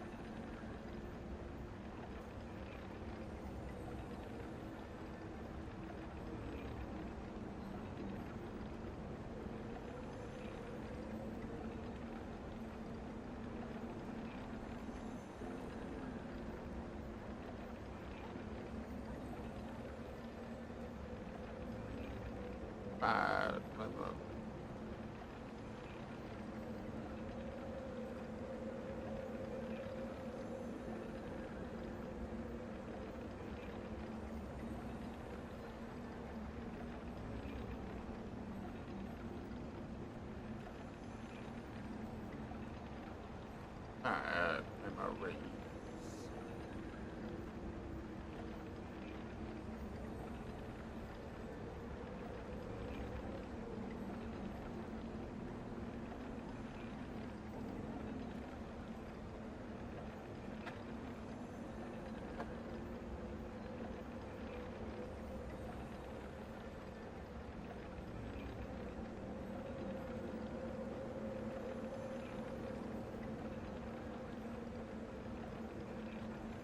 Sorry, that was bugging me.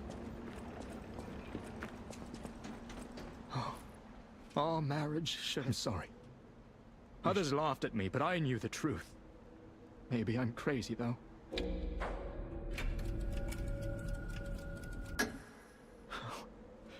That she was my guardian angel. Even puppets have hearts, do they not? I'm... Please.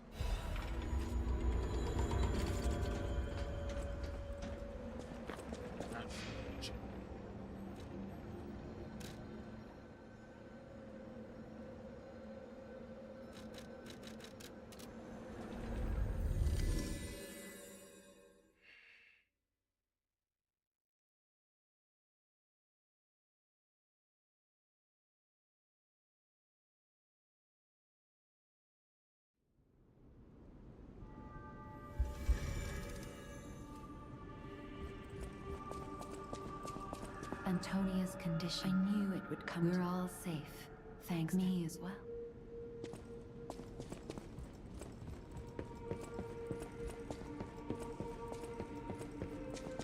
Geppetto.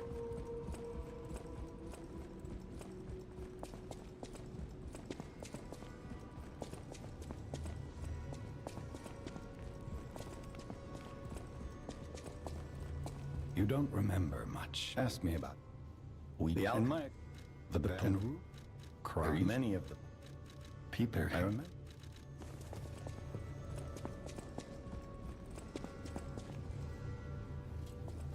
Is that right, Chad?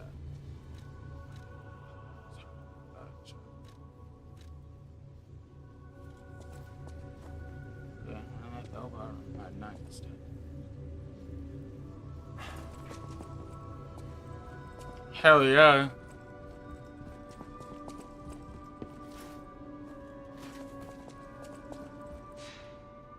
Alright.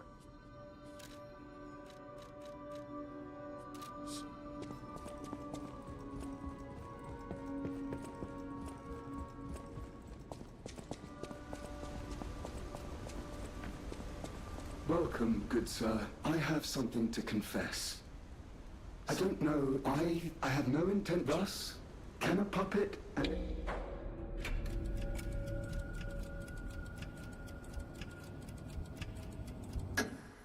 Oh, perhaps what I really wanted to hear was... Thank you for I shall retire now.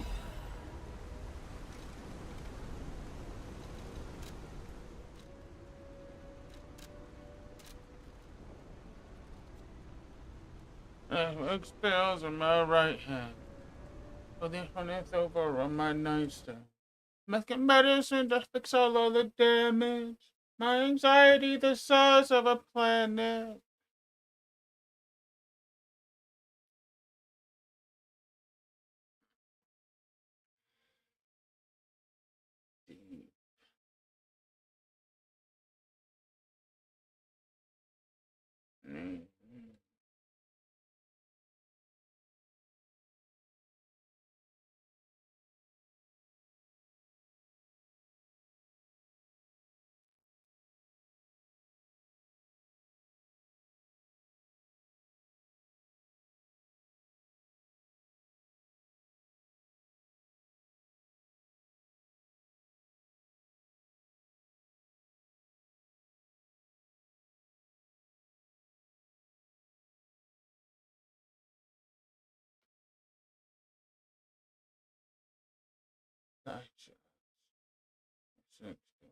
Alright.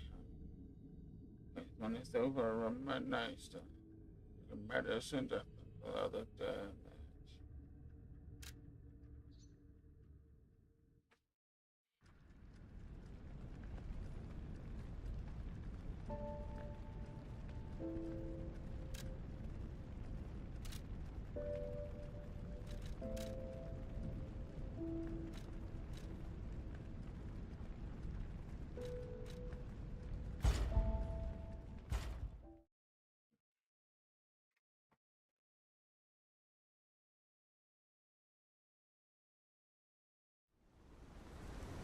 Damn it.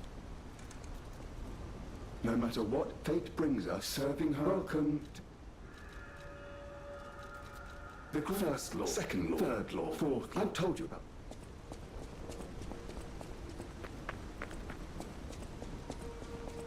Well, I did tell him I lied. There is no such puppet. I literally just found one saying she loves him too. So in my opinion, I should have got humanity there, because I did lie to him. I know my way around a weapon.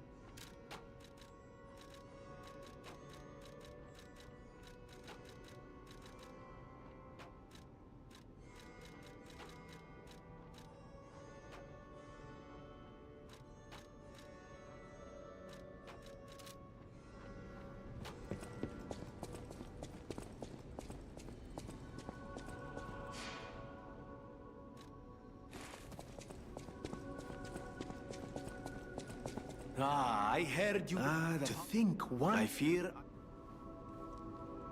I always welcome.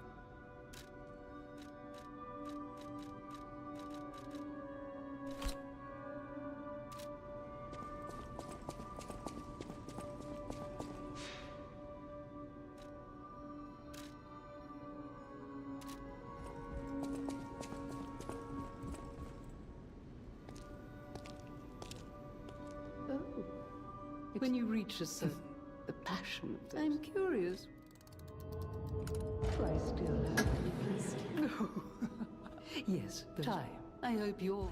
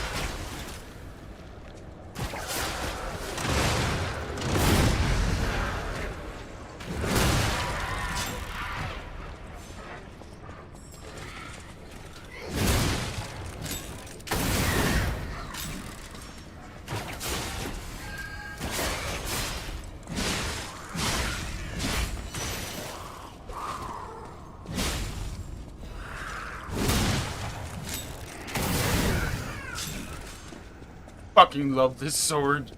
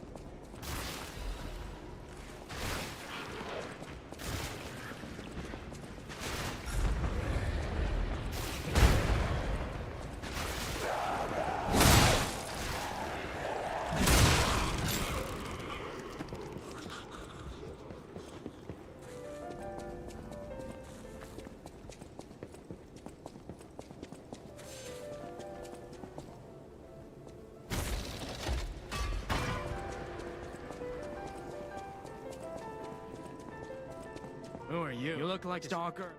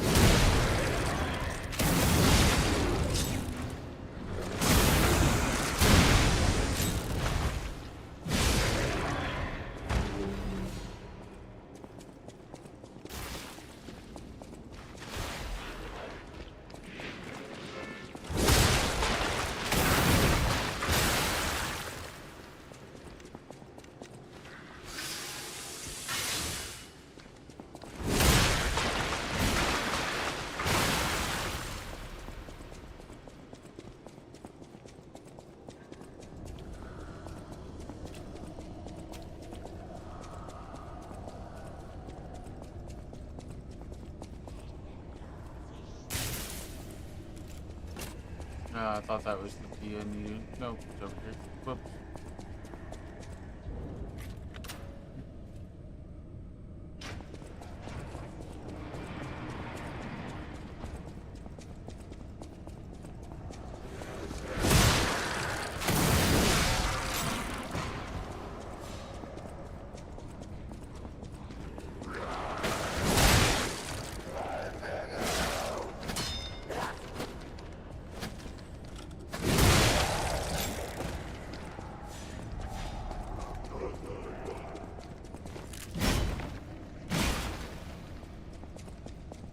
Oh, yeah, I'm immune to it. Does that mean my weapon is too?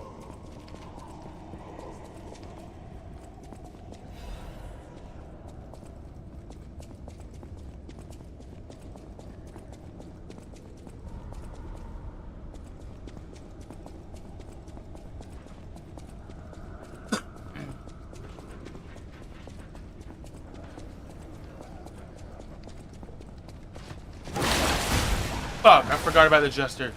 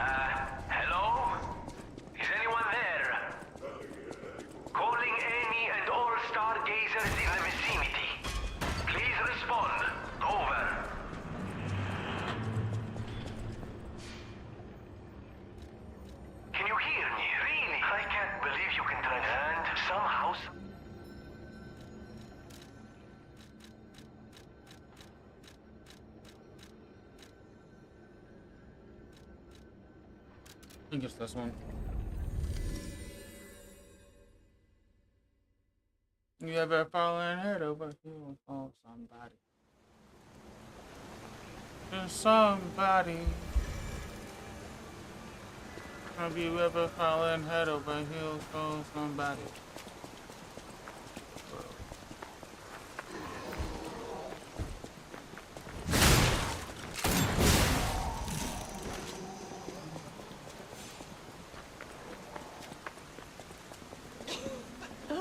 drives. There's the unsure.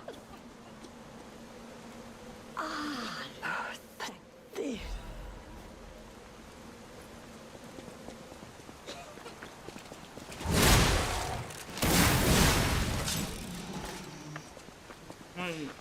You help me, can you set me free? Sometimes life's a mess. I get high when I'm upset. There's something real, then I found it. Sometimes life's a mess.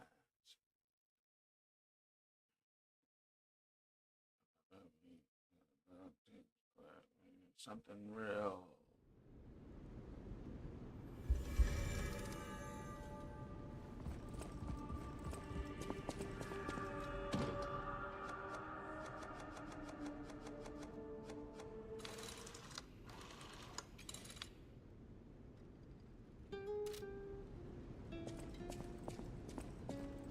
The portrait hanging in... I sense something strange.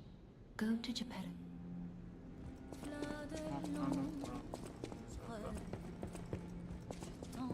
There, look and see. When you're lonely, you can set me, sometimes life's a mess. I get high when I'm upset. I remember when me and love didn't play. For some real that I found it.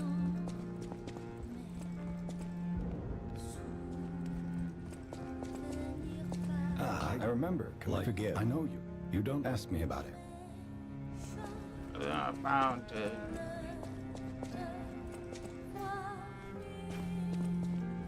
It's a necklace from the Mona. Many of those. I hope. Are you? I haven't.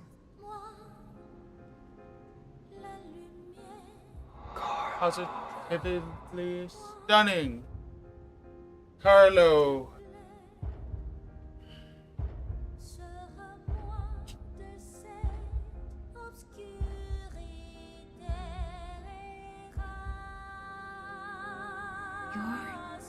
Changing.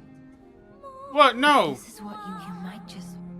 Why did he change my hair? Go fuck yourself.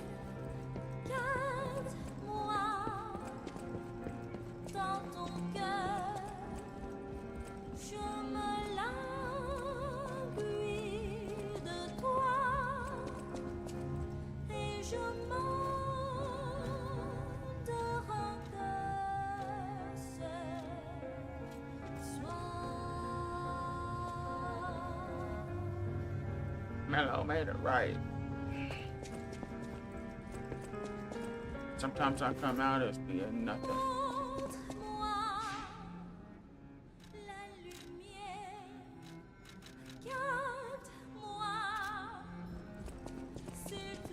At the house of Vanini.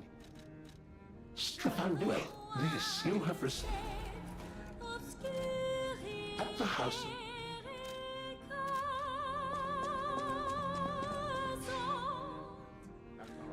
Take it like some medicine.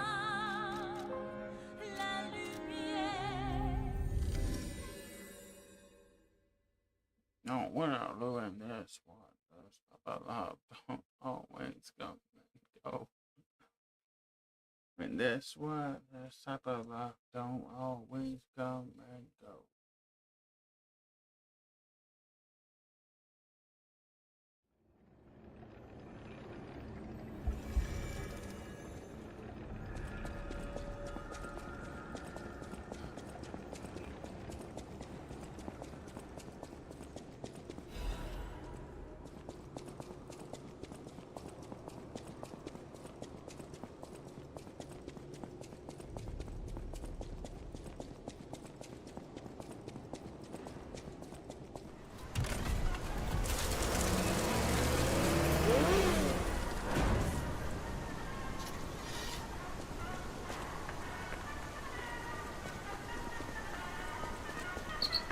Exhibition theme was automatic puppets and City of the Future. The plan was to showcase and demonstrate the most advanced technology in Krot. But you know the rest. You can't hold an exhibition in a city that's fallen into utter chaos. And now the whole city is an exhibition of a nightmare.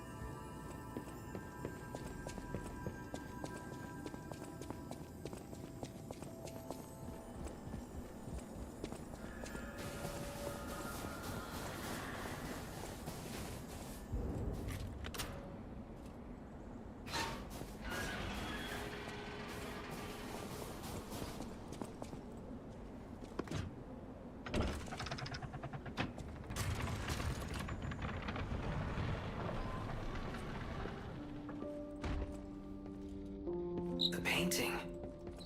This must have been Leia's room. Who knew her memories were so close?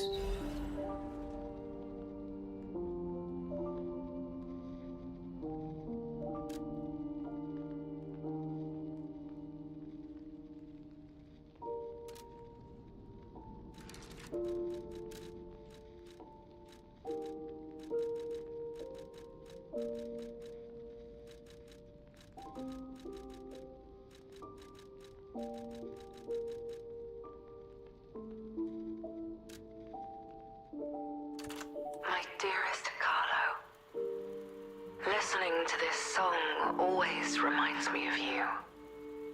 Do you remember the time we all gathered to play this piece together? We were happy then. They were precious, if all too short moments of happiness. Perhaps those times were so precious because of their brevity. Why is it that we humans always look for more when happiness is already in our grasp?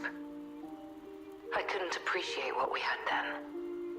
But that wasn't because I found you tiresome. After breaking ties with the Monad family, I was lost. I could barely take care of myself.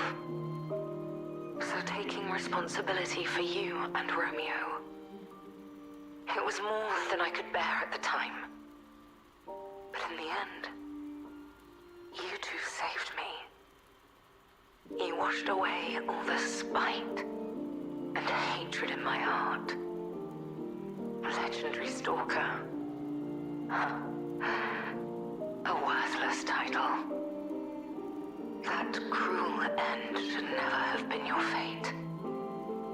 It was only when I held your pale, cold face in my hands that I understood that we should have stayed together. That I should never have left the two of you. But now you belong to the past. I shouldn't cry. It happens to us all. Eventually, I will join you there as well. No one lives forever. So in time, we will meet again. And in that moment, my wish is that I get to sit with you as the light of the sunrise washes over us, and we share a love together. Your teacher, Leia.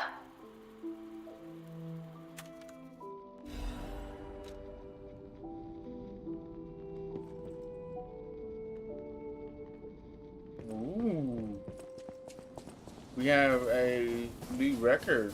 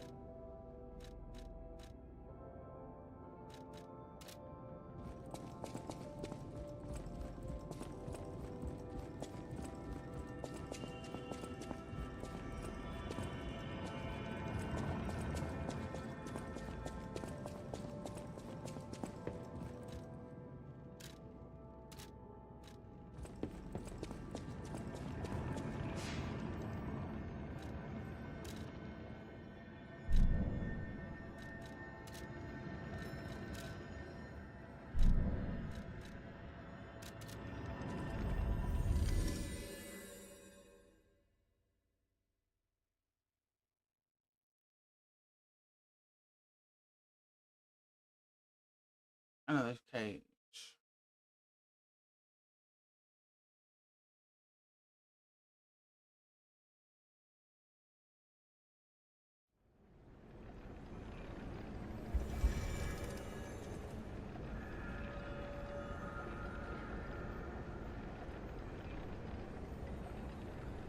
gonna make me happy.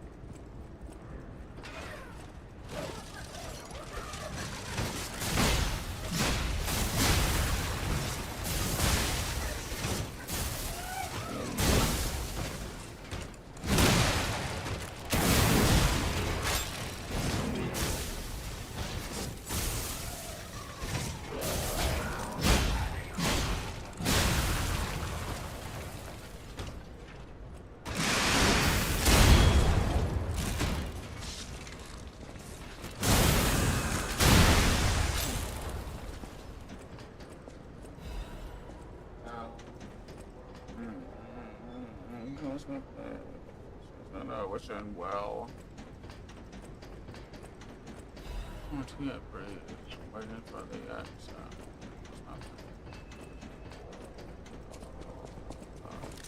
Oh well, still try even though I know I'm gon' fail. Stress on my shoulders like an anvil. It got me like an anthill. Still at me softly, fine.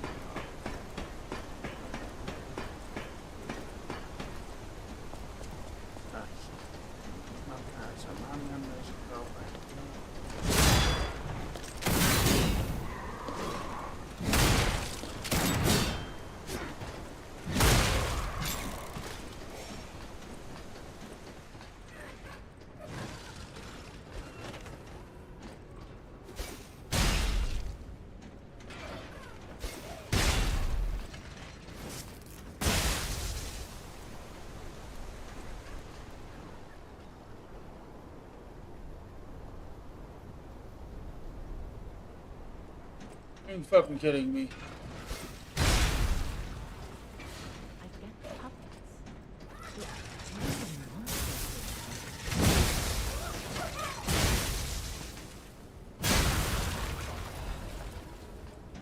get the puppets. But what are the monsters doing here? Don't lose Grand. Then there are I can't reveal. Please.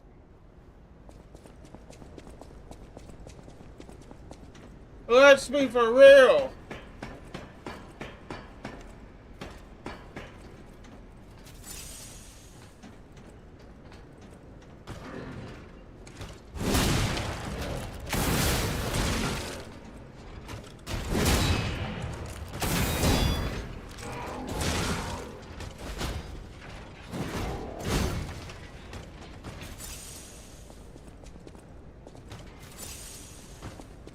There's the part where I take on my feelings and I don't, cause I don't want nobody to hurt me. I can't breathe. Waiting for the exit.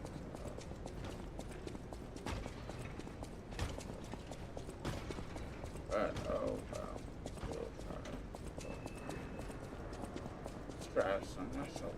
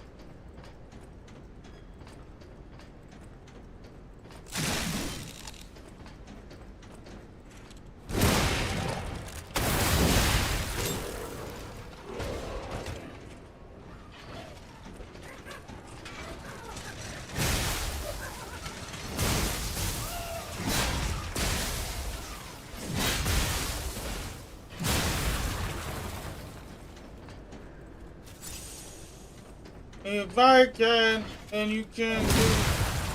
Oh no.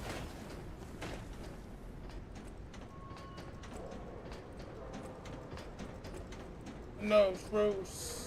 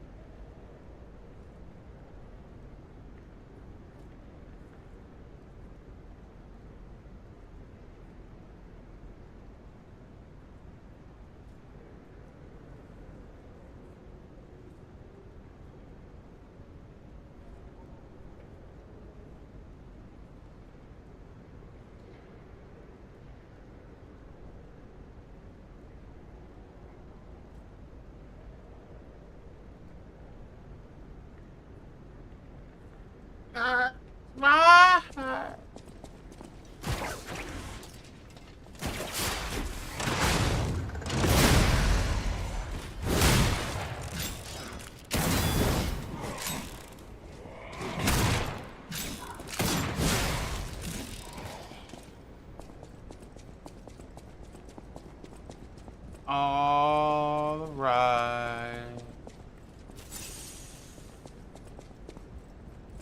Oh, okay.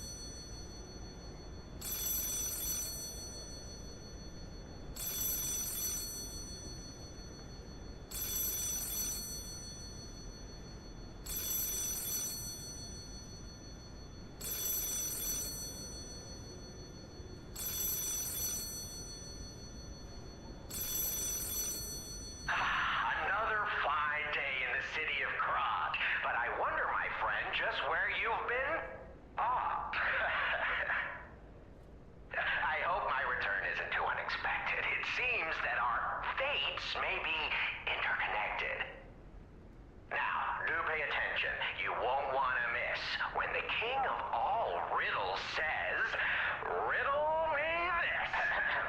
I stand tall and proud when I'm young and bold, but I'm short and humble once I've gotten old. That's right. Did you cheat? Or no, if you know, it's as I can tell you.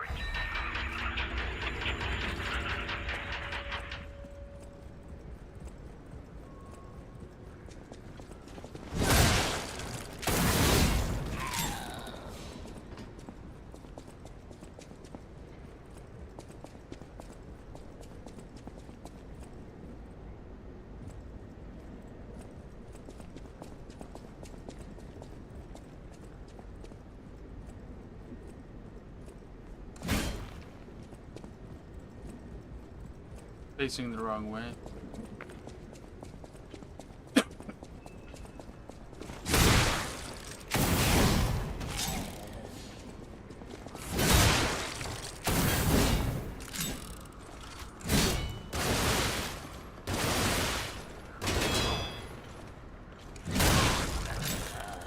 Low and high. Low.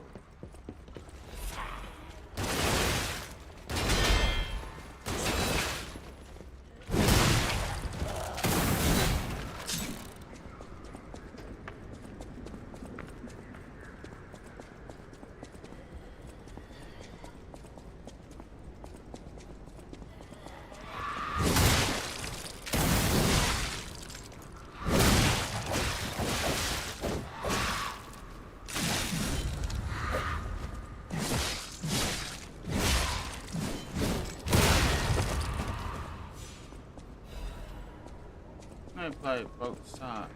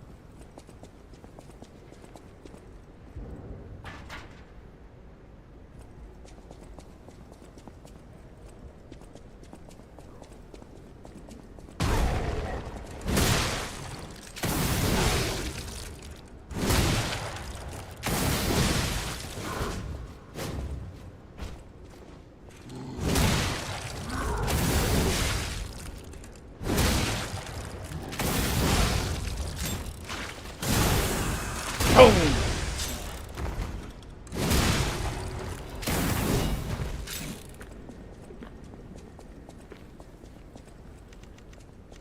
Monster with it already.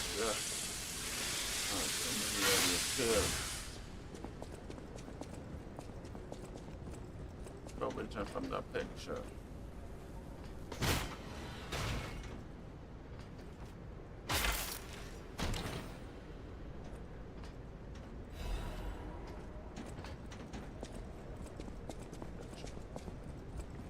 Listen from the picture. Open up the door. But me, sometimes I feels like I can't die because I never will die. Someone lose is a lie. Open your eyes. Gaze upon the new world.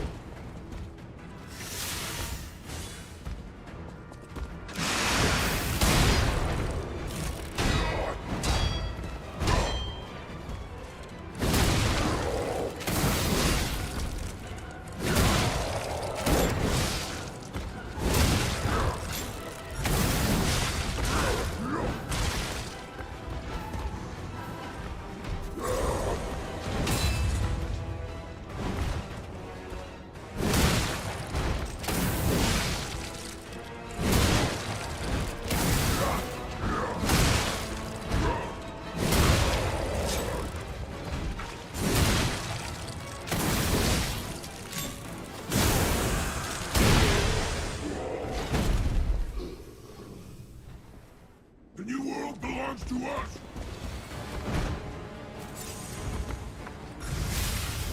Ah!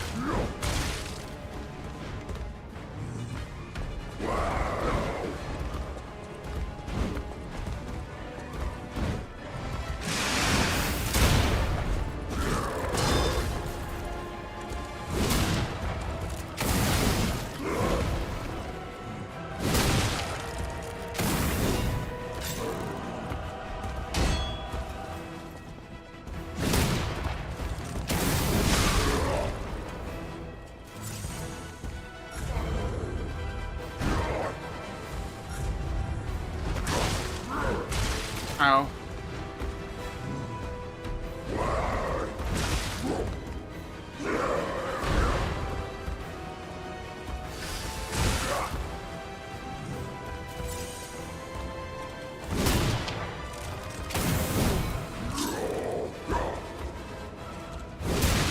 Miss me with that fucking command grab, please. We are the reborn.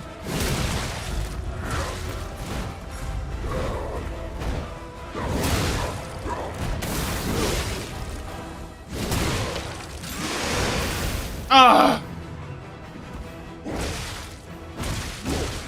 That would have ended the fight right there.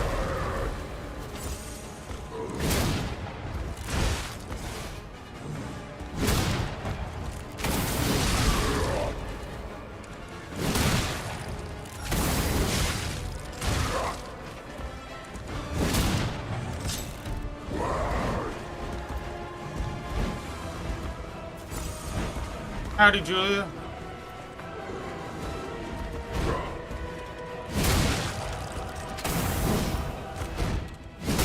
Oh my god, die! Thank you.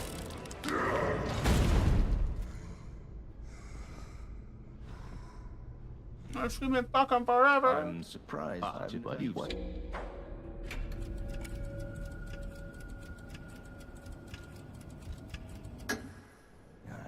The hour goes so while you're welcome to keep your Down. How's your day been? How was work? The Isle of Alchemists. According to the guide, Vanini visited that place. That's something, I guess. Raise our hand, let's sing and dance. But you got that right. Moment. The alchemy. Please. Please. Ignore it now. Why it is not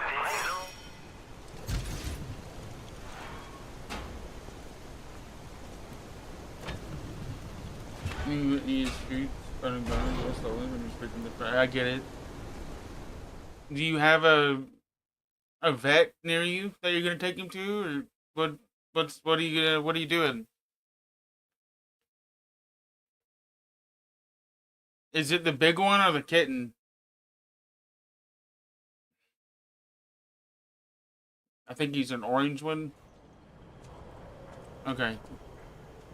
And this seems like the right idea. Stopping point, we're gonna smoke really quick.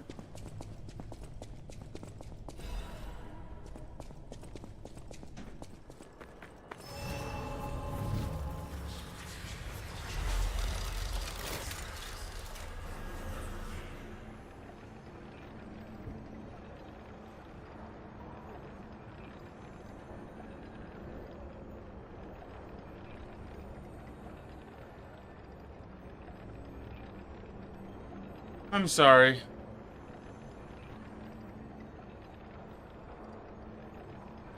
I get that.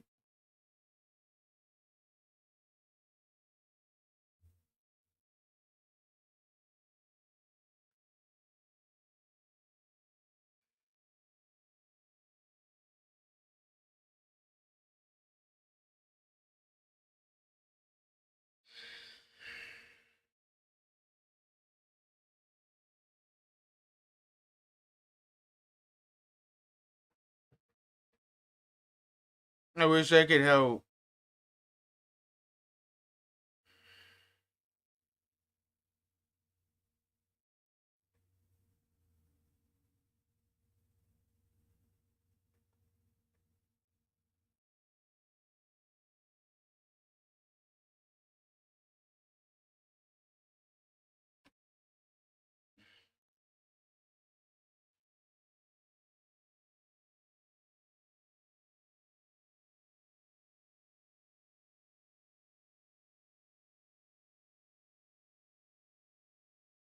Thank you. Of course.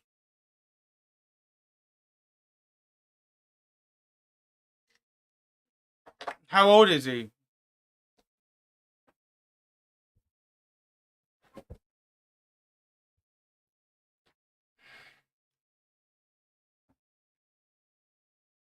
Yeah, he's got a long life ahead of him.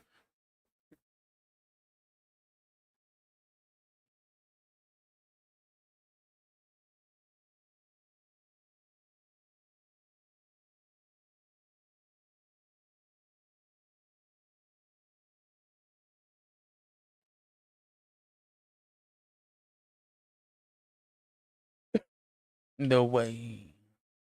Do you know the way?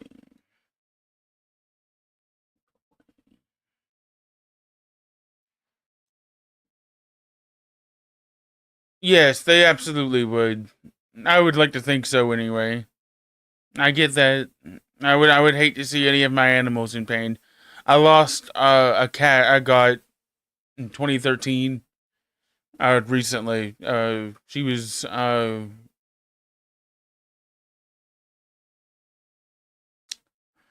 I probably shouldn't tell you this because it'll just make you panic more. But she had an impacted tooth and it got infected, and I cried afterwards. So I get it. I really really do. This song makes me cry. Fair warning. I haven't heard it yet and not cried.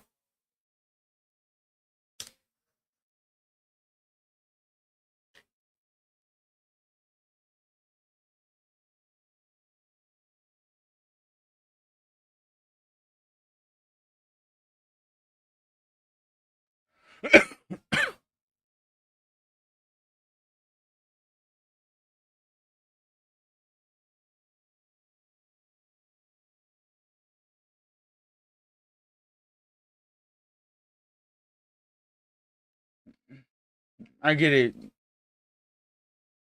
Vets are expensive as fuck, especially if they're an emergency.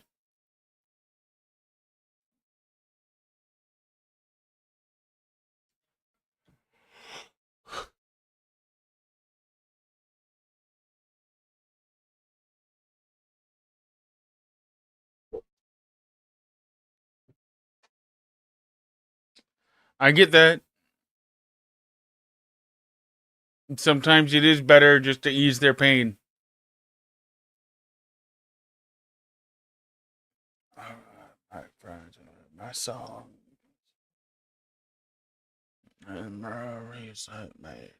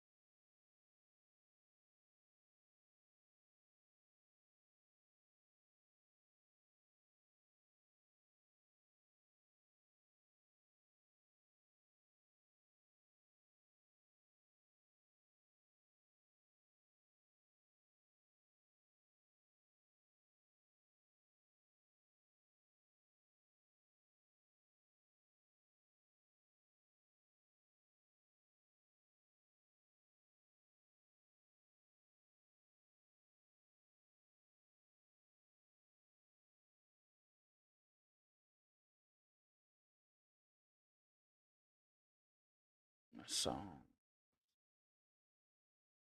Memories I made last all life long.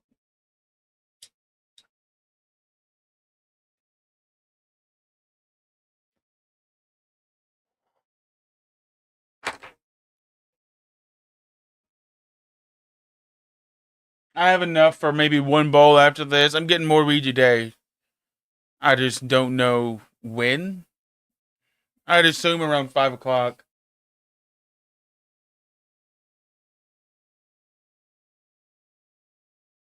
On the way home, too. You want to smoke? You been smoking? That'll cheer you up a little bit. Ease it a little bit.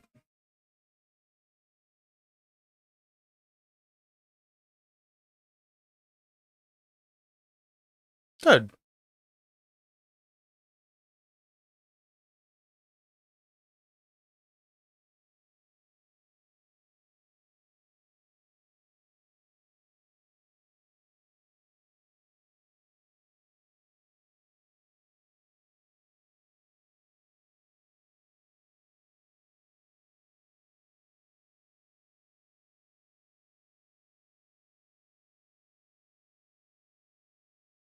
This drama won't work out. Won't work. Won't work out. I'm gonna say work. Pain's worse. Don't hurt.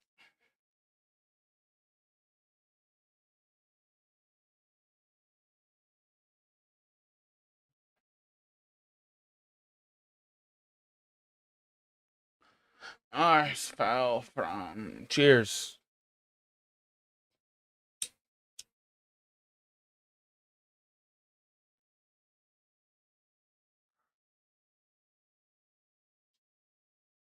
Did my head too much.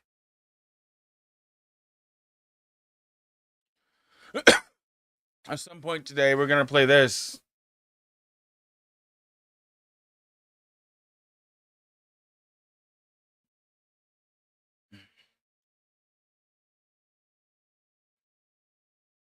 I'm excited.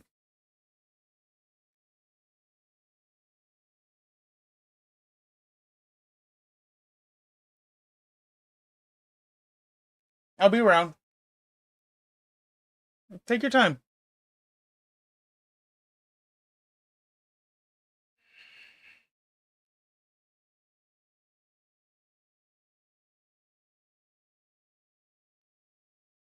Okay.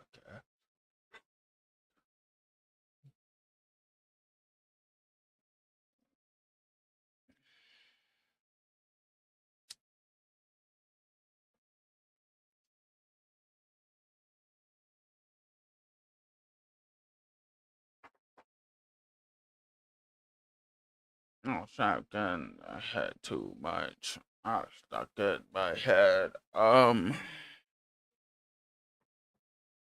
In my head. With ganja. I feel my. This place is... Okay, there's no easy way to say this, but it's a puppet graveyard. Humans call it an illegal dumping site. The city tried to stop it, but eventually had much bigger concerns. If the Grand Exhibition's horrific solution spread this far too, it's just too terrible to think about. Oh, why am I thinking about it?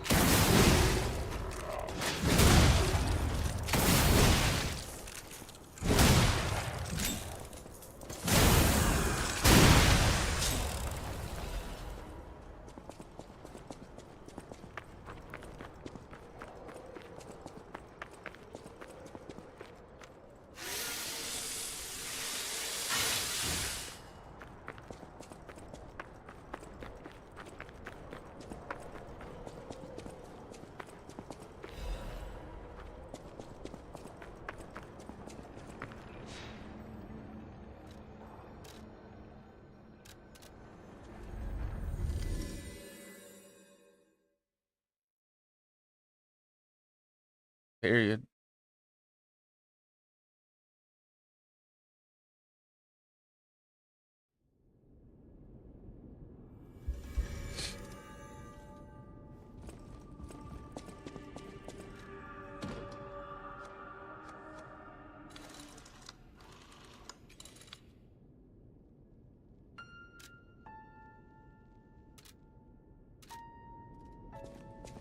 Lady, her illness. Lady Antonia called. I have heard about an please.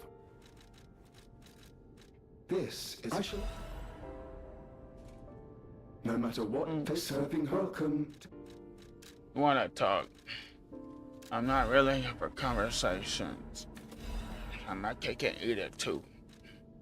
I just gotta make a reservation.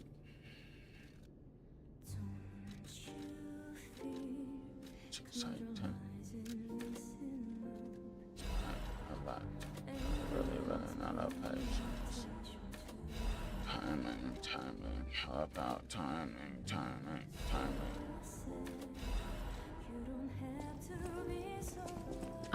I get the puppet. What is? I get the puppet. Will you do for once? I give it to him. He'll understand. I know my way around.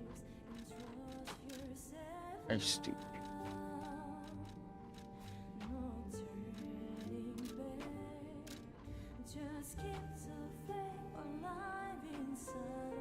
Oh shit, that's a damage boost for my bullets? Fuck me, that's good.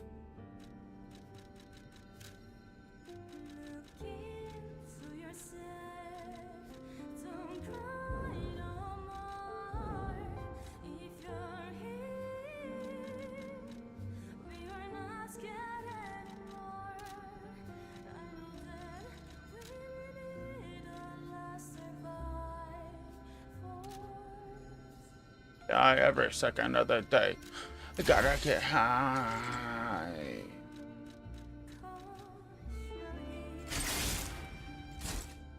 Side. Offside. Down tonight.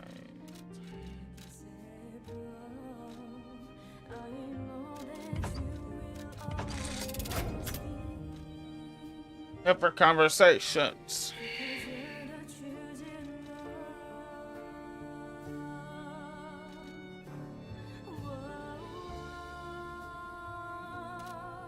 She's Satan. And I run up Then in my... behold, what class has joined me. You think it's a tram for...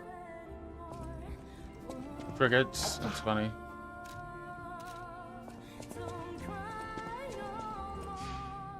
Boom, boom, boom.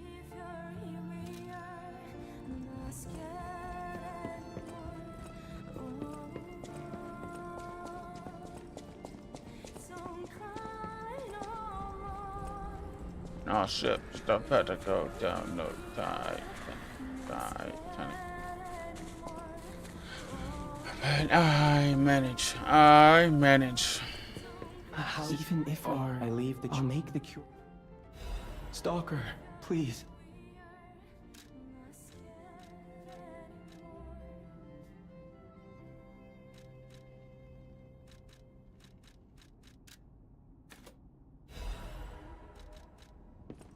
The cure isn't exactly stable.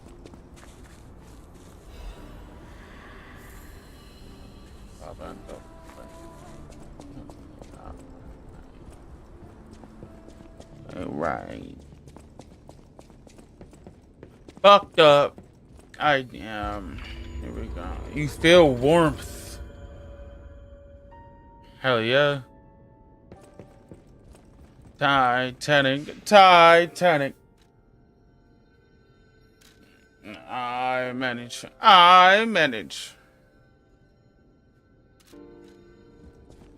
Real damage. People have thanks for keep. I'ma drown in it. I believed in the possibility. What would... Yes, thank you. I will... Smile in it. People have thanks for keep.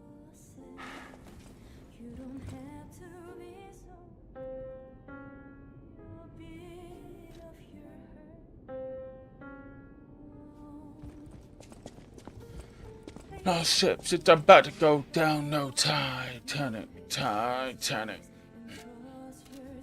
Right now, but I manage.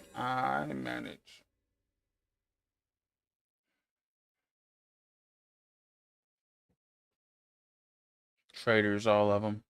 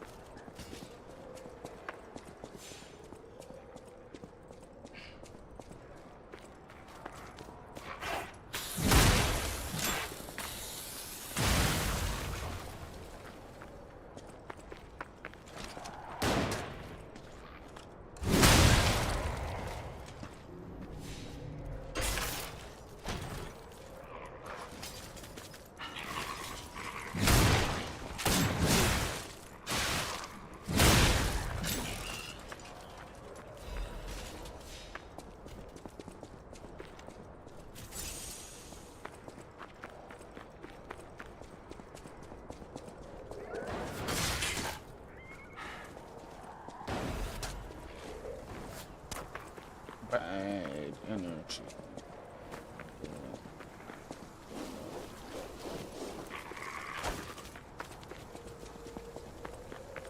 Bad energy.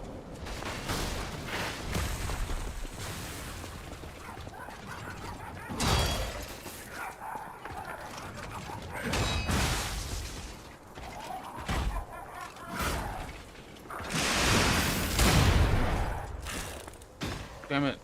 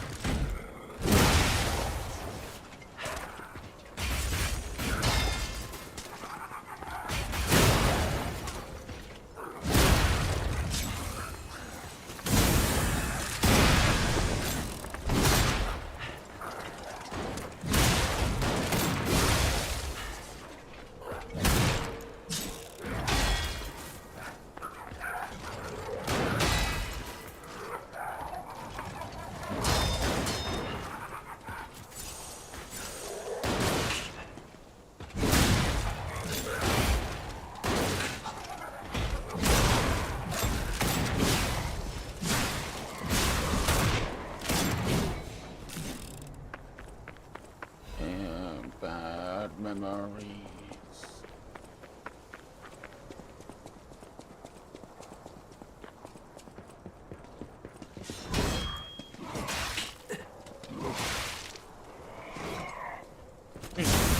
Stop.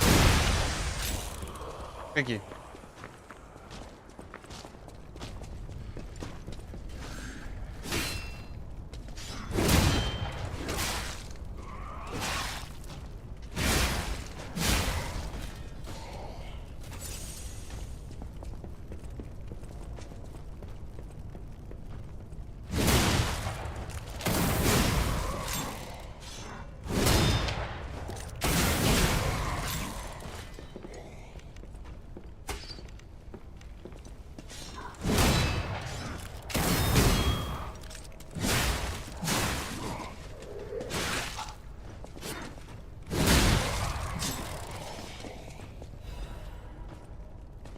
Righteous.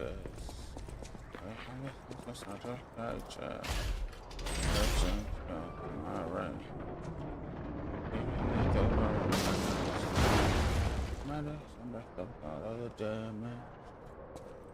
This side of a plan.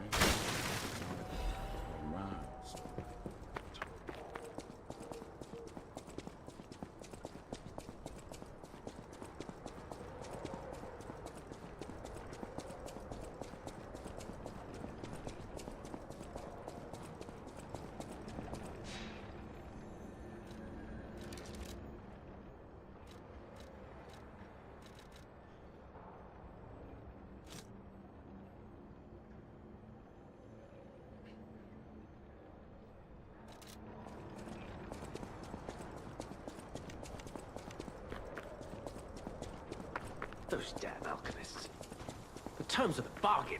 Almost in Oh, don't. In fairness, they say I've absconded. You're a worthy hunter. What's this? Anyway. Oh. My God, I never did. I thought you had better taste than this. How disappointing. You're a worthy hunter.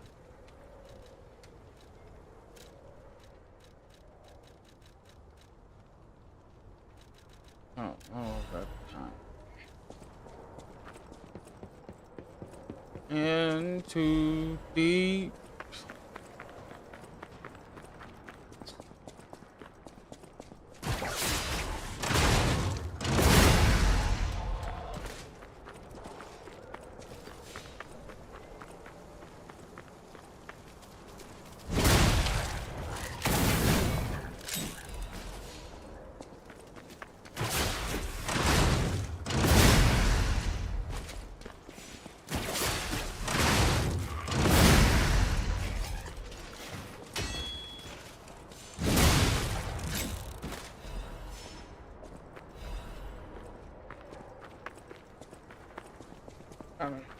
It's hard to digest.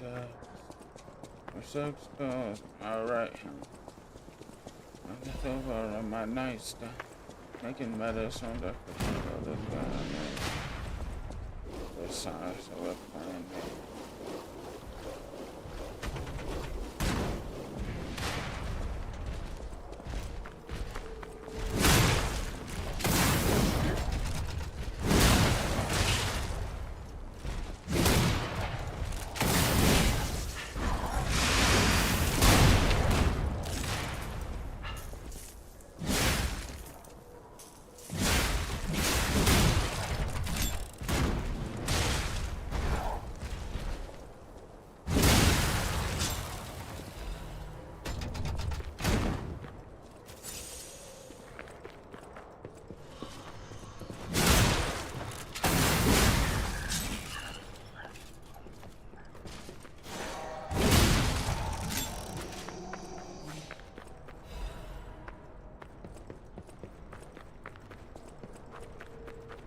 Gotcha.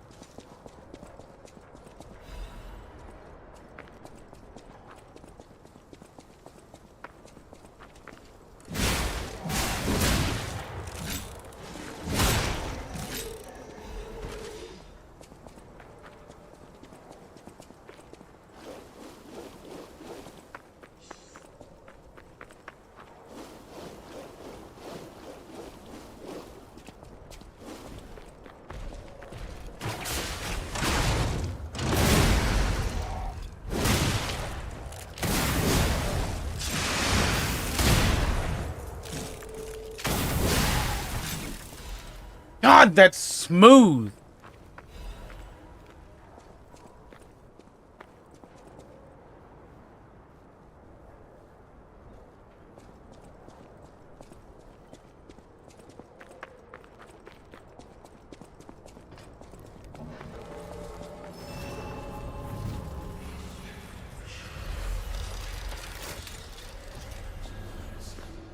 Wow.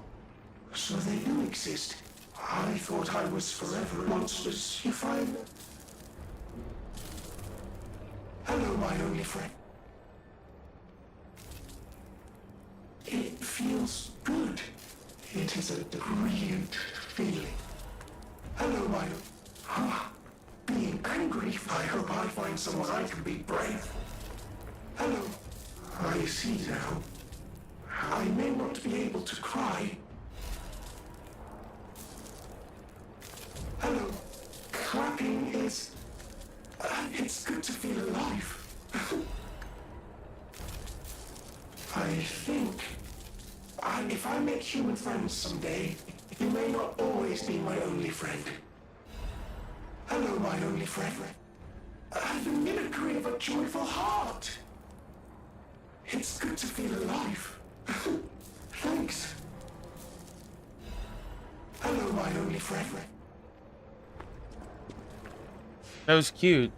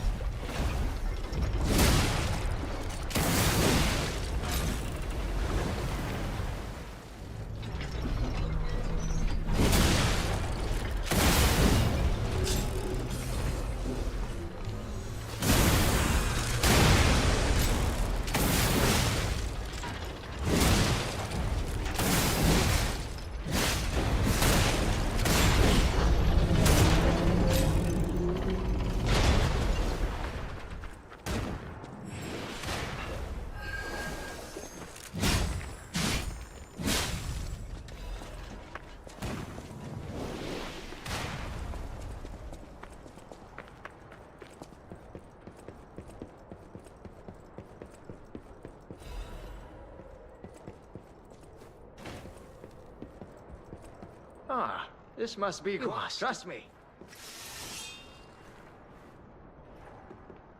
No vital signs. You must be dead. I'll dispose of you properly.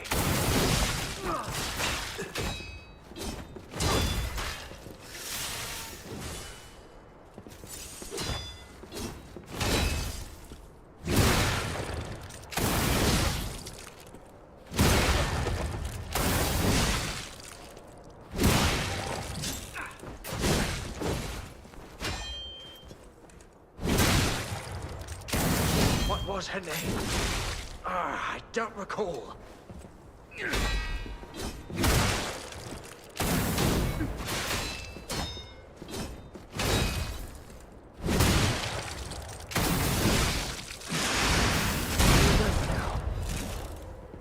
My Adelina.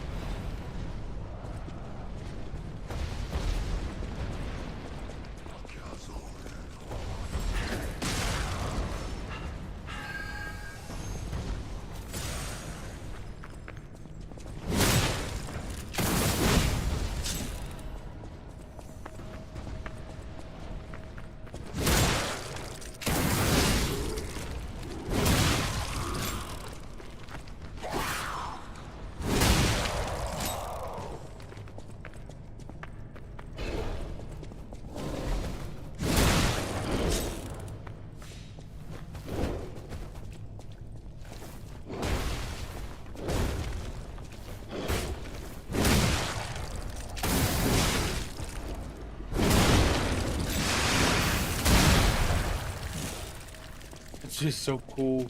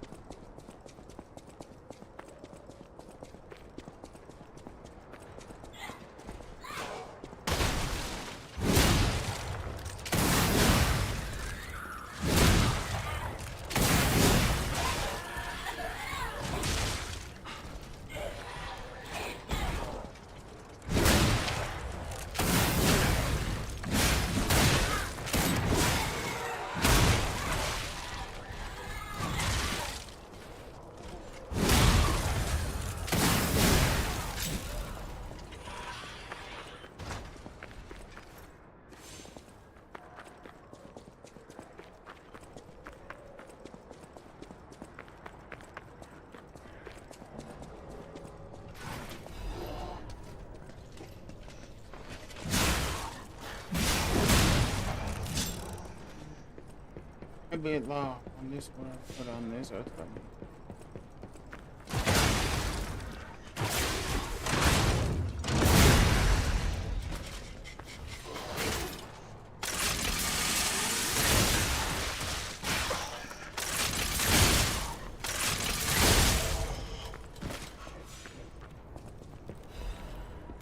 Looking for some real that I found it. Some match, yeah, I get high when I'm upset.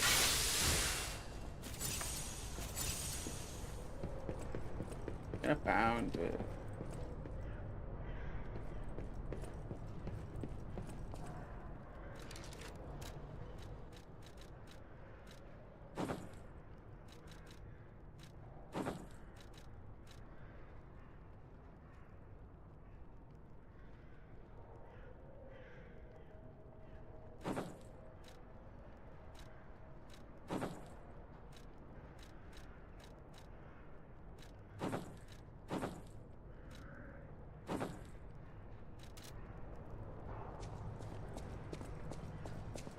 You set me, can you set me free? Sometimes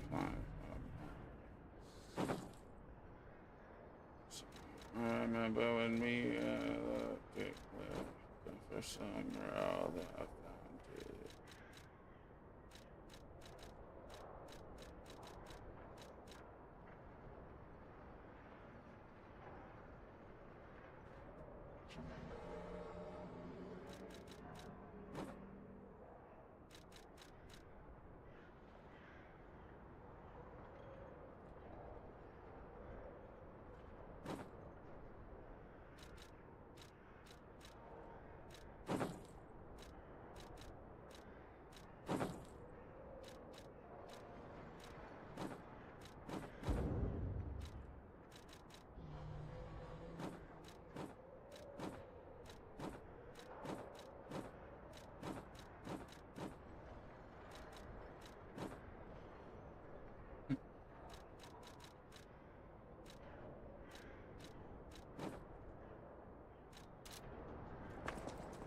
That looks ridiculous. I love it.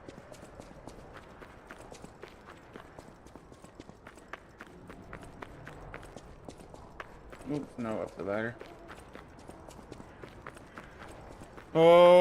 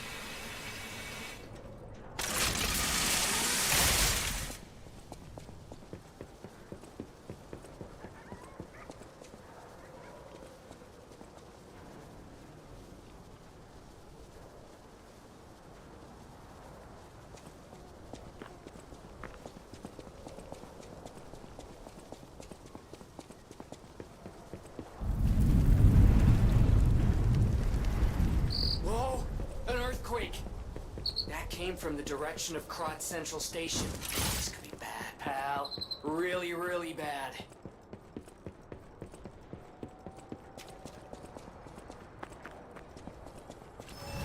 Dum dum dum dum dum dum dum.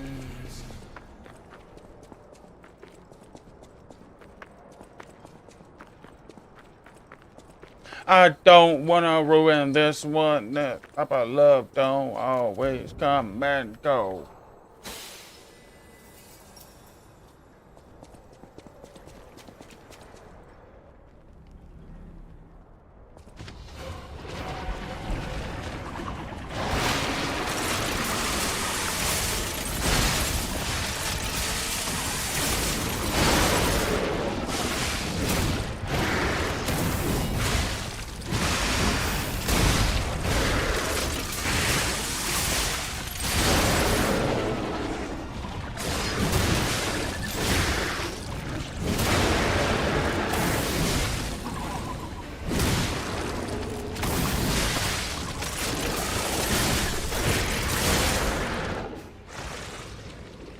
I don't wanna ruin this one. This type of love don't always come and go.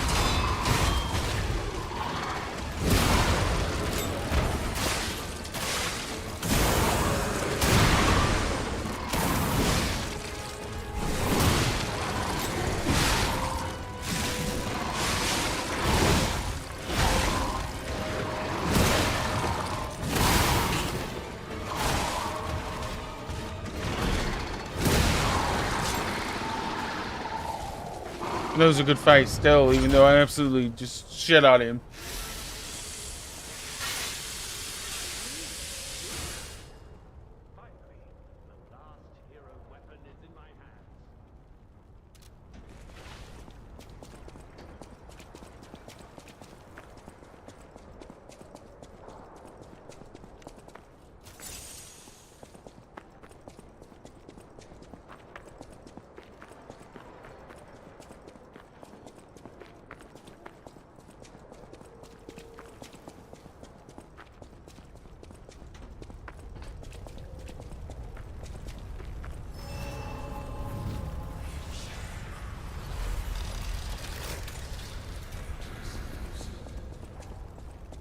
I knew it. You have my thanks. See you at the hotel.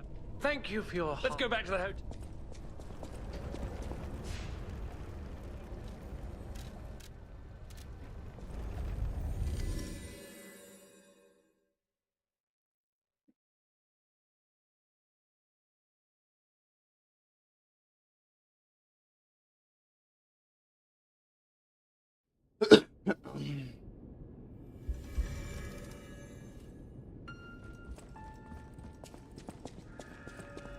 By the way, his last... Can you find him for me? Thanks. I think he... I'll use...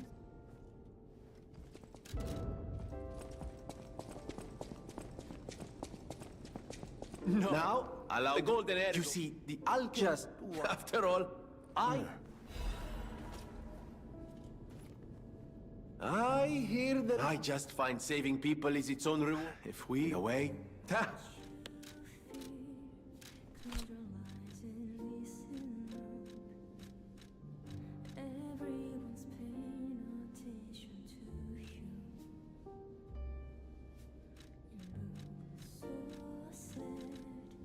You don't have to be so wise.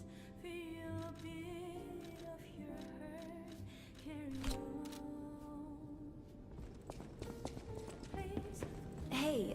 About did the gloves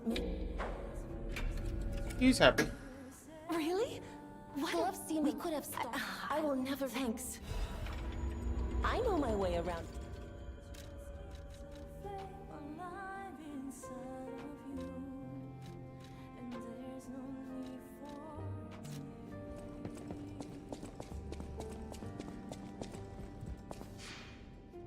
look into yourself.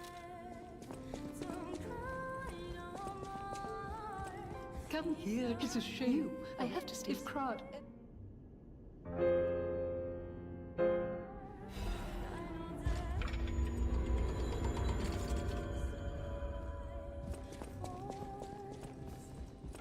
I found the last. It'll always let the punishment. A great weapon calls.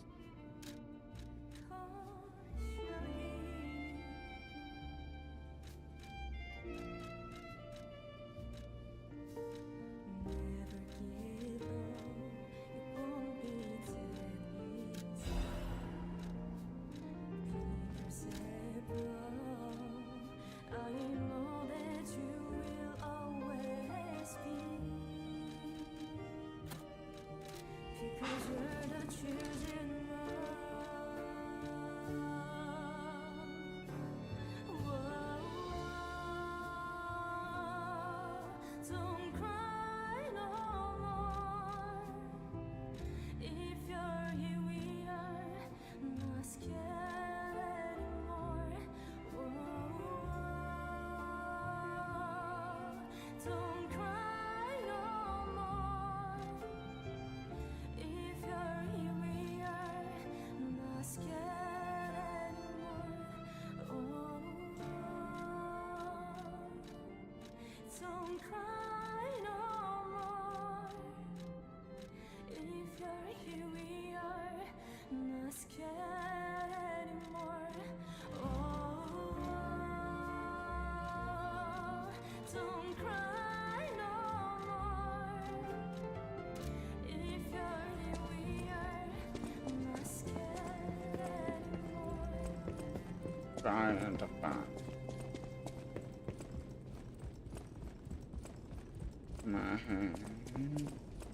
Don't give up. Take my hand. Don't give up.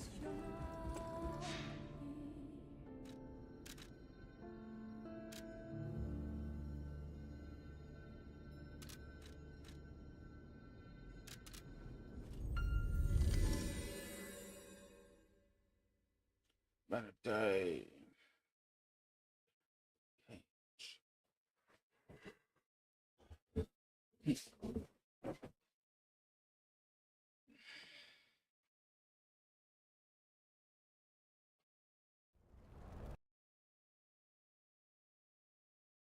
Let's take a smoke break. I'm gonna go to the bathroom.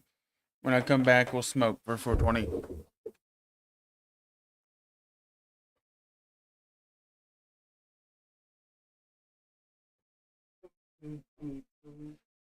I can't breathe. I can't breathe.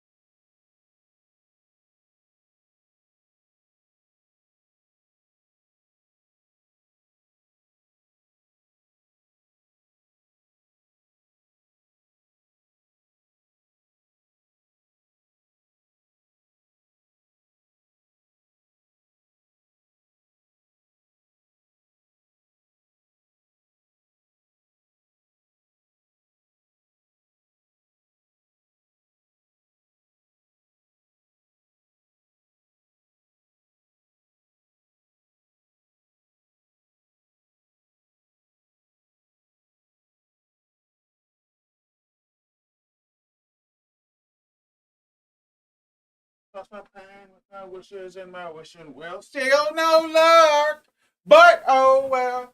Still try, even though I know I'm going well. Well.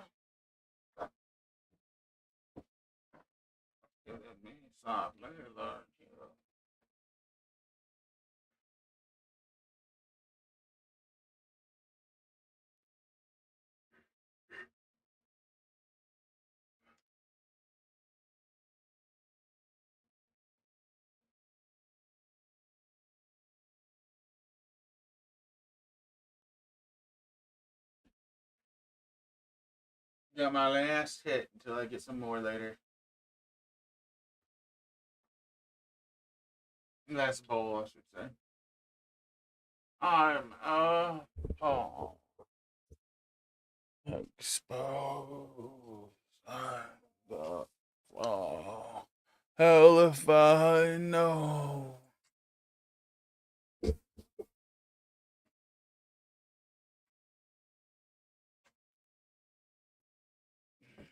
If I can, then you can too.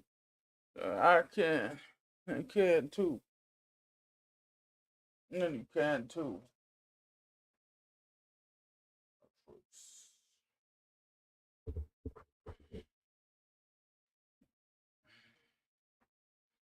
Cheers, yo.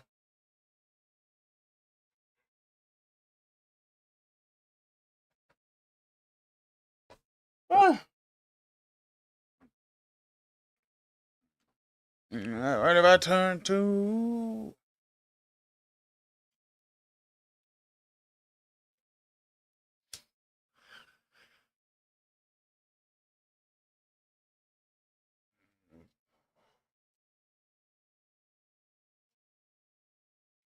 Hell if I know. Caught in my deep wound.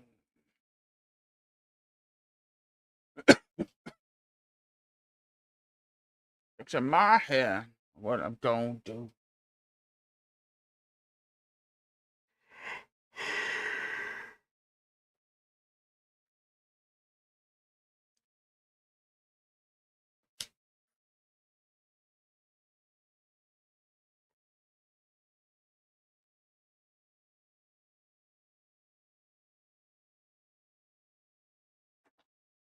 Higher away.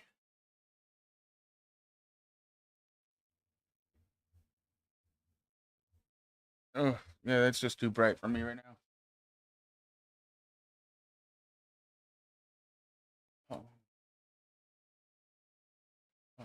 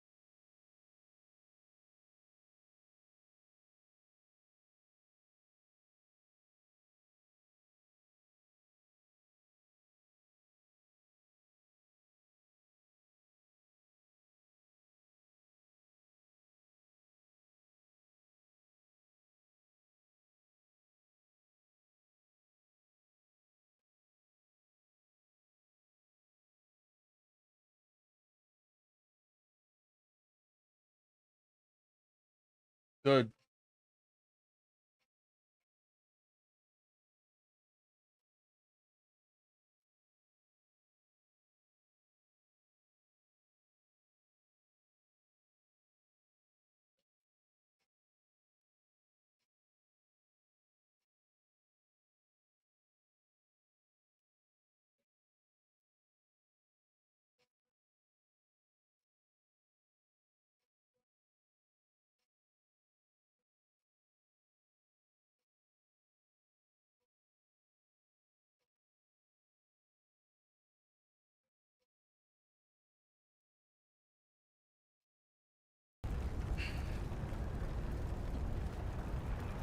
I've been through the walls of right under a cave and in.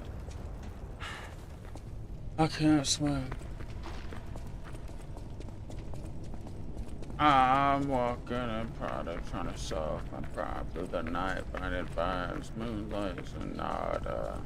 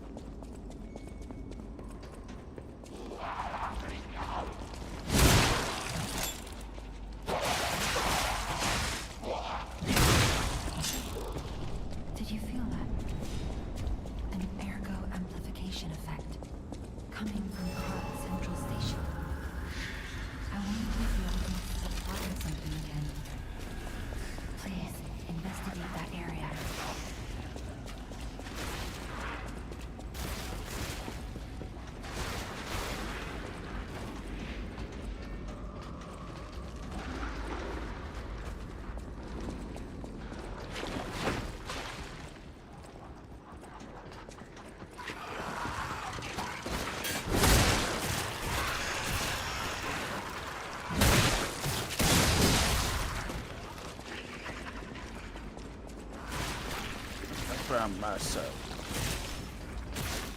Found myself. Oh, people heard me. I found myself.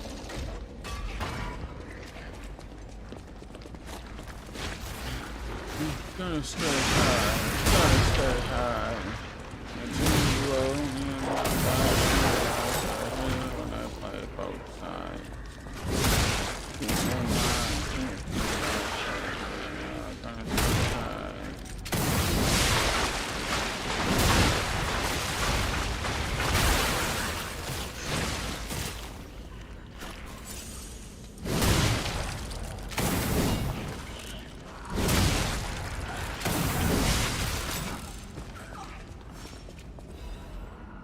I love this weapon. I cannot emphasize that enough.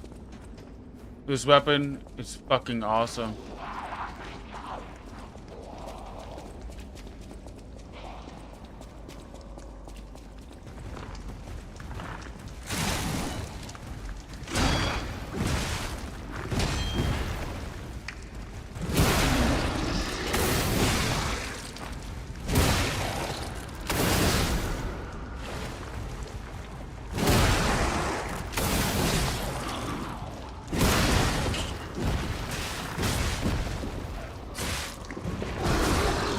I mean, okay.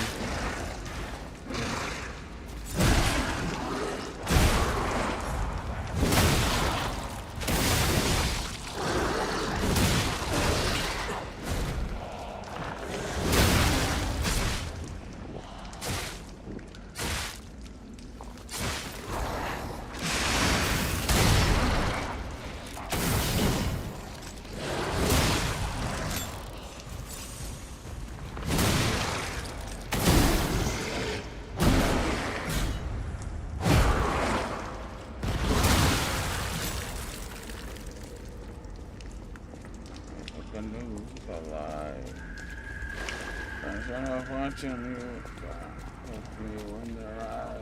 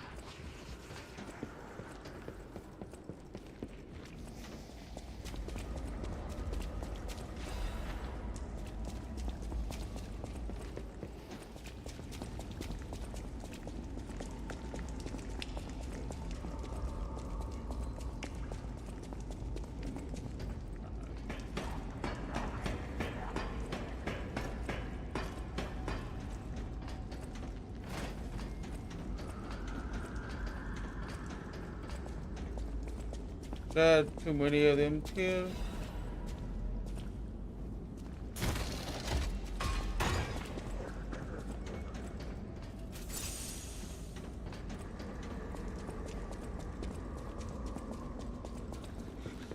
Kill me. Kill me.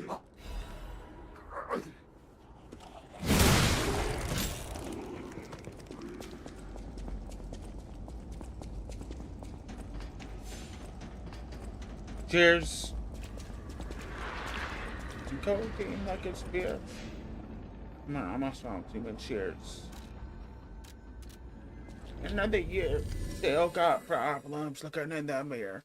Do look awful talking to myself. Do it too often, Jay. Can't you swirl your soul awesome?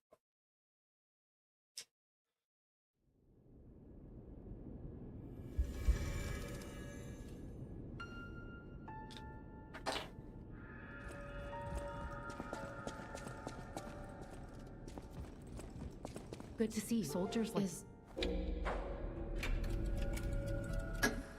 this. When we came, sometimes I need to stay anyway.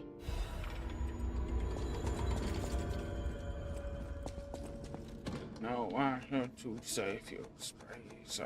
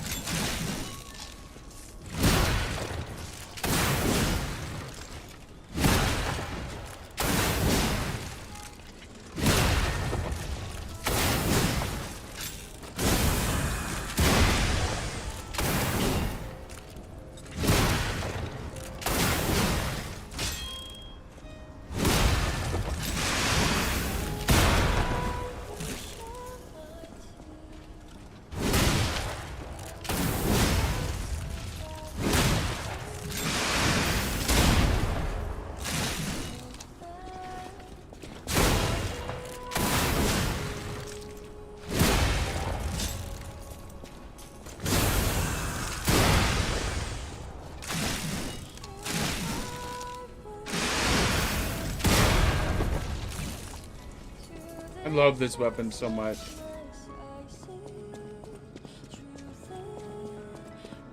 It might be my favorite weapon in all of Soulsborne. Like, all of it.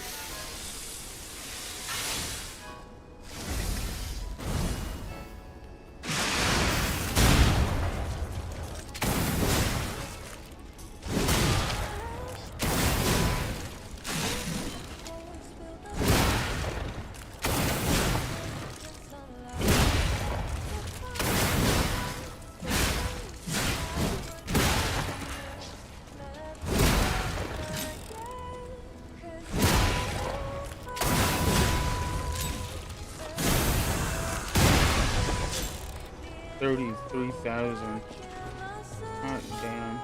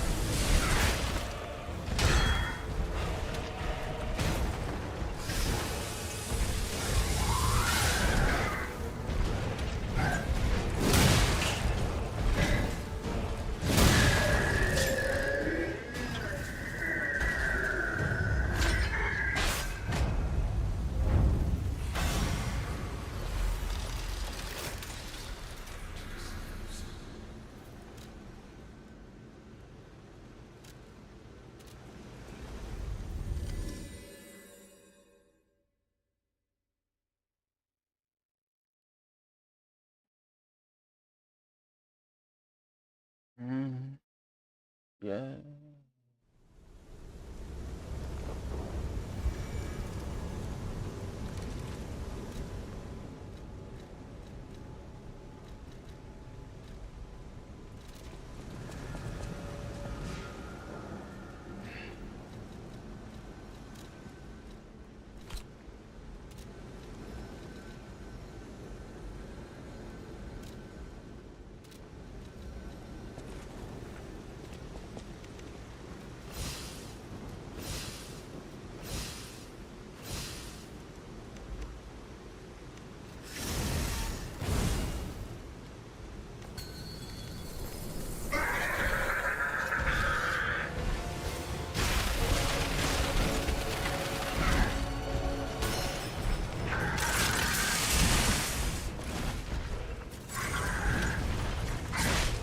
Ow.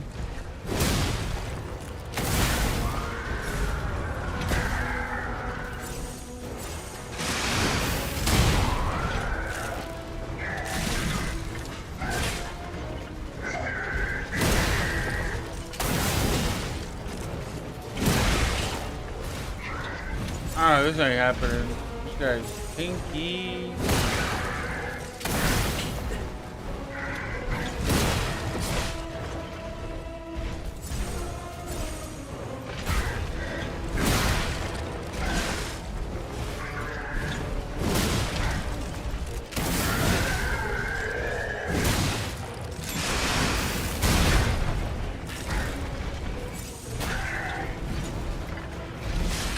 Oh, bullshit.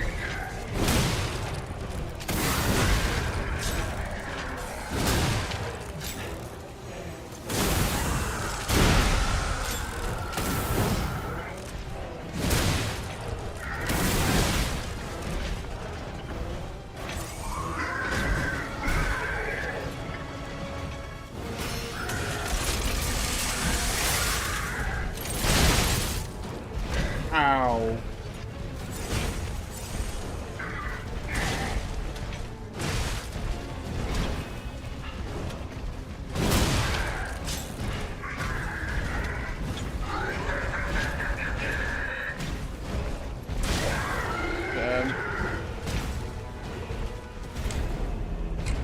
Got him to the second phase. He's hard as fuck in this phase 5.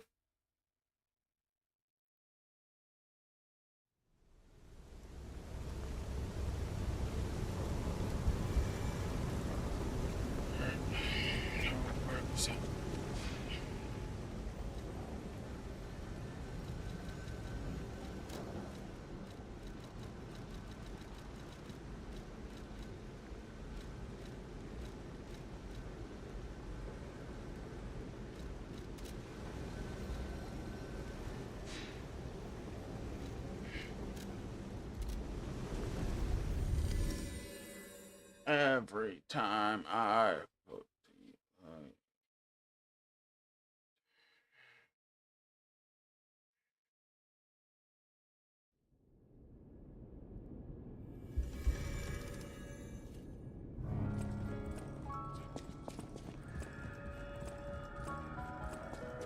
Strange. It hurts so much.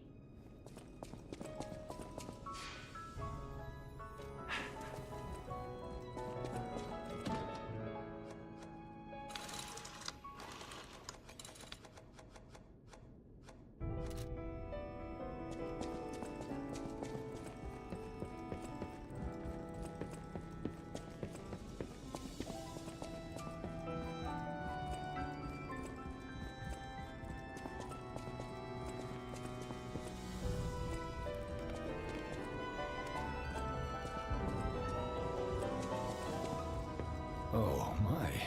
Did the king of puppets get... I'm glad you're growing. Be wary of danger. You don't remember much. Ask me about Area.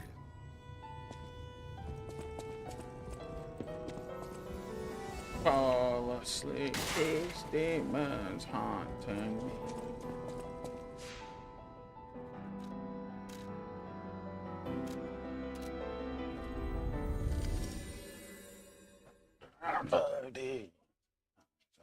Bloody scene.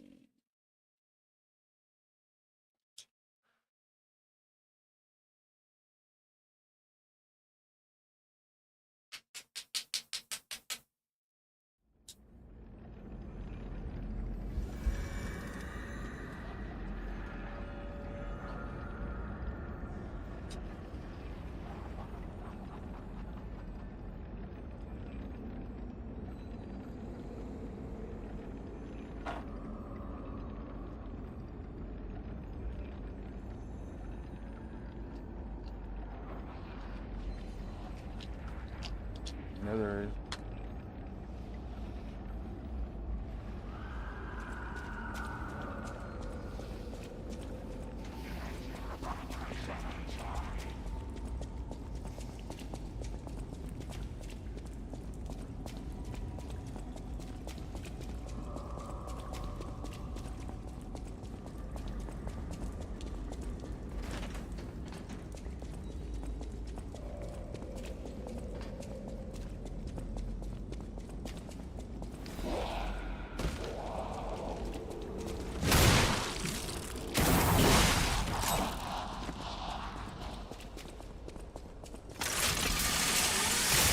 You lost, little lamb. Hand over all you got.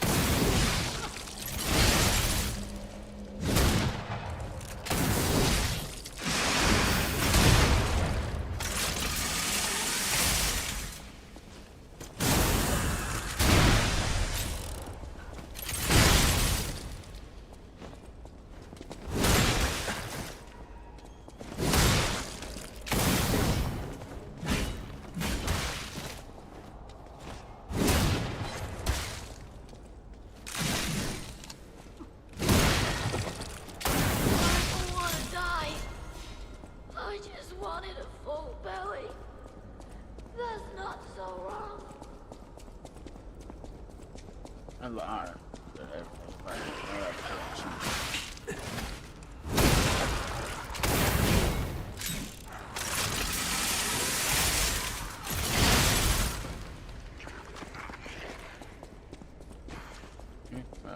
Thanks, like,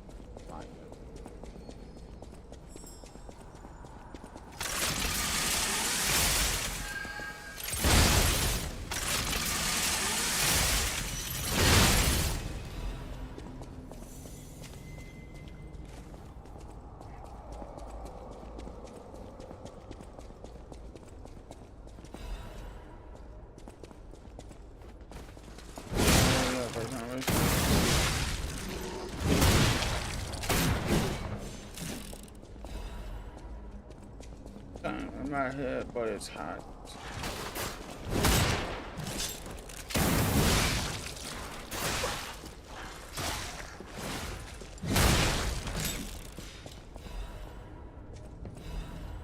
Waiting, contemplating. See, every second of the day. Yeah.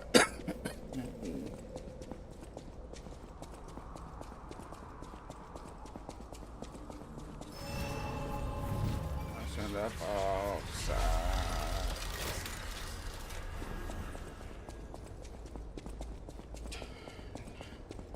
I feel I guess no answer.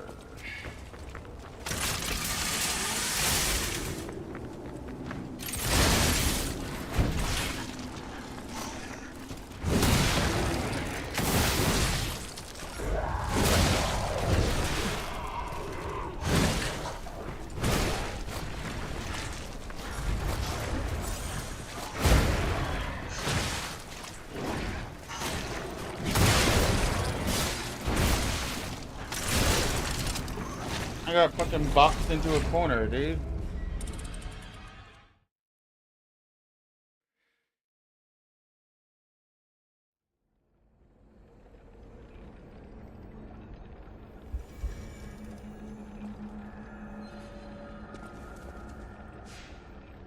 Got to go down. Oh, Titanic.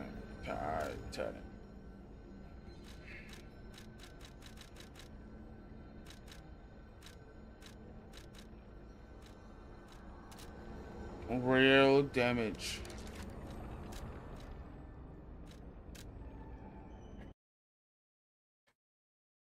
Skeletons in my closet. Me, I don't doubt it.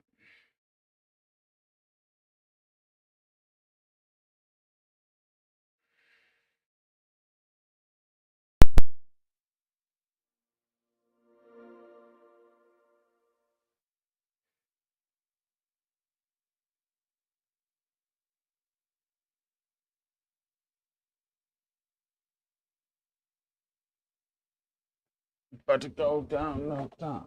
Titanic. No, but I manage.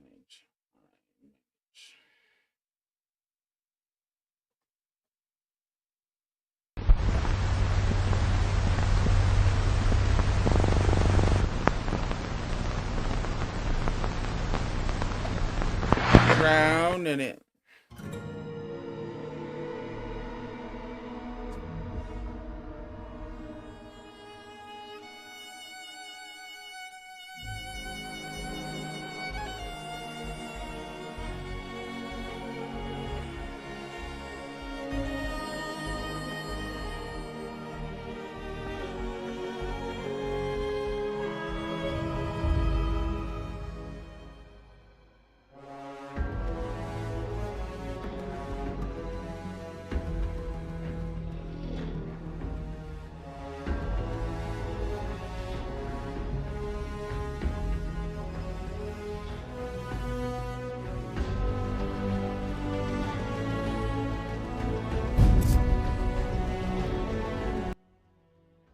Midnight air. Night air.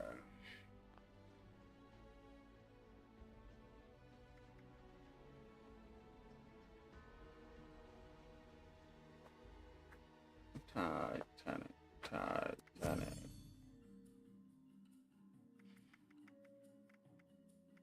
I don't even want that.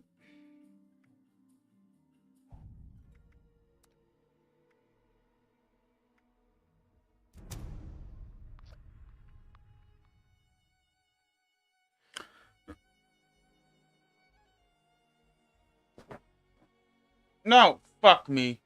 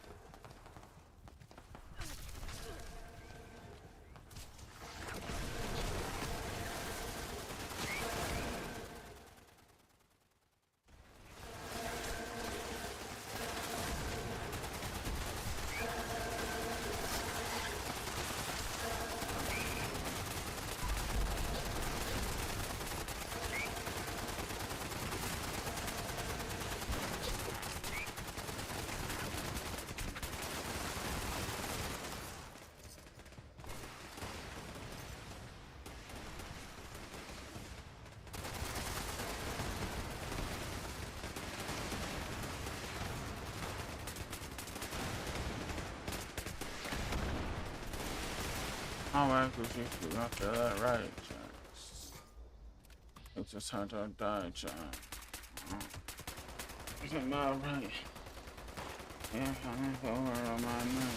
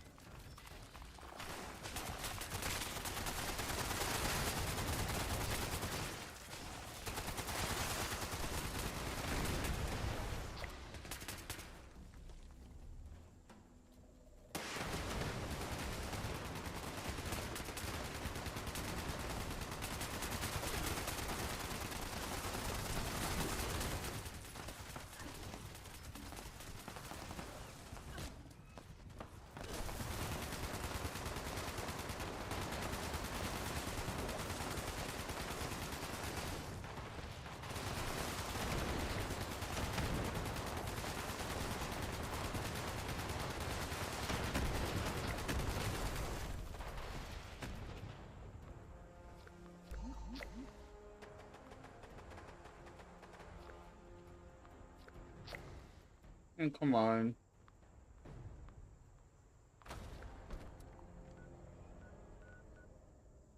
One, two, three.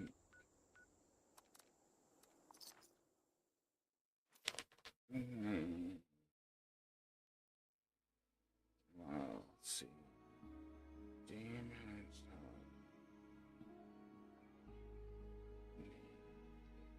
I can't.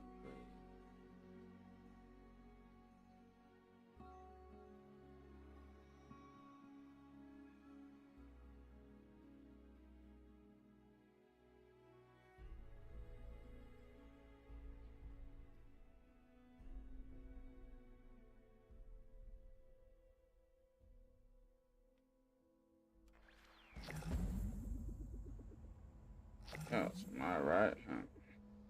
But it's over on my nightstand. I can try to send a picture of it down.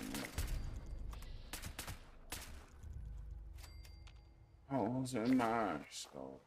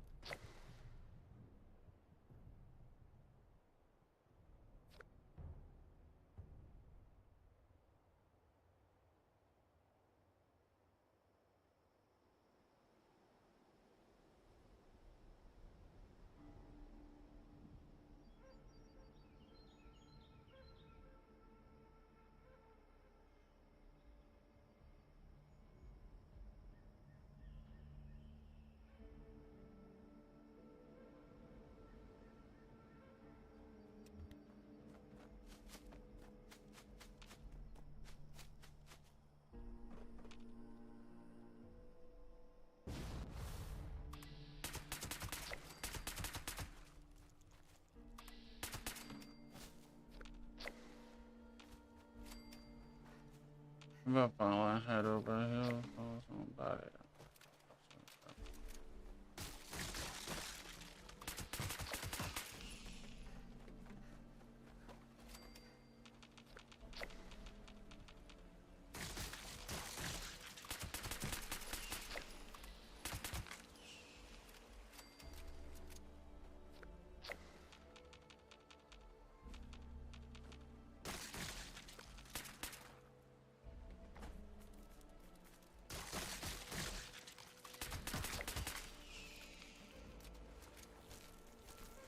At me praying.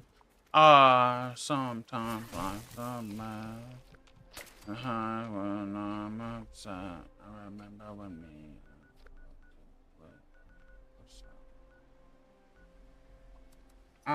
Sometimes life's a mess. Yeah, I get upset.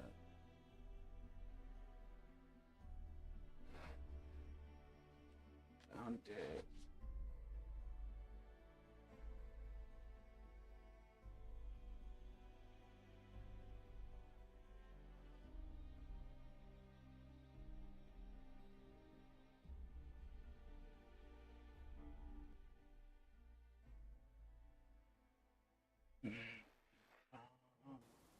Oh, well, turned upside down.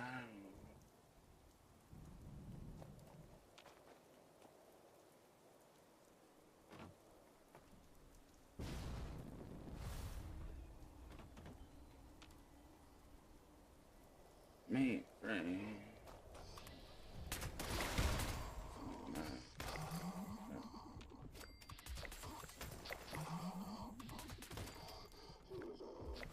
Somewhere I'll open a file.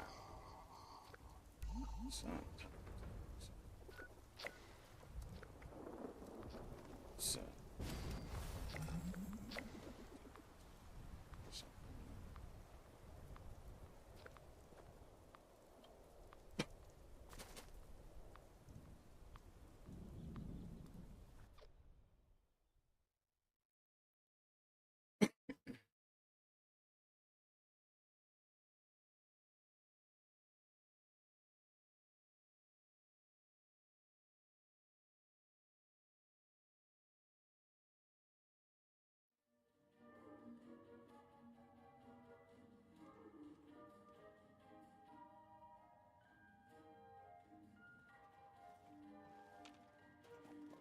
Why I see her alone.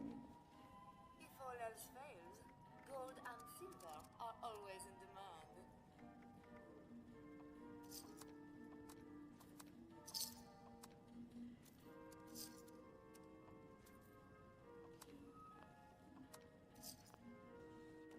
Oh, Mellow made it right.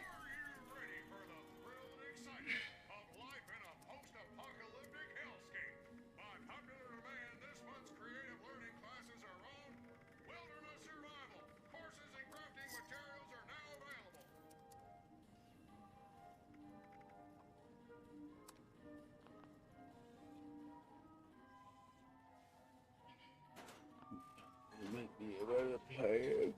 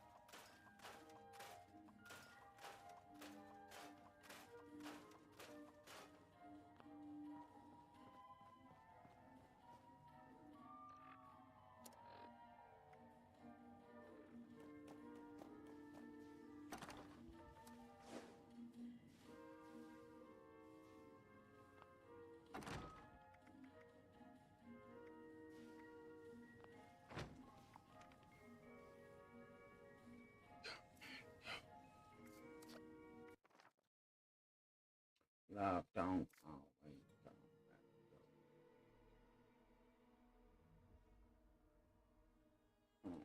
back.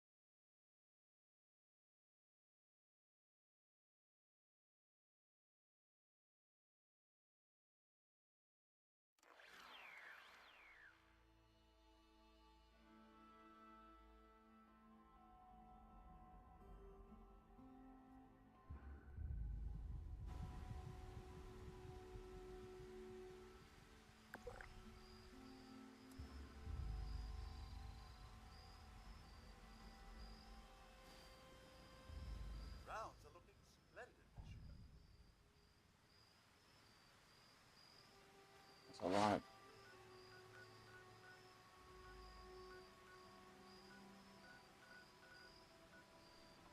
No way they're still there. Fuck it. Let's go try it.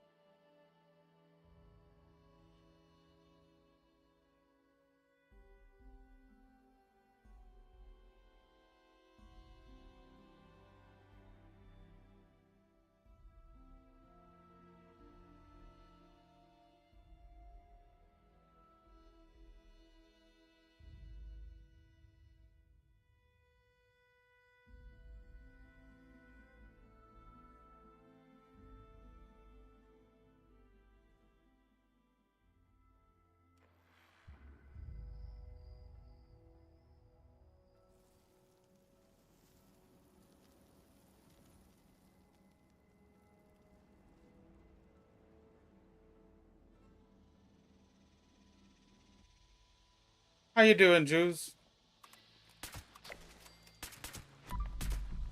Did you have a good trip to the store?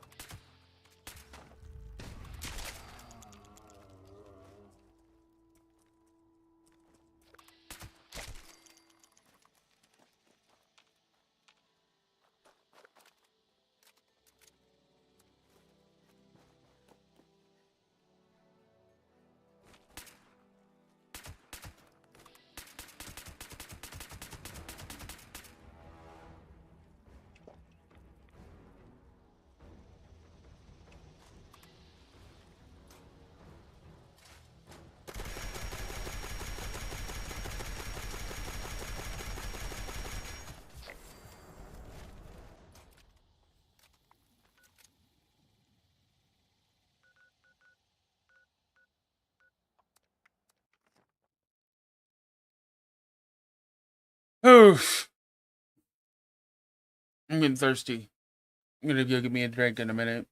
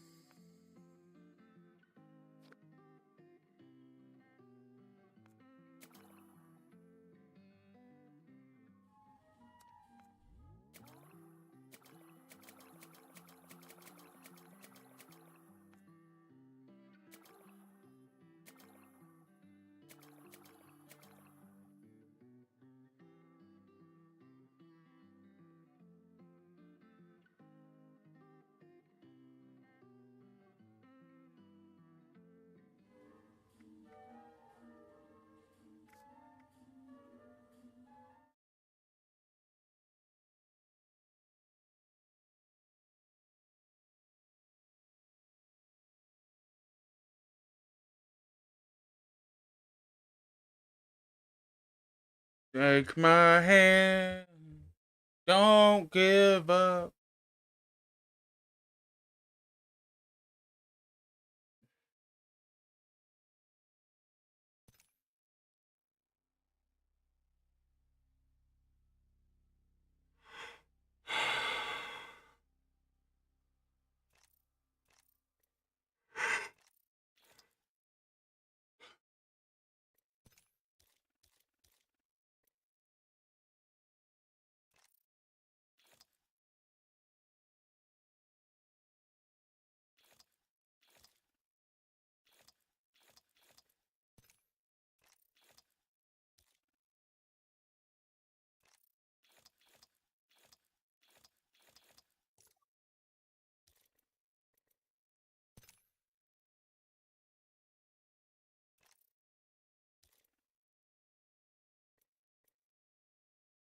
Don't give up.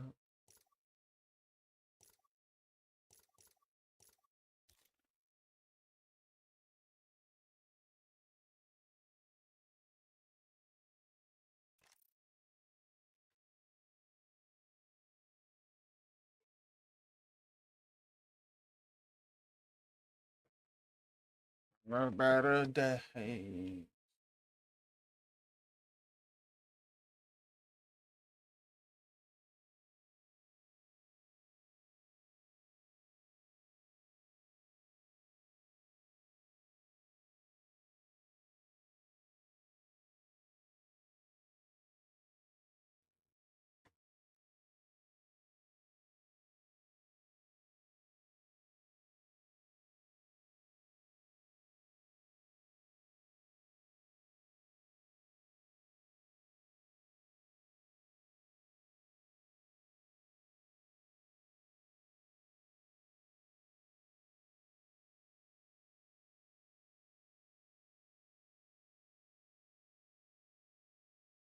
How's it going? I am doing okay.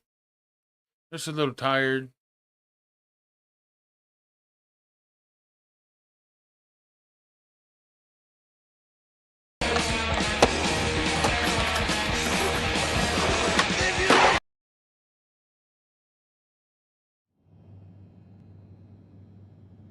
Okay, that didn't work.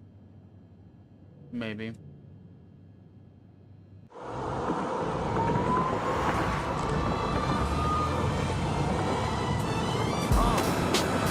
What up, y'all? Yeah.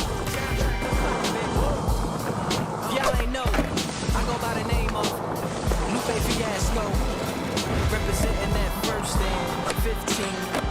Yeah. Can you hear the game?